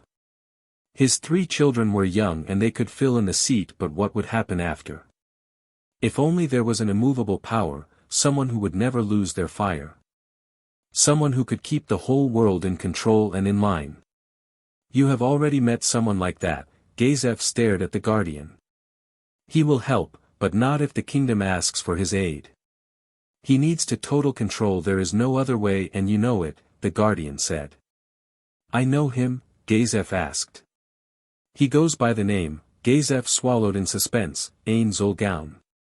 Gazef froze. Ainz, he was the person who could change the world. But he's human. Who told you that? Did you make that assumption? The Guardian asked. That's true. I never confirmed if he was human, I just made that assumption, Gazef thought to himself. He, just like me, is a deity. A power stronger than the 13 heroes, stronger than the demon gods themselves. He is the balance between life and death. He is the whip and the carrot, the Guardian said. What will it be? Will you save humanity and change it for the better? He asked Gazef, or will follow your oath to your king and watch the world as it burns beneath its own greed? Gazef stood there. He needed to choose. Would he follow his oath to the king, or would he make the change? The next day, Ainz sighed and placed the pile of papers down on his desk. Ainz was currently in his study along with Phileas. No one else was in the room besides him and his son. They had just gone over the progress of the plan. They had to conquer the capital. Father? Is everything all right? Phileas asked. Ainz waved his hand. Do not worry, Phileas. I am fine. If that's so, then allow me to proceed with the plan's progress and its endgame, Phileas asked. Ainz nodded. Proceed. 2 days ago I made a plan that would help us in conquering Riestais while keeping order and winning the people's trust, Phileas said. He then placed a map of the kingdom and the outer plains. We could always join forces with another kingdom and state that this land was actually ours, but then we would require a symbol, Phileas said. I see. Ainz liked this idea. If he needed a symbol he'd try to recruit Gazef, but if that didn't work then he needed another plan. But that would make the humans fear us. If we want their loyalty and all their resources, we need to win the people over and show them how benevolent you truly are. We can rule the people by fear, but we will obtain their trust if we use hope, Phileas stated. Ainz looked at his son, interested in this part. The previous explanation was a little vague, but it seems like this one would fill in the blanks. Humans are creatures who turn on their own by choice. Even the most honored person can succumb to fear and threats. They need a leader who will not be affected by age and betrayal but in order, Phileas stated. We launch a coup d'etat. Ainz looked at Phileas in surprise. We use a person on the inside. We show him how cruel their rulers really are, then convince him that we are the only chance humanity has to prosper. That person will secretly round up a militia and we will support them in the shadows. They will then usurp the throne and capture all the nobles. After that is done, they'll convince the citizens that a human can't become their king. A human with incredible power and honest intent will still die from the sands of time. And who is to say that the next will be the same? That is how they'll convince the citizens to trust us, Phileas said. And you chose him as the man on the inside, Ainz said as he lifted the picture of the man. Yes, Phileas nodded, he has already been contacted and the results will soon be shown. He will be our key to winning the hearts and trust of all the humans, Gazef Stranov. Ainz placed the picture on the desk. Internally he sighed, I don't like using people like this, but if this does work we literally don't need to do much. Let me ask, how would we handle the other nations? Wouldn't they oppose us conquering their neighbor? Ainz asked. They will, but I have another plan that will change that. We just need to wait for the right time, Phileas said. Ainz nodded, I will wait eagerly. Moving on to the next project, I wanted to house the subjugation of the lizard-men tribes, Phileas asked. I have planned to give this mission to Demiurge, but his skills are required elsewhere. I also believe it's ignorant to only rely on one or two people to handle tasks. Hear this lesson, Phileas, everyone has a purpose, everyone has a set of skills they are proficient in. You just need to know when to use them and how. Ainz wanted to show Phileas that everyone, no matter how strong or weak they were, could all be resourceful in certain times. Phileas held a hand under his chin and nodded, understanding this lesson. I understand, Father, Phileas said, thank you for your wise words, I will make sure to use them. Ainz nodded, he didn't know why but he enjoyed being around Phileas. Ainz didn't know when it happened but it seemed like he had already accepted that Phileas was his real son. And as a father, he wanted to make sure his son became a strong and intelligent person who could handle any kind of situation calmly. Well, is that everything that we have to go over regarding this? Ainz asked. Yes, Father, Phileas affirmed. All right, allow Albedo to enter, Ainz ordered to the maid who was outside his study. Since his son was in charge of the conquering of the Arestai's kingdom, he had ordered Phileas to make a plan that would need the least amount of deaths possible. He made up an excuse stating that it would be a test to see if Phileas was skilled enough as an heir. Of course, Phileas, believing it, took it upon himself to make the best plan he could.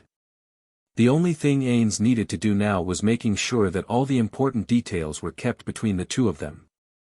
Since his son would analyze every possible detail and formulate the best plan, Ainz wouldn't need to do much and just give his own opinions about certain topics. He'd be able to keep his cover as an overlord while also being able to obtain what he wants. Albedo had entered the room. After she entered, the maid closed the door once more. Salutations, Lord Ainz, young Master Phileas, Albedo said as she bowed and kneeled. Greetings, Albedo, Phileas nodded. Welcome, Albedo. I expect you have some things to inform, Ainz asked. Albedo nodded and from her storage space she pulled out a folder with some papers. She held it carefully with both her hands and handed it to Ainz. Ainz was a little surprised by her actions, but he still accepted the folder. He placed it on the desk and opened it. After that, Phileas then went into his own space storage and pulled out that had a few items inside and placed it on the desk beside the folder. Ainz opened the folder and set it aside. After, he reached into the bag Phileas had brought and pulled out a scroll.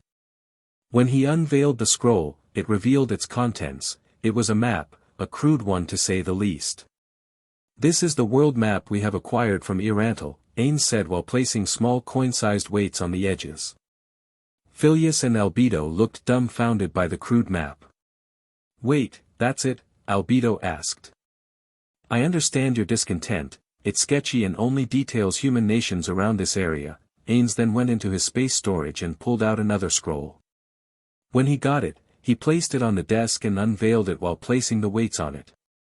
It was another map, but unlike the previous one, this map was bigger, almost a foot longer in both width and height.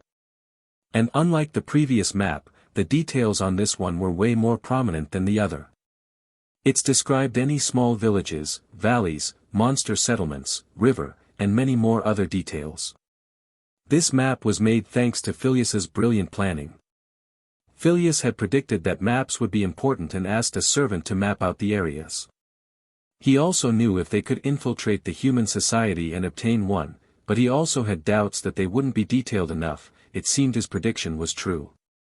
"This is the map we have made thanks to Son's quick thinking," Ainz said. "Thank you, Father." Phileas bowed, Ainz nodded and returned to the topic at hand. "Albedo, please make copies of this and distribute it to the other guardians," Ainz ordered. "It shall be done," Albedo said. "Before you do, I'll inform you with the key points." Ainz then pointed at a certain part where a tomb was. "This is the great tomb of Nazarick." He then moved his finger to an area where it was covered with trees, and the large forest to the north is the great forest of Tob. Ainz then remembered that they were making a fake dummy Nazarick in order to misguide any enemies that would try to locate them. Ainz turned to Albedo. "How is the dummy Nazarick progressing?" "Well, precisely on schedule," Albedo stated. "Aura has a good grasp on the situation. She has performed well up to the point when she received your gift, Lord," Albedo said. "Up to the point? Does that mean something has happened?" Ainz asked. "Nothing bad, my lord. Aura's progress has been even more proficient and she had to perform even better. It's to say that your gift has given her even more motivation and inspiration to work harder," Albedo stated. "I see. I should have guessed she'd take a liking to that watch," Ainz said while imaging the cute Aura being all cheerful hearing her creator's voice again. "It's adorable. And to be honest, I can't blame her," Albedo said. "Not only does she get to hear a voice of a supreme being, but it just so happens to belong to her birth mother. For a guardian, there could be no greater reward." Albedo then blushed a bit. "Other than being your servant, of course. Being here by your side is an honor none of us deserve." Why yes," Ainz said in a nervous tone.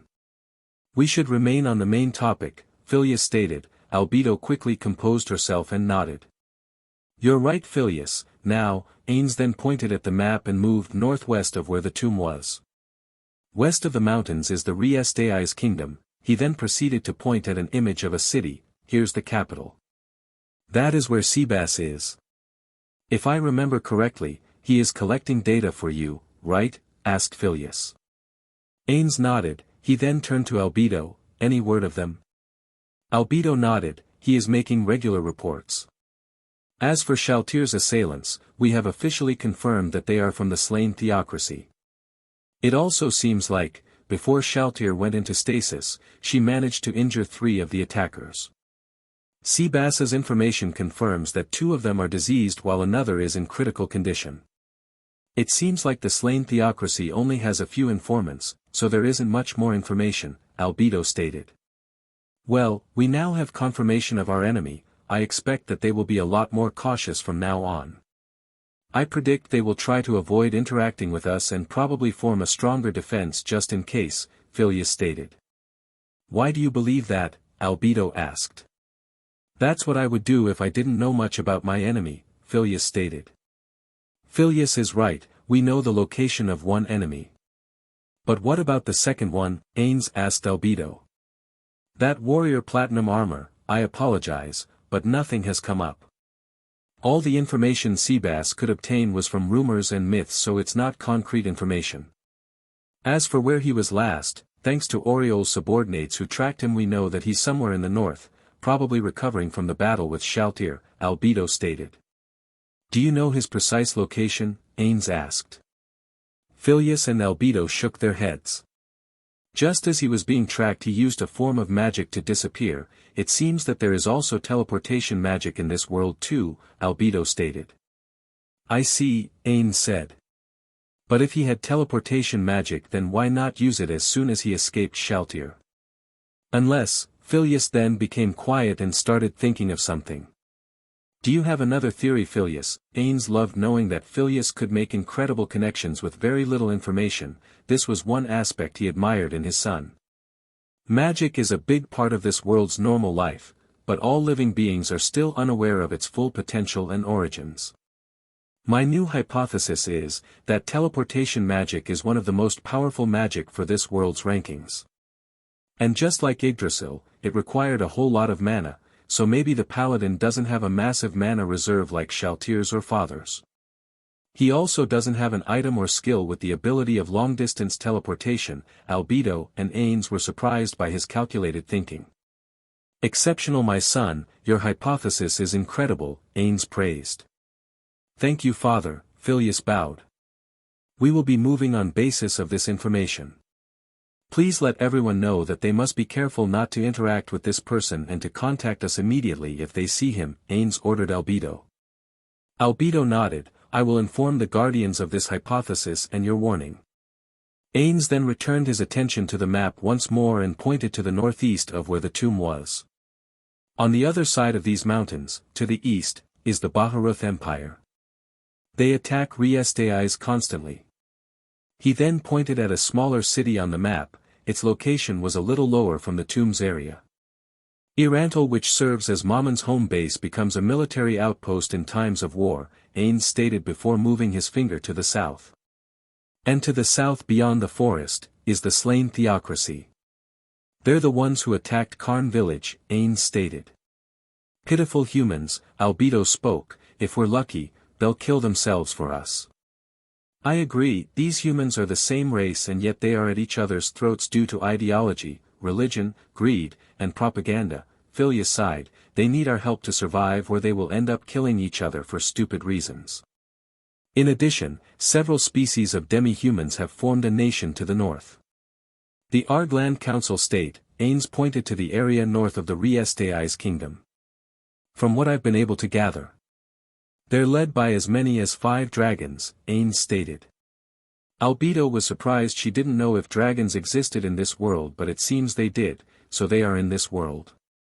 Ainz then pointed to an area southwest of the Riestais kingdom. The Holy Kingdom lies to the southeast of Riestais, and in the wilderness next to that, demi-humans of all kinds engage in dispute almost daily.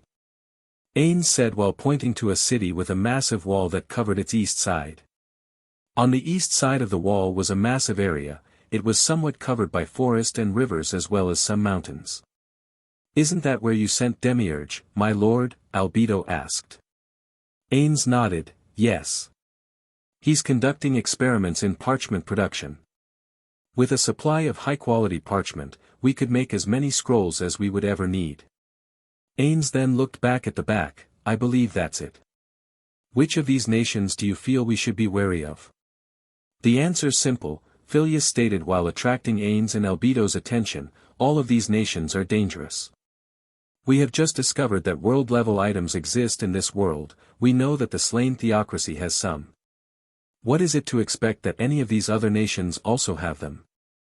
Until we can gather more concrete and reliable information, all these nations pose a threat. We should be wary, but also we shouldn't place too much fear in our movements or else progress will come much too slowly." Albedo nodded. "I agree with the young master, all these nations pose some sort of uncertain threat. But we should continue with our normal pace and plan for anything that can occur." Ainz nodded. He indeed was in a foreign world. But soon the world would fear him instead. Chapter 20, Hearts finally connect and preparing. Ainz then remembered something else he forgot to ask about. "Albedo, tell me how Shalltear is doing." Albedo returned to her normal professional stance. "There doesn't seem to be anything wrong with her physical recovery, but I'm afraid her psychological health is another matter entirely." Phileas then jumped in. "Shalltear has been seen almost every day after the incident on the 9th floor, to be exact inside the bar of the royal suite. It seems that she has been drowning herself in alcohol due to her resentment and guilt. The fact that she lost control and turned against you is only compounded by the fact that she tried to kill you. She's sick with guilt," Albedo stated. Ainz sighed. "She only lost control because I failed to anticipate the existence of world-level items here. It wasn't her fault, I've told her countless times by now. I guess this is something that could happen to someone who didn't even realize they hurt their loved ones," Ainz thought to himself. "I would hate to speak out of turn, but I'd like to suggest a means to cure her." Albedo spoke out. Both Phileas and Ainz turned to look at her. "Go ahead," Ainz confirmed her omission to speak. "The world turns on reward and penalty. If you were to punish Shalltear, my lord, her sense of guilt would fade, falter no, it would be a mercy. The same could be said as a reward since Lord Ainz states that it wasn't her fault. You could gift her with a reward and she might be able to recover. Phileas nodded to Albedo's statement. I agree with insight, father. Ainz moved his hand under his chin and seemed to think about it a bit. All right, I'll consider it. Please forgive me for overstepping my bounds, sir, Albedo said while bowing. You did no such thing, Ainz stated. Suggestions like that are precisely why you are Nazarick's guardian supervisor. I am pleased. Albedo blushed and held her cheeks in delight at receiving praise, as am I. Now then, I believe Cocytus wished to see me, Ainz asked. Yes, he's waiting in the throne room, Albedo stated with her professional expression. Shall we go, my lord? Yes, Ainz said while getting up. As soon as he stood up, Phileas came behind him and whispered something. Wait, what? Ainz was shocked by what Phileas whispered to him just now. Are you sure that's a good idea? Phileas nodded. Ainz sighed and nodded. I'll try it. Phileas turned to Albedo. My father and you shall go on ahead. I'll be attending to other matters so I won't be able to accompany you both. Oh, it's all right, young master. I'll make sure to escort Lord Ainz properly, the succubus stated. Phileas nodded. Soon both Albedo and Ainz left the study one after the other. Phileas carefully watched as Albedo followed his father outside of the study. After the doors to the room finally closed, a big grin grew internally. He waited a few minutes before he turned to the maid beside the door, Victoria. The maid bowed. What can I do for you, young master Phileas? Go to the cafeteria and tell the chefs to prepare a meal fit for a romantic evening. Tell him along with a few maids to bring the meals up to the 6th floor amphitheater in the VIP room. Also please relay a message to butler Eclair.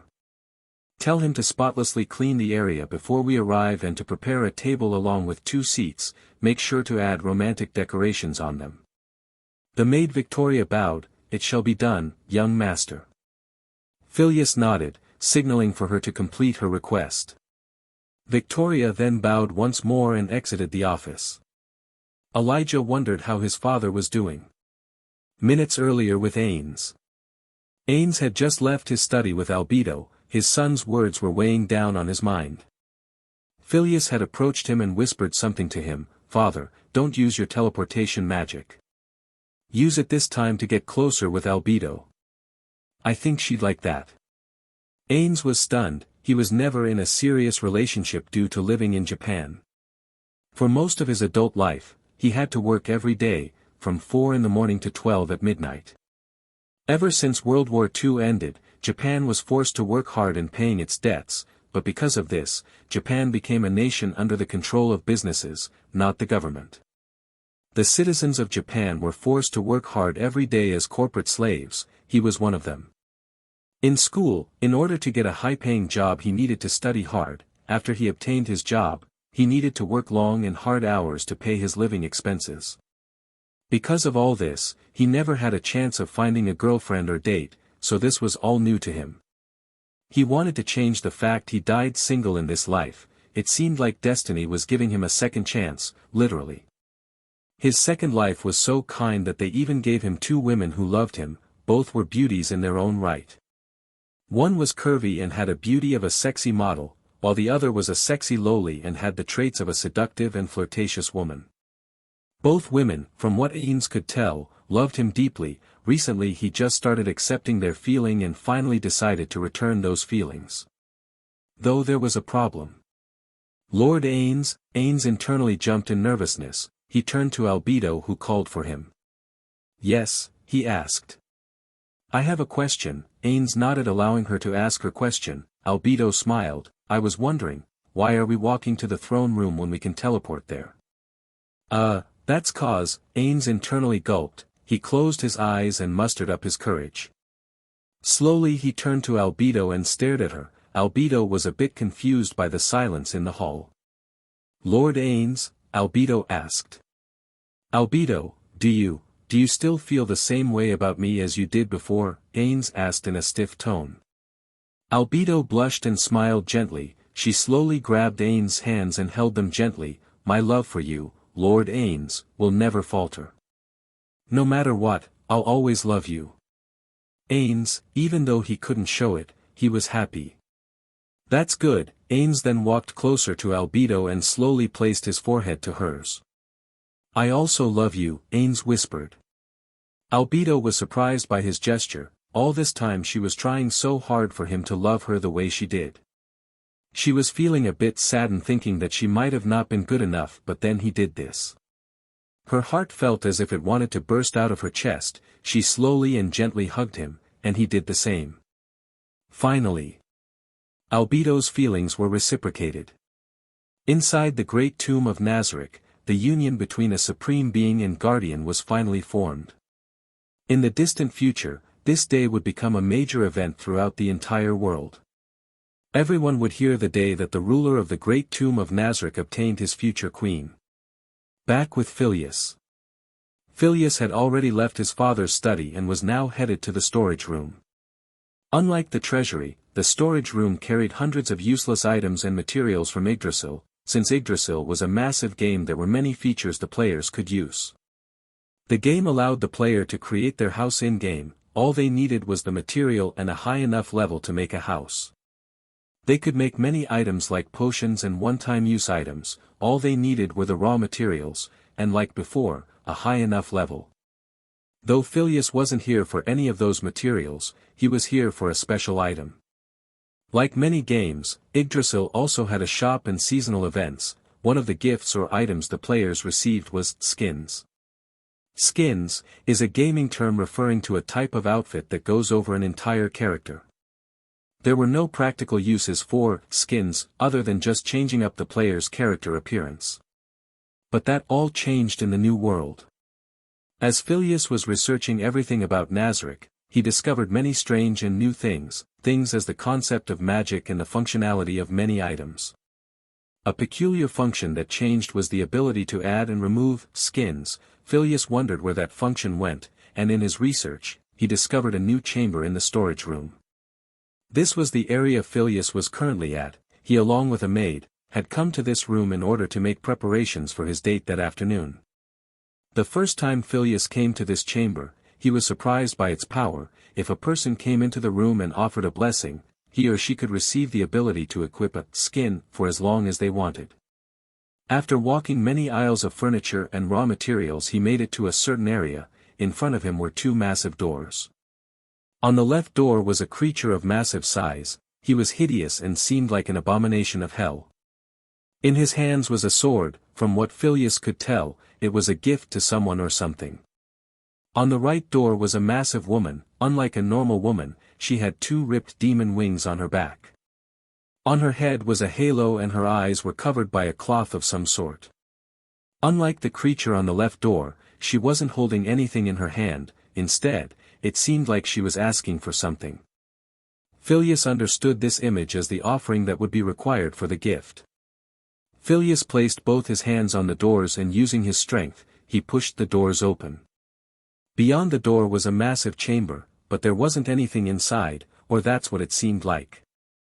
As Phileas took a step forward, a light started shining, but the light didn't come from the walls or the ceiling, nor did it come from a lantern mirror. The light appeared from beneath the water. The chamber resembled a luxury spa pool that the wealthy had. Thanks to the light, Phileas could see the statues that were on the walls. The right, the front, and the left walls all had statues on them. The statues resembled that of the Egyptian god Anubis. In front of Phileas was a pedestal with a massive bowl on it. Phileas knew what it was for. It was for the offering. Beyond the pedestal was a pool of red liquid. It seemed like someone dyed the pool with red dye, but in fact, it was blood. Phileas had used this chamber when he was tasked to join his father and Nabe to explore the human city. The appearance he had then was from equipping a skin that belonged to this chamber. His father had told him about how skins worked back on Idrasil. Skins were an item only the supreme beings could use, but when they were transported to this world that changed. "Young master, is it okay to be here?" the maid, Akari, asked. It was her first time ever coming to this chamber. She was surprised she never heard about it before, but yet Phileas seemed so calm about being here. Phileas opened slowly, removed his robe and exposed his cybernetic body. The robe he had on fell to the floor and he moved it to the side. Akari, please bring me the item. Yes, young master. Akari in her hands had a brown bag. As she entered the room she offered the bag to Phileas. Phileas took the bag and turned back to the pedestal, while Akari picked up the robe and started folding it. Phileas then opened the bag and carefully removed the contents it had. What he removed from the bag would seem disgusting to the beings of this world, but to him, it didn't mean anything. The object he removed was a human head. To be exact, it belonged to one of the members of Idrasil's adventuring group. Ainz killed them 3 days ago in the forest near Shalltear's and his battleground. Phileas gently placed the head inside of the bowl. As soon as he let the head go it instantly became sand. Phileas nodded. He walked around the pedestal and stood in front of the pool. He slowly started entering the pool. Step by step his body started being enveloped in the red water unit. Finally his head was submerged in the water. After a few minutes of being in the water, Akari saw the figure of Phileas starting to glow. Then the light dimmed down and everything remained quiet. Akari was wondering if Phileas was okay. She was a bit worried since he had been submerged in the water for about 4 minutes, then that light appeared. Akari slowly walked closer to the water, but before she could take her second step the water started rising.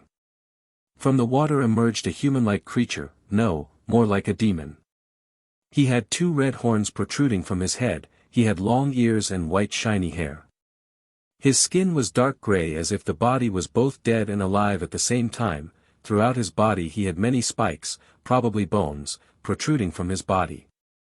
And his eyes were black while the irises were bright red like purgatory itself existed in them. Akari was shocked by the sudden events. This unknown man had appeared from where her master had just entered. Wait a minute, her master. She did a double take and looked at the demon.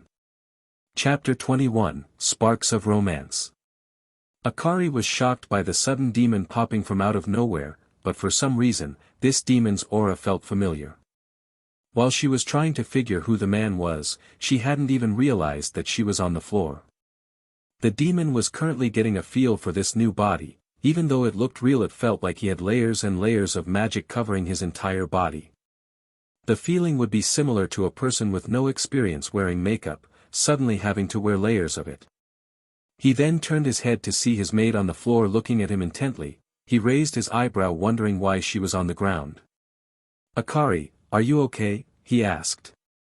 Akari immediately came back to reality. She was now sure of who he was. She identified the man by the sound of his voice. Young Master Phileas, is that you? She asked the demon. Phileas immediately understood what was going on. She must have been startled to see some random person walking out of the pool he had entered. Yes, it's me. What do you think of this body? Does it suit me? Phileas asked while turning his body and displaying it. Akari's eyes sparkled. Incredible. You look outstanding, young master. Phileas nodded. I agree. The Fountain of Skins is a powerful and useful tool for any covert in disguise missions. It's really convenient since it uses super tier magic to conceal a person's true appearance without hindering their abilities or magic. It's good since most creatures of this world seem to be only capable of using magic up to 6th tier, though there are some old documents that show creatures in the past using 8th tier. Those are considered more like folktales than facts. Akari quickly got up from the ground and dusted herself lightly. Luckily she hadn't dropped Phileas's robe. She made sure to hand him his robe. Phileas accepted the robe and started wearing it. Unnoticed, Akari was lightly checking Phileas out. He had a perfect body. Even though he was handsome before, this appearance gave him a different form of handsomeness. Phileas turned to her and she started blushing nervously, feeling like she was caught doing something naughty. Phileas smiled and chuckled. Come Akari, let's get me prepared for tonight's date. I have to look charming for my date. Akari nodded. As you wish, young master. Phileas turned to the side and spoke. Gate. Immediately a gate opened up and Phileas entered it. Behind him followed his maid Akari. The destination was Phileas's chambers, where he would change or wear something elegant to his date. After Akari passed the gate, it closed. She then immediately opened Phileas's wardrobe and displayed all the various outfits he owned. Akari, please look for some clothing that makes me look lavish and striking, Phileas ordered. Akari bowed. She then started inspecting the wardrobe. Akari's eyes then lit and she pulled out an outfit. She made sure to get a variety of outfits that would fit the evening. Akari placed all the outfits she chose on a clothing rack. She then introduced the clothes to Phileas one by one. The first outfit was a red robe with golden trims. It looked like a robe a king would wear for royal processions. No, too vibrant, Phileas stated. Akari nodded and returned the clothes back into the wardrobe before picking out the next outfit. The next piece of clothing was a complete white jacket and pants that came along with a white belt and scarf, basically an all-white getup. Phileas thought about it a bit and shook his head. I like it, though I feel that it's not fit for this occasion. Akari nodded, understood young master. After looking through the rest of the clothes and putting most of them away, Phileas found something perfect for this occasion. The outfit he was currently wearing was a black medieval steampunk coat with both shoulders having a golden embroidery designed to look like a Chinese dragon. Underneath the coat, he wore a black vest with a black shirt, as for his bottom where he wore some black trousers matching the coat. This fits perfectly, Phileas said while Akari was smoothing out any wrinkles the clothes made. You look splendid, young Master Phileas, Akari said with a nod. Phileas then stood by the full-sized mirror and started inspecting himself. Have the servants finished the preparations for my date? Akari nodded, yes, young master. They have prepared everything and are awaiting new orders. Tell them to be on standby. Have Frostscream prepare a show for us. Tell her to use the imprisoned humans. The max allowed is 5-inch, Phileas ordered. It will immediately be done, young master, Akari said with a bow. I will go now, Phileas stated before he used the ring of Ain's old gown to teleport out of the room leaving Akari alone. Phileas's destination was a certain room in the servants' quarters. When he teleported away he ended up 10 feet away from the room.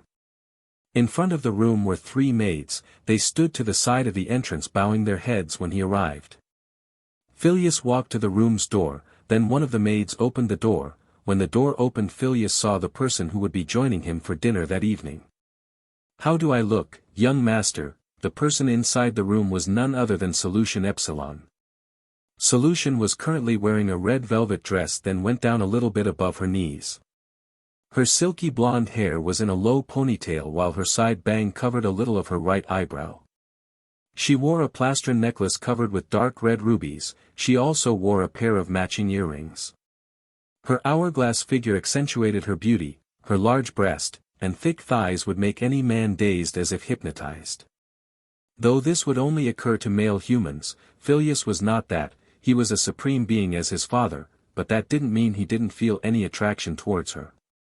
Phileas felt a warmth when he saw Solution. She was stunning. She had a unique beauty to her. She had a stern and powerful presence that made her imposing and beautiful. You look stunning, as my future wife should be, Phileas stated, making Solution blush.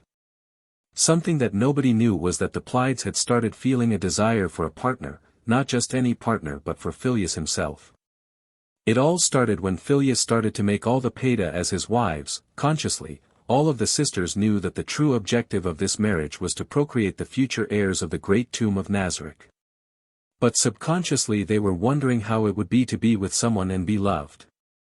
Like all creatures, the urge for procreation exists to a certain extent, while the mind of a conscious being determines it to be a combination of affection and lust. This caused the Pleiades to slowly start desiring affection, though they hadn't realized what this feeling was. Even if some had realized what these emotions were, they wouldn't blatantly state or ask for affection due to them being inferior to the supreme beings. Solution stood straight, but you could tell she was nervous by the way her hands were slightly shaking. She also had a slight blush on her face. I humbly accept your praise, young master, Solution said while bowing. Do not bow, Solution. Right now you aren't a servant, you are my date, Phileas stated. Solution didn't know how to respond. She just stood there and nodded, understood.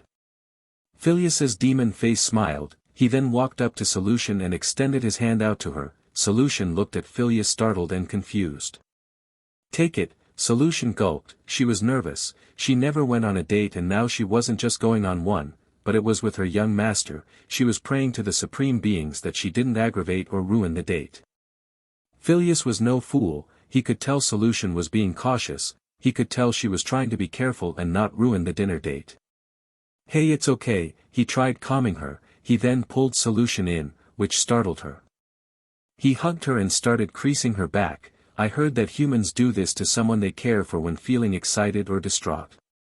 Solution didn't like hearing that humans taught Phileas something new, but she also knew that Phileas would learn new things the more he interacted with the humans. Nazarick was in no position to dilly-dally. Information was crucial. Everyone was putting their part, and even the Supreme Being and the young master were trying hard, so Solution understood that Phileas would learn new things.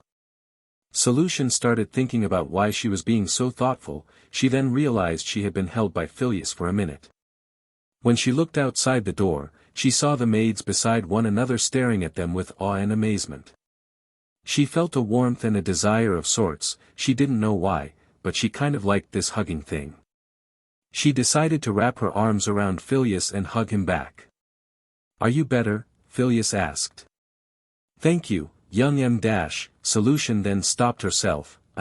Phileas. Phileas let her go and nodded at her correct answer. He then held her hand. "Come, let's go before the meal gets cold." Solution nodded, then Phileas opened a gate and they walked in together. After they left, the maids started chatting with one another about how dreamy the duo appeared while leaving the hall. The gate opened to their final destination. The couple walked out of the teleportation spell and were now in the 6th-floor amphitheater. To be exact, they were in the VIP booth. Solution was literally surprised when she saw the booth. The room was decorated exquisitely. The floor was covered by a marvelous red carpet with golden edges. The balustrade fence was decorated by a rope of black roses with gold leaves. Above the center of the room was a chandelier. It was a black chandelier with hanging lanterns. The lanterns were shaped like a skull and the fire within was a bright red flame. The next item was the dinner table. It was decorated magnificently, and the centerpiece was a skeleton with an arm holding a lantern. The tableware was all colored black with gold designs. All of the tableware, from the utensils to the cups, had the same design. Solution didn't know why, she subconsciously had started feeling something. She felt a small warmth in her heart. The only way to explain it would be to call it like a kindling fire. "I hope everything is to your liking," Elijah asked while being considerate. Solution turned to Phileas and bowed. "Young master.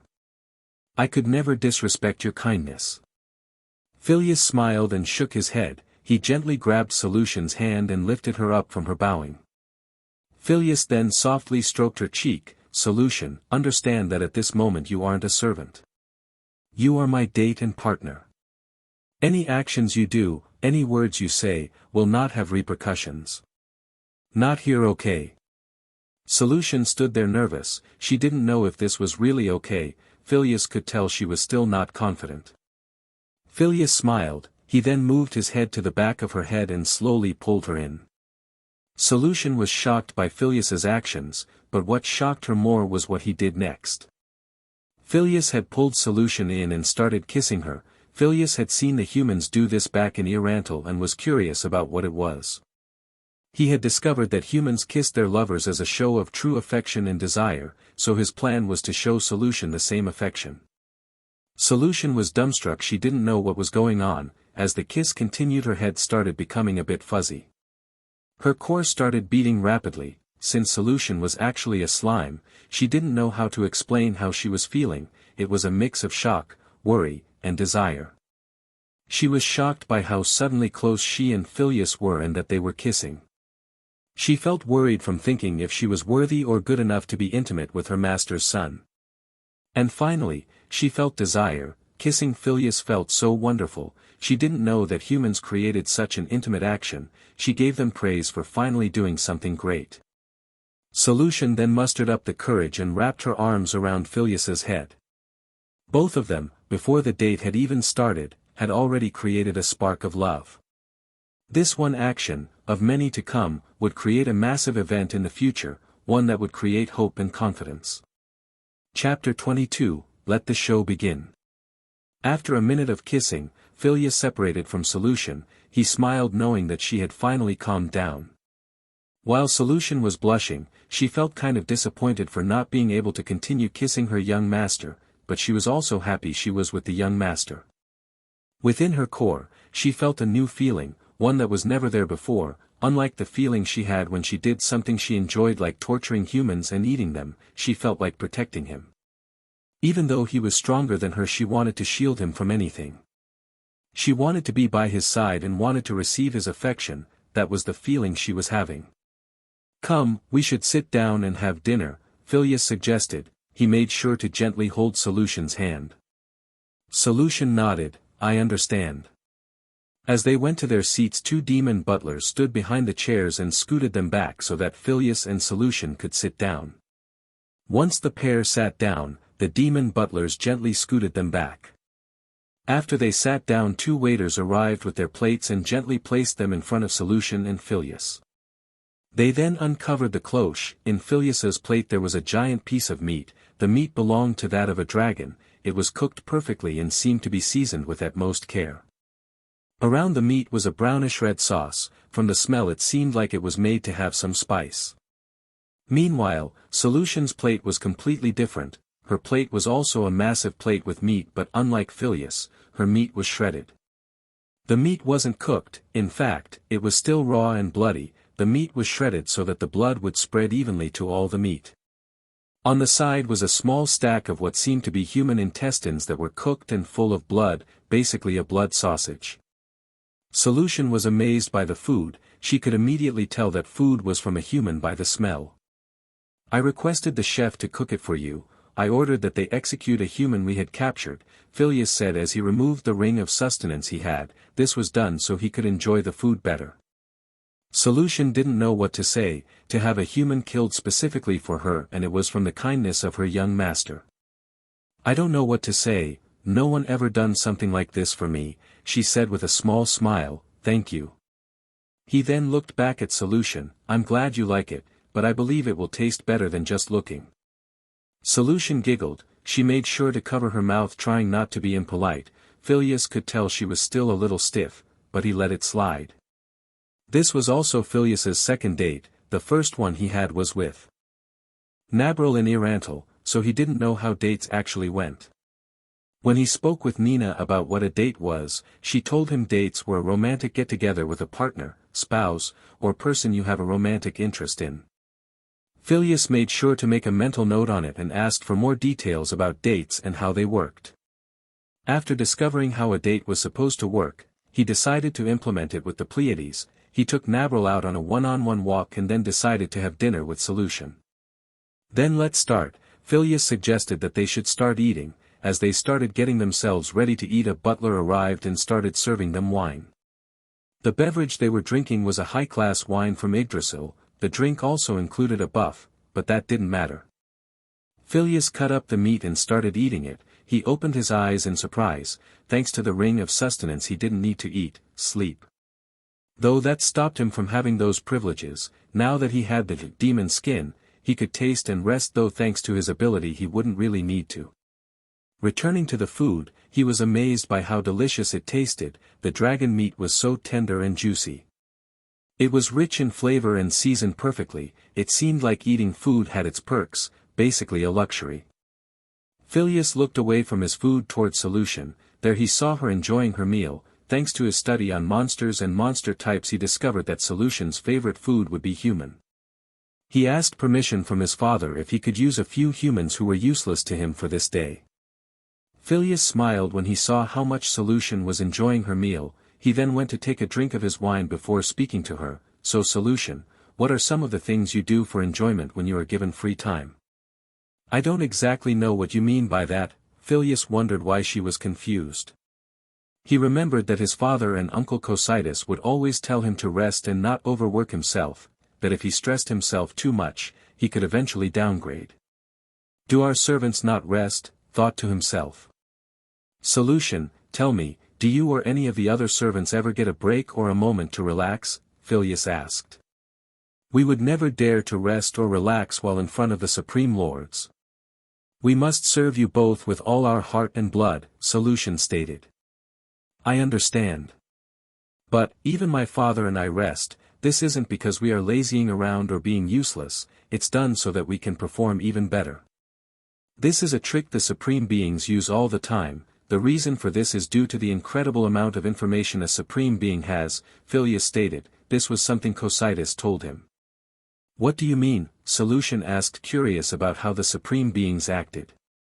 How do you think all the Supreme Beings always make the perfect decision? It's because they use all the information they have gained. They literally have the capability of predicting or even creating the future they want, Phileas said with amazement. Really? That's incredible, to have such power, to create the perfect future, sounds like an impossible feat, truly something only the Supreme Beings can achieve, Solution said with admiration in her voice. True, Phileas said while eating another bit of meat. I will take to my father to arrange a form of schedule so that the servants of Nazarick may be allowed to rest. Is it truly okay for you to do that for us? She asked him. Phileas extended his hand and held hers. It's okay, it shall be a gift to you and all the servants as gratitude for serving us full-heartedly. It's what we were made for in our greatest honor, young master, Solution stated with a small head bow, and thank you for caring about this servant. Phileas smiled and nodded. So tell me, Solution, what are your opinions about the new world? Solution pondered on the question a bit more before speaking. This world highly resembles that of Idrasil. The clues are all in the magic and items we've seen and recorded. But it also is mysterious. How so? Phileas was curious about her words. World-level items. Solution looked at Phileas. In the records, it stated that most world-level items have been owned by denizens of Idrasil. A small portion was owned by the Supreme Beings and the last portions were still lost or unowned. My question is, what happened to all the world items not owned by the Supreme Beings? If they were brought here, how many of them are still out there waiting to be claimed? Solution expressed her worries.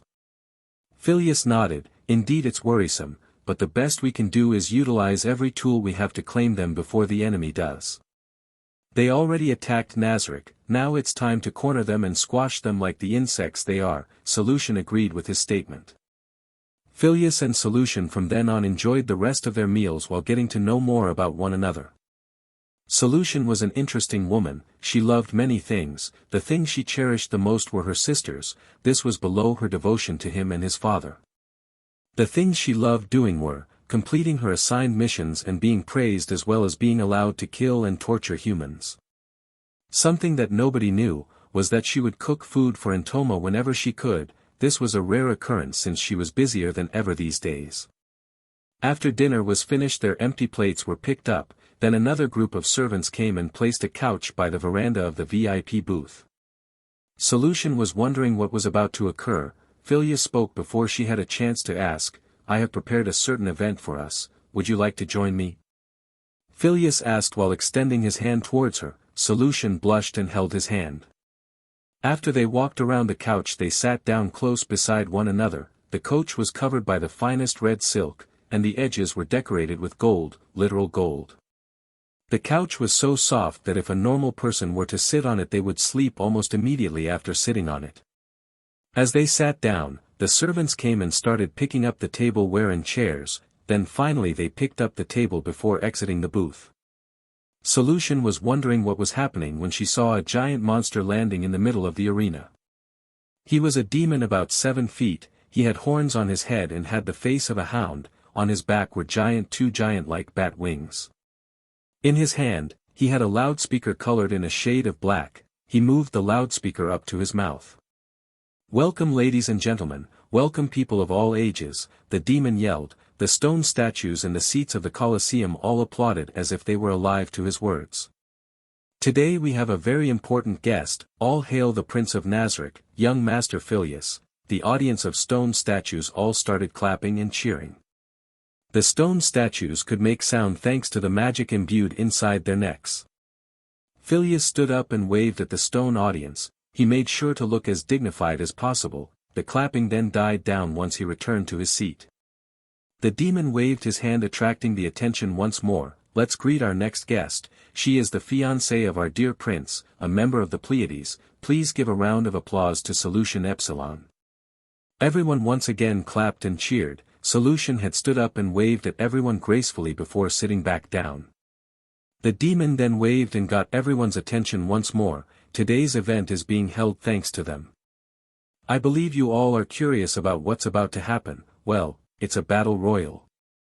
Everyone cheered ecstatically. Solution raised an eyebrow in surprise. She turned to Phileas and he smiled at her. This battle royale will be an interspecies battle between various creatures, a three-way battle between a creature of the New World, a beast from Nazarick, and a human. The audience started talking with one another as if really curious or excited. Are you excited? Phileas asked Solution. Solution nodded with a blush. Seems like the young master has investigated my tastes. Indeed, I do feel excited. I hoped so. I can't read minds, but I hoped you enjoyed it. To tell you the truth, I'm also excited to see this, Phileas said while gently holding Solution's hand. Solution started blushing once again. She didn't know why, but she enjoyed holding his hand. To her, it felt amazing. Phileas decided to do something orthodox. He chose to lean on Solution.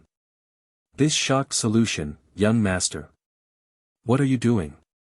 Just let me, that's an order. Phileas decided to act a bit spoiled. I can stop if you don't want to.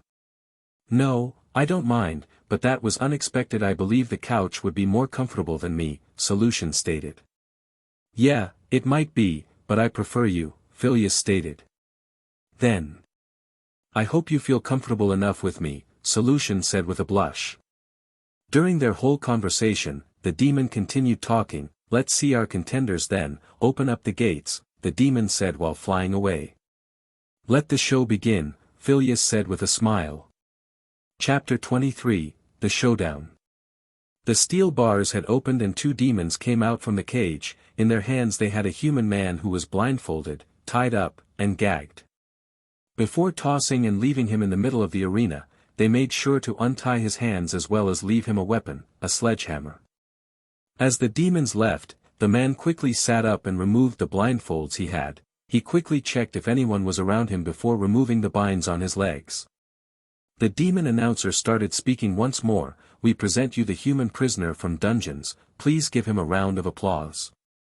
The clay dolls started clapping once again. Phileas and Solution clapped as well, excited to see the game finally start. What the hell is going on? Where am I? Yelled the man as he stood up. Now let's give a round of applause for Orthus. The Manticore, a gate on the other side of the arena, was lifted. Behind the gate slammed a giant creature. He had the head and body of a lion, and on top of his head he had two horns. His tail was a gigantic scorpion stinger and on his back was a pair of dragon wings. The Manticore saw the gate start opening. He ran under it and forcibly opened the gate. He then started swinging his tail and stabbed the ground before lifting himself and roaring. The man stood there in shock and fear. He had never seen a manticore, but he heard that they were high-level monsters so dangerous that orichalcum-ranked adventurers could barely beat them. Now let's introduce the third contestant, created from granite, given a soul thanks to the supreme beings, standing at 9 feet tall. Vorum the stone statue, the demon announced. The manticore and the human man turned to the gate south of them. There they saw a gate rising, and out stepped a giant statue of stone. The statue resembled one of those created in Greece. It was a man with delicate and well-carved facial features, but his body was carved to look built and muscular. He had Spartan armor equipped, and on his waist, he held a massive double-sided long sword. In his hands, he had a stone helmet that matched the Spartan armor, and on top of the helmet was a stone mohawk. The stone statue placed the helmet on the floor and kneeled down. He then placed both hands together for a prayer. Please, Almighty Supreme Beings, grant me your divine blessing for my victory. I shall offer my victory to you as an offering, and I shall spill the blood of these creatures to satisfy you. Vorum stood up from the ground and raised his helmet before placing it on, for the Supreme Beings. Phileas smirked. He then whispered a magic spell. Seeing as how the stone statue was big, it meant he was also slower, and since he didn't have muscle, his strength wasn't much. He casted a buff spell that would increase his target's speed, agility, and strength, but only for a small amount. What the hell, the human man whispered, this was a first for him. He had heard stories of certain tombs having a gargoyle or statue as a guard, but to see a giant statue appear and act like a living creature was shocking. The crowd cheered in excitement. Phileas and Solution were curious to see how the fight would end. Now, let the fight begin, the demon yelled, and a horn was blown in the background signaling for the battle to start. The human man quickly crawled to the sledgehammer and grasped it before walking backward away from the two creatures. Please, divine gods, save me from this nightmare. The manticore noticed the human man running away while Vorum the stone statue charged at him. By animal instinct, the manticore could tell the Vorum was a threat, but he also wanted to kill the mouse that was running. He ultimately decided to chase after the human. The man noticed the monster chasing him and started screaming, "Stay away," he yelled in desperation. As the manticore closed in, it decided to leap at the human and kill him instantly. That was until he was hit. Whack! The human man had covered his face trying to hide, but when he heard the sound of meat being hit he instinctively looked from where it came from. In front of him, he saw Vorum stomp kicking the manticore right in the face. The manticore was slammed to the ground with such force. "For a man, you a weakling," Vorum stated, "humans are so weak. Don't get in my way." The manticore then stood up and Vorum quickly readied himself for an attack. The manticore launched himself at Vorum, but he took 2 steps to the side and dodged. As he dodged he quickly and skillfully slashed his sword, cutting the manticore's wings cleanly off. The manticore roared in pain as it crashed against the floor once more. Vorum didn't miss this chance to kick the manticore as far away from him as he could. All the human male could do was watch in shock. He didn't believe what he was seeing, 2 monsters fighting one another so incredibly. The manticore growled as he stood up, but then it changed its attitude completely. It bulked its chest up and howled. As it howled, its body started being surrounded by purple light. The wings that had been cut completely changed, they became spikes, and all around his back protruded more spikes. Just like a cat, it hissed and curled its back. The spikes on his back then launched themselves and shot forward like a gun. Vorum reacted quickly and tried slashing all of the spikes he could, though he wasn't good enough to block all of them. As 4 spikes hit his body, surface cracks started appearing where they had hit, one on his shoulder, one in the abdomen, and the last in the leg. Damn it! That attack is dangerous. Vorum quickly analyzed his situation. Thankfully it seems he won't be able to do anything like that soon. The manticore looked fatigued. Physically it seemed he lost a bit of mass. Vorum noticed the manticore charge in with its tail up in the air ready to stab him. He was in trouble. He wouldn't be able to dodge. The manticore tried stabbing at him, but luckily he threw himself back, avoiding the first strike. Vorum was still on the ground. His leg was unusable, so he had limited movement. The manticore tried stabbing him once more. Crap! I won't be able to avoid it. Vorum closed his eyes expecting to be hit, when suddenly, clash! In front of Vorum was the human man. He was defending Vorum using the side of the hammer. The manticore's stinger was halfway jabbed inside the sledgehammer. The manticore swung its tail back, causing the man, who was holding the hammer, to be launched in the air. As the man crashed to the ground, the manticore changed its direction towards him. Vorum saw this opportunity and decided to grasp it. The human male was stunned and landed horribly, causing him a concussion. In his daze he saw the manticore approaching him. The manticore was annoyed that its prey kept distracting him, so it decided to kill the weakest one. Just as it launched itself, Vorum stepped in, and while the beast was in the air, he swung his sword, slashing the manticore's underbelly. Blood sprayed from the opening, and due to the momentum the beast had as he was falling, the sword continued ripping through his skin, and all the intestines lost their protective barrier. The manticore slammed against the floor and all its intestines flew out, splattering themselves all over the floor. Vorum's white stone color was almost completely gone, covered by the blood. It looked like someone had splattered paint all over him. Vorum towered over the human man. He just stared at him. "Why did you help me?" "I don't know," the man responded. Vorum shook his head and extended his hand. "You're an idiot." The man smiled, and grabbed his hand. "Thanks." Vorum pulled the man up. "This is an arena. You were brought here to fight. I just couldn't let you die after helping me, the man said with a smile. He then coughed, and blood started coming out of his mouth. He looked down at his chest and saw a sword right through him. He blinked a bit and looked back at Vorum. As I said, Vorum grabbed the back of the man's head and whispered to his ear, "You're an idiot." He then shoved the human off of his sword.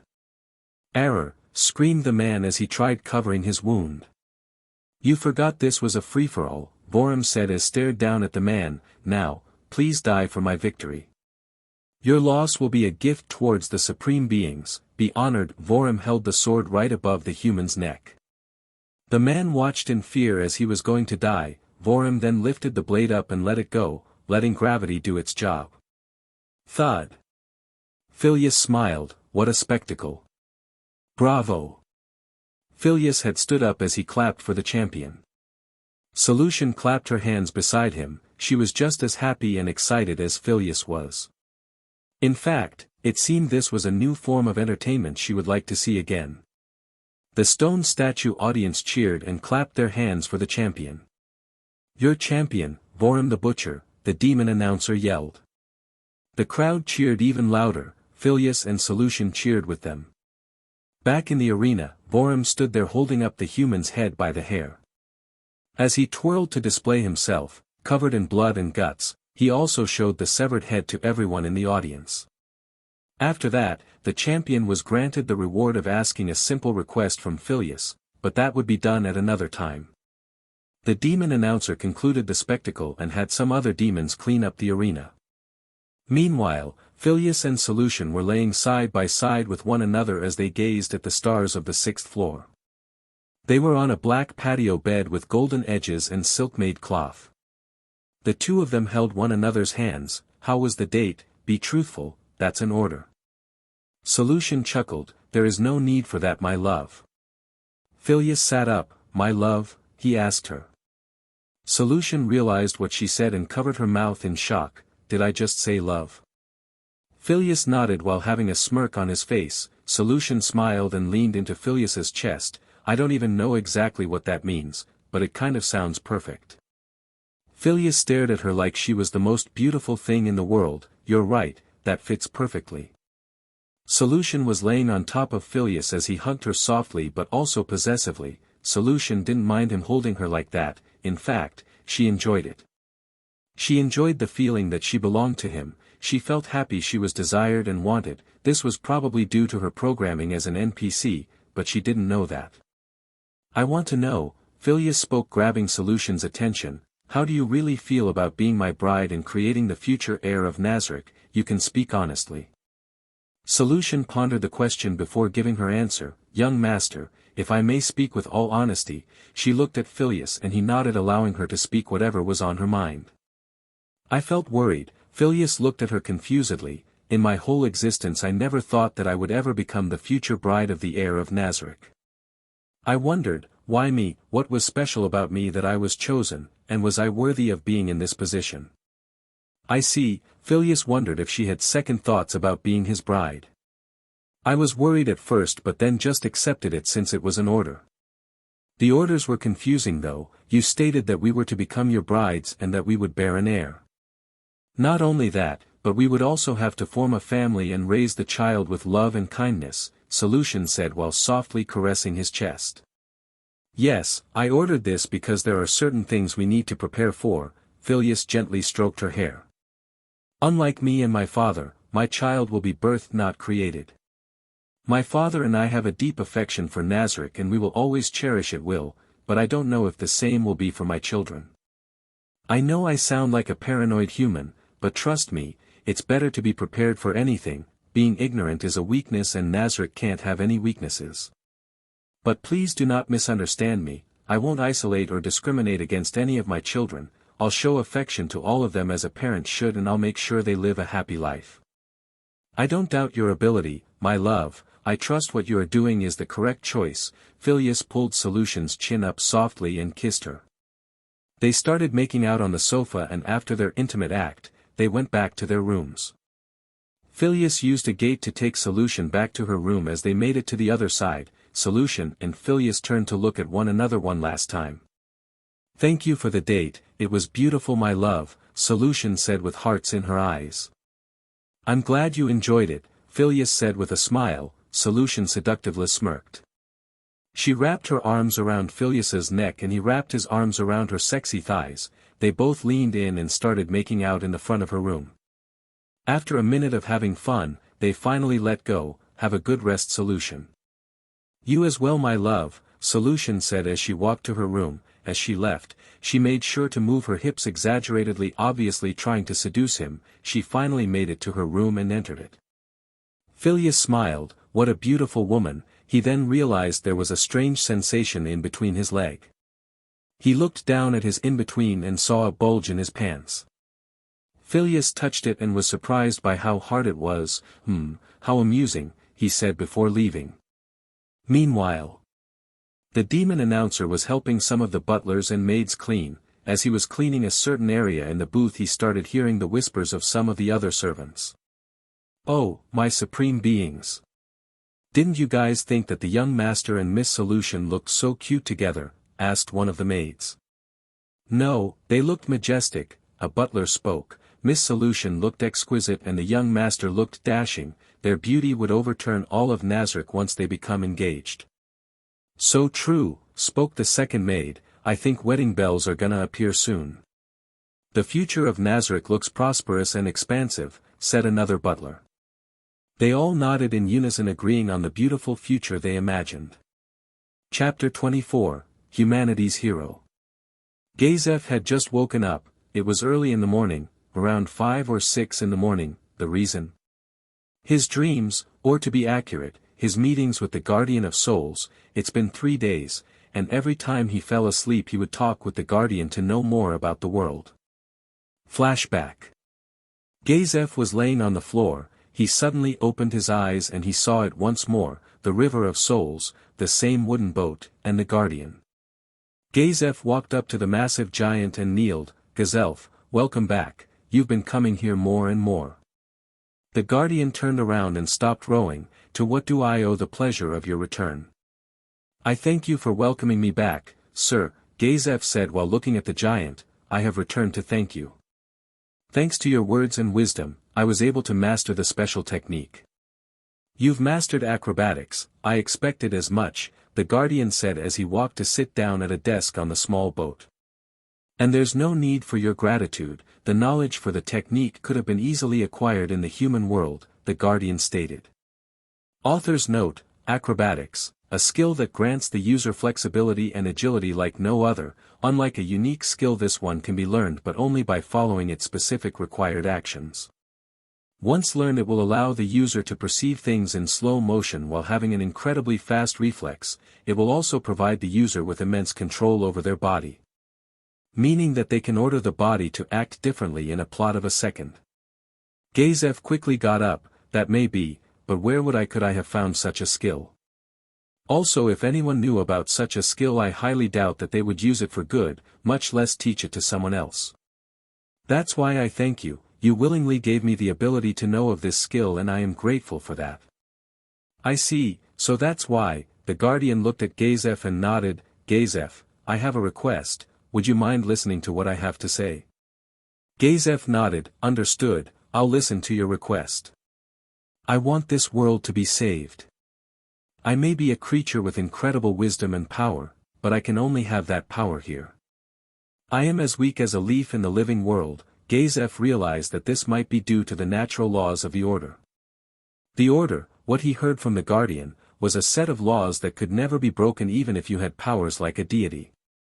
One law stated that certain creatures weren't allowed to interact with one another. An example would be the gods, that the humans who worshipped them weren't allowed to interact with them unless it was for a certain spell buff or a special skill on the day of birth. I want you to help Ainz become his subordinate and save the continent. Gazef stood there stiff. The Guardian had just asked him one of the most difficult. The Guardian turned his head. Even though he had no face, Gazef could tell he was looking at him. I understand. You've pledged your loyalty to the king. Gazef nodded. Yes, I swore my loyalty to him. He gave me so much and I am deeply grateful for all those opportunities. I can tell your words are truthful. The Guardian then turned to look at the riverside. but your loyalty won't be enough. Gazef wondered what he was referring to. King Ramposa is a good king, but he's beyond his time. Your nation is corrupt to the core, the nobles, the soldiers, merchants, they are all being controlled by the 8 fingers. Gazef swallowed his saliva. He heard many rumors about the 8 fingers, how they kidnapped women and children to sell to disgusting nobles. How they developed addictive drugs that would kill a person slowly and how they would sell it to the enemy nations. You swore your loyalty to the king, but does that mean you'll allow his kingdom to fall just to save him? The guardian pointed at him. What would he desire? Would he die to save his nation, or would he rather survive to watch it all crumble away? The road you're following will cause the events of the former, then what would be the point of having your loyalty if everything he had was lost? Gazef then realized that what the guardian was saying was true. All he ever did was nod and agree when they told him to. He would never try to implement his opinion or suggest something to his king. He would see the horrors of the world and remain silent. He was basically standing there letting the crime happen. You finally understand, just watching and not doing anything doesn't mean your sins are any lesser than the one who commits the act. The guardian manifested a journal from out of thin air. He opened the journal and manifested a quiver with ink. He started writing something on the inside of the journal. If you truly want to show your loyalty to your king, if you truly want to help, take this. Remember, there are 2 paths, one, where the nation prospers and King Pamposa lives happily until he dies. And the second, where Riesteiz is lost, your king dies from his loss and the death of Gazef Stranov. Gazef stared full of shock at the guardian. He would die. And Riesteiz would be destroyed. The guardian snapped his fingers and suddenly an astral projection of a rope appeared around Gazef's neck. Gazef stared in shock at the rope. You have 2 paths, 2 choices. Will you finally act? The guardian asked while holding the massive journal above Gazef.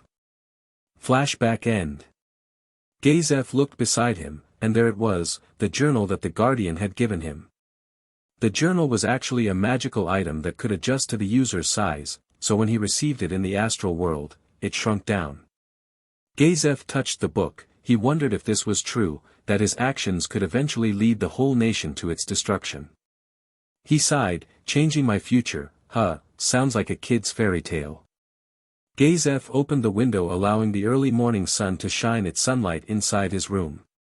He went to the bed once more and opened the journal. There he saw a drawing of an armor set. The drawing was truly made by a master artist. The drawing was very detailed and it made the picture look very realistic. He turned to read the second page, the armor of the anti-hero, Saryuja. It was beautiful full-body armor. It had complete chainmail and cape. The headgear was a full-face covering helmet and it had 2 axes as weapons. Gazef turned the page and he got the description of the armor's weapons, Bosultra, the axe of tremors. He looked at the corner and saw a few written words, a gift. In order to face the evils of the world, you'll need a weapon and armor just as strong. Please find them as soon as possible. The note continued, this is a chant, it will take you to where these items are located. Please prepare before going. There will be monsters in this location. I see. He knew today I had free time. Gazef stood up and walked to equip his armor and clothes. He made sure to prepare some traveling food and water as well as some potions and medical herbs. Once he was ready, he picked up the journal and breathed in deeply. Once he exhaled, he was ready. Ergo Virtus in Spatio Inflectant Guardianum, teleportation. Instantly a massive beam of white light enveloped him and his body seemed to disappear like sand. The light started shrinking and the room was empty as if no one was ever there in the first place. Meanwhile, Phileas removed his hand from the staff of Ainz Gown. He was in utter surprise. The staff was incredible. How did it go, my son? Ainz asked. Ainz, Phileas, and Albedo were all in the room together. This room was the same room where the mirror of remote viewing was located in. Ainz and Phileas were in this room to continue with their plan of recruiting the kingdom's head knight. Phileas's plan, he would find Gazef's home using the mirror of remote viewing, then using his combination magic and the staff of Ainz Gown he'd trick his mind while he was asleep. He'd amplify his magic with the staff and then used illusion and psychological magic to create a mental space in his mind. He also made an avatar protection himself, the Guardian. He'd use that illusion to slowly convince Gazef to aid them. In turn, he'd believe he'd be able to save the king, the kingdom, and every one of its citizens. In order to make Gazef believe that the Guardian was a protector, he'd hand him real evidence of crooked nobles and merchants. He'd also give Gazef the opportunity to take down some of those groups, small pieces of evidence as well as some info of where he could get back up from Nazarick. Phileas chuckled and turned to his father. Everything is going according to plan. Phileas walked towards his father and kneeled while handing the staff. Mr. Gazef has taken the bait, he will follow through with the plan. There are 3 ways he will take, and a 4th is a probability. 1. He decided to meet our contact, the backup servants we have in Riestais. 2. He decided to go for the armor and weapons, at the waterfalls Mare created. And the 3rd, he starts investigating the clues and evidence of the hitting spots we marked and later tries to apprehend the criminals. Lastly, and the most unlikely, he would tell this information to his king and probably jeopardize everything. That's a 75% chance of failure. How are we sure that your mission won't fail? Ainz thought that he sounded so cool and smart as he said that. It's actually a 10% chance, and I also have some shadows watching over him. By him, I mean King Ramposa, Phileas stated. Ainz started pondering something. Behind him, Albedo started massaging his shoulders. She made sure not to make any sudden or heavy movements in order to not distract her beloved. Ainz noticed Albedo trying to comfort him. He decided to hold her hand. Albedo started blushing, her cheeks became flushed red. Oh my God. I wish Shalltear could see this, she'd die of jealousy. Ainz nodded. Perfect, I commend you Phileas, your plan seems flawless. I'm proud, my son. Phileas felt incredible, his father was complimenting him, this was a great day for him. Albedo was also feeling happy, she loved watching Ainz being proud and majestic, but watching him being a kind father moved her. Her motherly side started thinking about how he would act with their future children. Father? Phileas asked. Yes. Ainz asked while signaling Albedo to stop her actions. How is the subjugation of the Lizardman tribes? Does Cocytus have everything under control? Phileas asked, he wanted to know the status of his uncle's mission. I see, you are wondering how his mission is going. Ainz pondered if he should tell him everything, but he also knew that Phileas and Cocytus were close due to their training sessions. Ainz thought about a bit more and finally decided to tell him about the test he gave Cocytus. It's not a regular mission, his objective is to subjugate the Lizardmen, but it's also a test. A test? Phileas asked. Yes, it's a test to see how he will accomplish his goal. This test will determine whether he will be smart enough to use all the resources he has so he can beat the Lizardmen. Or will he follow my orders blindly? I also want to know if he could learn anything from this battle, Ainz stated. I see, Phileas nodded, this mission is actually a test to determine whether Cocytus will learn new tactics and if he will be cautious with his actions. Phileas quickly connected the dots and abbreviated it. So that would mean that I shouldn't speak with him until the mission is done, am I right? Phileas asked. You may speak with him, but please let him complete the mission on his own. I know you are very smart, but I want to see if he will be able to figure this out on his own, Ainz stated. Phileas nodded understanding and obey his father's request. Understood, then if you both will excuse me, I will take my leave. Understood, you may leave Phileas. After Ainz said that, Phileas bowed and exited the room. So what is next, Albedo? Ainz asked. Nothing, my lord, all your activities have finished, Albedo said while standing to the side like a perfect secretary. I see, no, actually we do have something we must do, Ainz stated with a serious tone. What will that be? Albedo asked, she tried remembering if she missed something that day.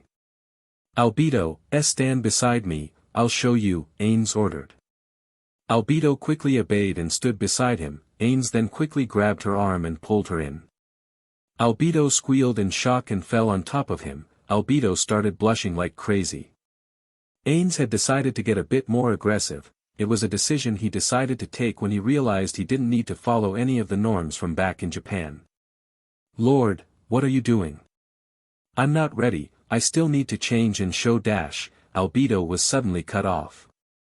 The reason was that Ainz moved in and kissed her. Albedo was in so much shock, but she didn't back away, instead she wrapped her hands around his head and embraced Ainz. Ainz was so nervous, that he didn't know if he did right in forcing a kiss from her, but it all changed when he felt Albedo wrapping her arms around him and pulling him in. They continued to kiss each other in the empty room, or so they thought they were alone. On the other side of the door, Phileas was using his phasing eyesight to see through the door. He was happy that his father had accepted Albedo. He hoped that maybe soon he'd have siblings. Phileas cancelled his magic and left so that they could continue their romantic moment. Chapter 25, Journey of a New Warrior. Phileas was in his study reviewing some information that his servants had given him the day before. For the past few days, Phileas had been testing his theory of magic for various races. He had made a demon, a maid, an insectoid, and a vampire try and practice his theory. So far the practice of quick whisper chanting and the addition of multiple spells ended up being a great success. The issue after that was the massive mana consumption, though they could get around it by providing enchanted equipment with mana restoration magic. While he was reviewing the paper, he heard a knock at the door. Lupus Regina, who was the maid taking care of him that day, opened the door, and in front of the door was Yuri, the eldest sister of the Pleiades. "Hello Yuri," Phileas said, "thank you for your help today Lupe." Lupus Regina smiled and walked to him. "You welcome young master," she said before kissing him on the cheek. Yuri, who was watching, became flush. She couldn't believe what she was seeing. Her sister was being disgraceful to young master Phileas. "Lupus! How dare you be so disgraceful towards the young master?" Yuri yelled with a blush. What did I do this time?" Lupus jumped in shock. "It's fine Lupus." "Yuri, have you forgotten my decree?" Phileas interjected. Yuri calmed down and remembered all the orders and decrees Phileas had demanded. "I specifically stated to the Pleiades, that you will no longer be simple maids but my fiancées and future mother of the heir to this new world. To become a united family, as humans have, we need to be comfortable around one another and be a lot more intimate. Lupus is just obeying that decree, so I allow her to just be herself." Lupus winked towards her sister. She turned to Phileas again and bowed. "I will be taking my leave Phileas-sama. I hope you have a great rest of your day." "Thank you. Oh, and before you leave," Phileas stood up and walked in front of Lupus. "Young master," Lupus wondered what she did. Phileas wrapped his arm around Lupus's waist, pulled her in, and kissed her. Lupus's eyes shot open but then fluttered before leaning in deeper into the kiss. After a few seconds, Phileas finally let her go, and Lupus left with both hands on her cheek blushing like crazy. Yuri, who saw the whole thing, also became flush from embarrassment. She never thought that a servant and a master would be allowed to do such intimate things. But she also knew that for future heirs to be born, worthy women needed to be found, and luckily they were the only women worthy for the young master. "Please come in Yuri." Phileas invited Yuri to stand by his side instead of at the door. Once Yuri was beside his desk in the study, Phileas continued speaking with her. "I believe you have something to inform me about." Yuri nodded. "Yes, Aura's beast has kept detailed reconnaissance on the human named Gazef. And the shadow demons have information of his whereabouts before teleporting to the location." "Status report?" Phileas asked. "The shadow demons have confirmed that the human named Gazef hadn't made contact with anyone before his teleportation to Mare's dungeon," Yuri stated.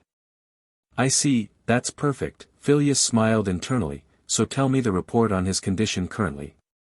"Yes," Yuri bowed and looked at her young master once more. "He has discovered the book." Phileas's demon face grew a wide smile. He turned to Yuri and his bright brown eyes became red. "We got him."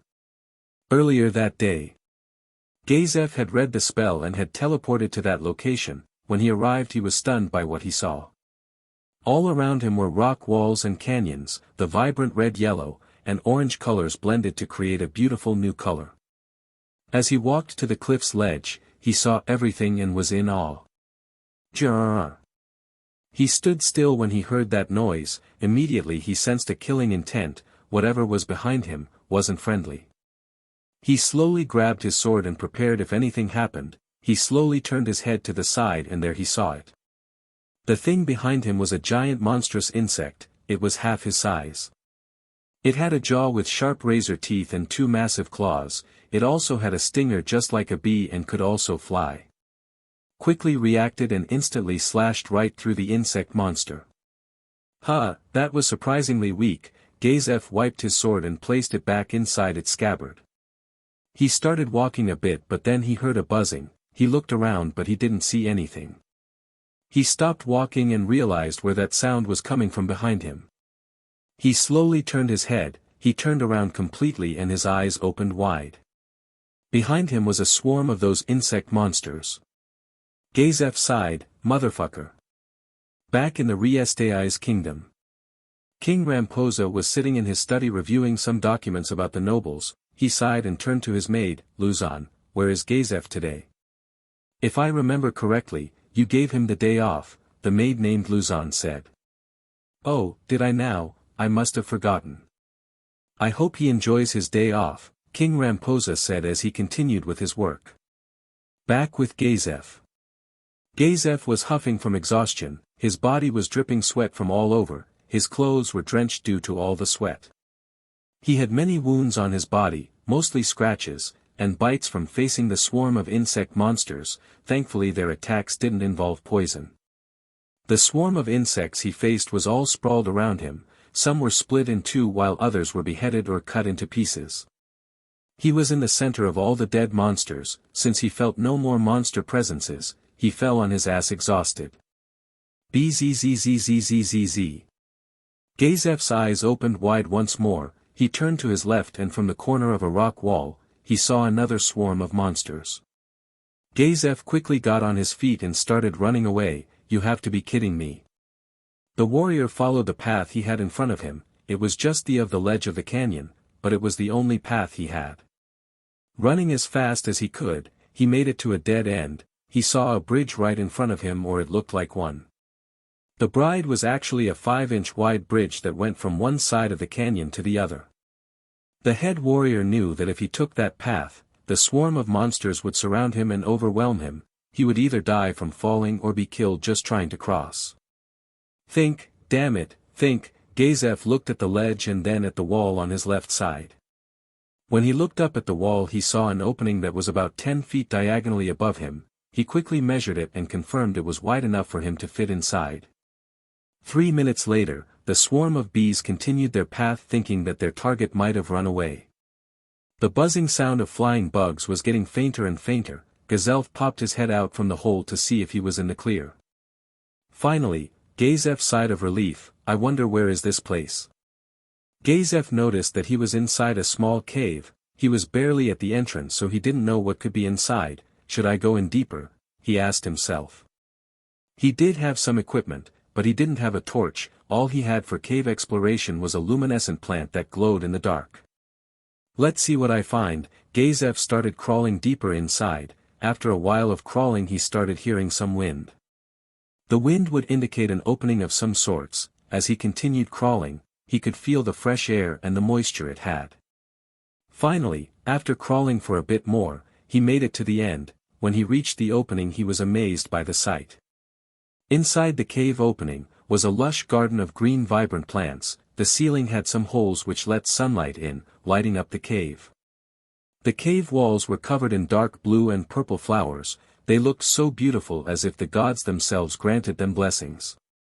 The head warrior then noticed that at the center of the cave opening was, directly where the opening in the ceiling was a hill and at the top was a pedestal.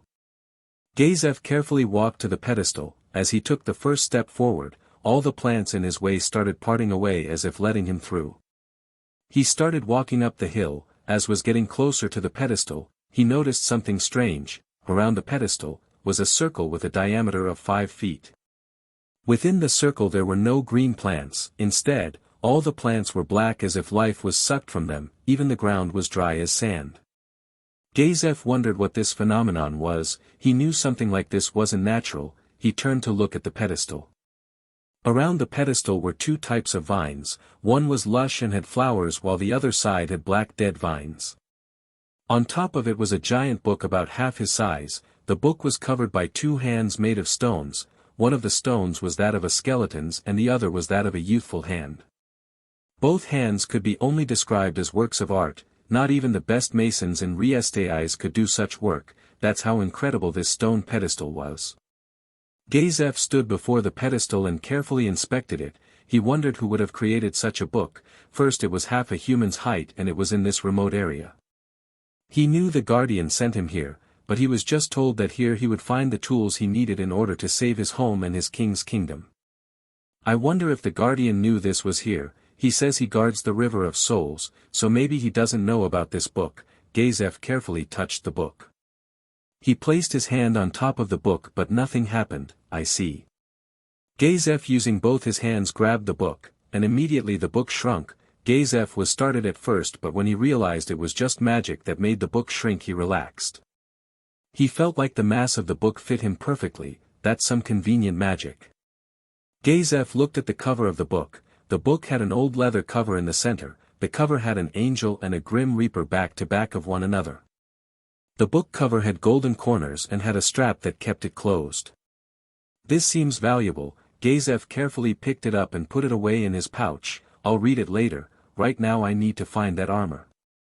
After looking around a bit more and not finding anything else, he left the cave. When he made it back to the trail, he made sure there were no enemies around.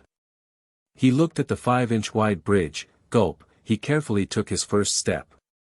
He took a deep breath and continued walking. Step by step he made sure to solely focus on getting to the other side. Crack. Gazef looked over his shoulder and something he didn't want to happen, happened. The side he had just crossed had started cracking. Crack. Gazef started sprinting as the bridge started cracking and breaking apart. This whole thing better worth it. As the collapse almost reached his feet, he quickly just and managed to grab on the ledge before he fell to his death.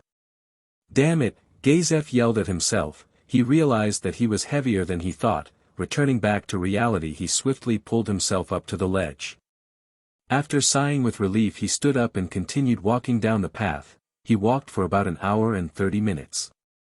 During his travel, he encountered more of the insect monsters. Some were stronger than others, but he managed to get through them. After finally following the whole path, he ended up at the bottom of the canyon. He was glad that he didn't have to worry about falling during a fight anymore, but he was still cautious since his journey wasn't done. As he walked down the small stream within the canyon, he noticed that he was reaching the end. The end of the canyon was actually the foot of the mountain before him. As he continued moving forward, he noticed an opening at the end of the canyon. Another cave, maybe this is it. Gazef hurried walking inside. As walked inside, he noticed right away that this was the correct place. At the entrance of the cave was a torch indicating a passage. Gazef grabbed the torch and using a flint he ignited it. Thankfully the torch was dry enough to catch the spark. Walking inside the cave, he wondered if he might have entered a monster den. If he did, then he just had to defeat them. After a while he finally reached the end. In front of him was an old structure. The structure was surrounded by lava which lit the area around it. The structure was composed of Greek-style pillars forming a circle. The path in front of him appeared to be man-made. Gazef was in awe by the beautiful architecture. That's where he saw it, the most incredible armor he had seen. It was being worn by a mannequin. At his hip side, it had its sword and scabbard. In both of its hands were two axes made to fit the wielder perfectly. As Gazef walked closer to get a better look at the armor, he had never seen anything like it before. He wondered what were its origins. Schlank. Gazef looked at the path he had taken to enter the structure. The path had been blocked by spears that came from the ground. Gazef walked to the spears. They were twice as tall as him, and they were tightly placed together. Zoff knew he wouldn't be able to climb the spears or go through them. He decided he could destroy them. They must have been old and rusted from the years of being abandoned, was what he thought. He took out his sword and using half his power, he slashed at the metal spears, but nothing happened. The spears were still standing strong. Step. Step. Gazef stopped his movements and immediately turned around with his sword out in front of him. The thing that just moved wasn't a monster or human, it was the mannequin. I see, I guess it wouldn't be that easy, would it? Gazef saw how the mannequin moved. It was if it was actually alive, most likely it was a defense mechanism to prevent tomb raiders or thieves. The mannequin scrapped the edges of the axe's blades together. Gazef grinned widely. Another fight. Let's go, he yelled.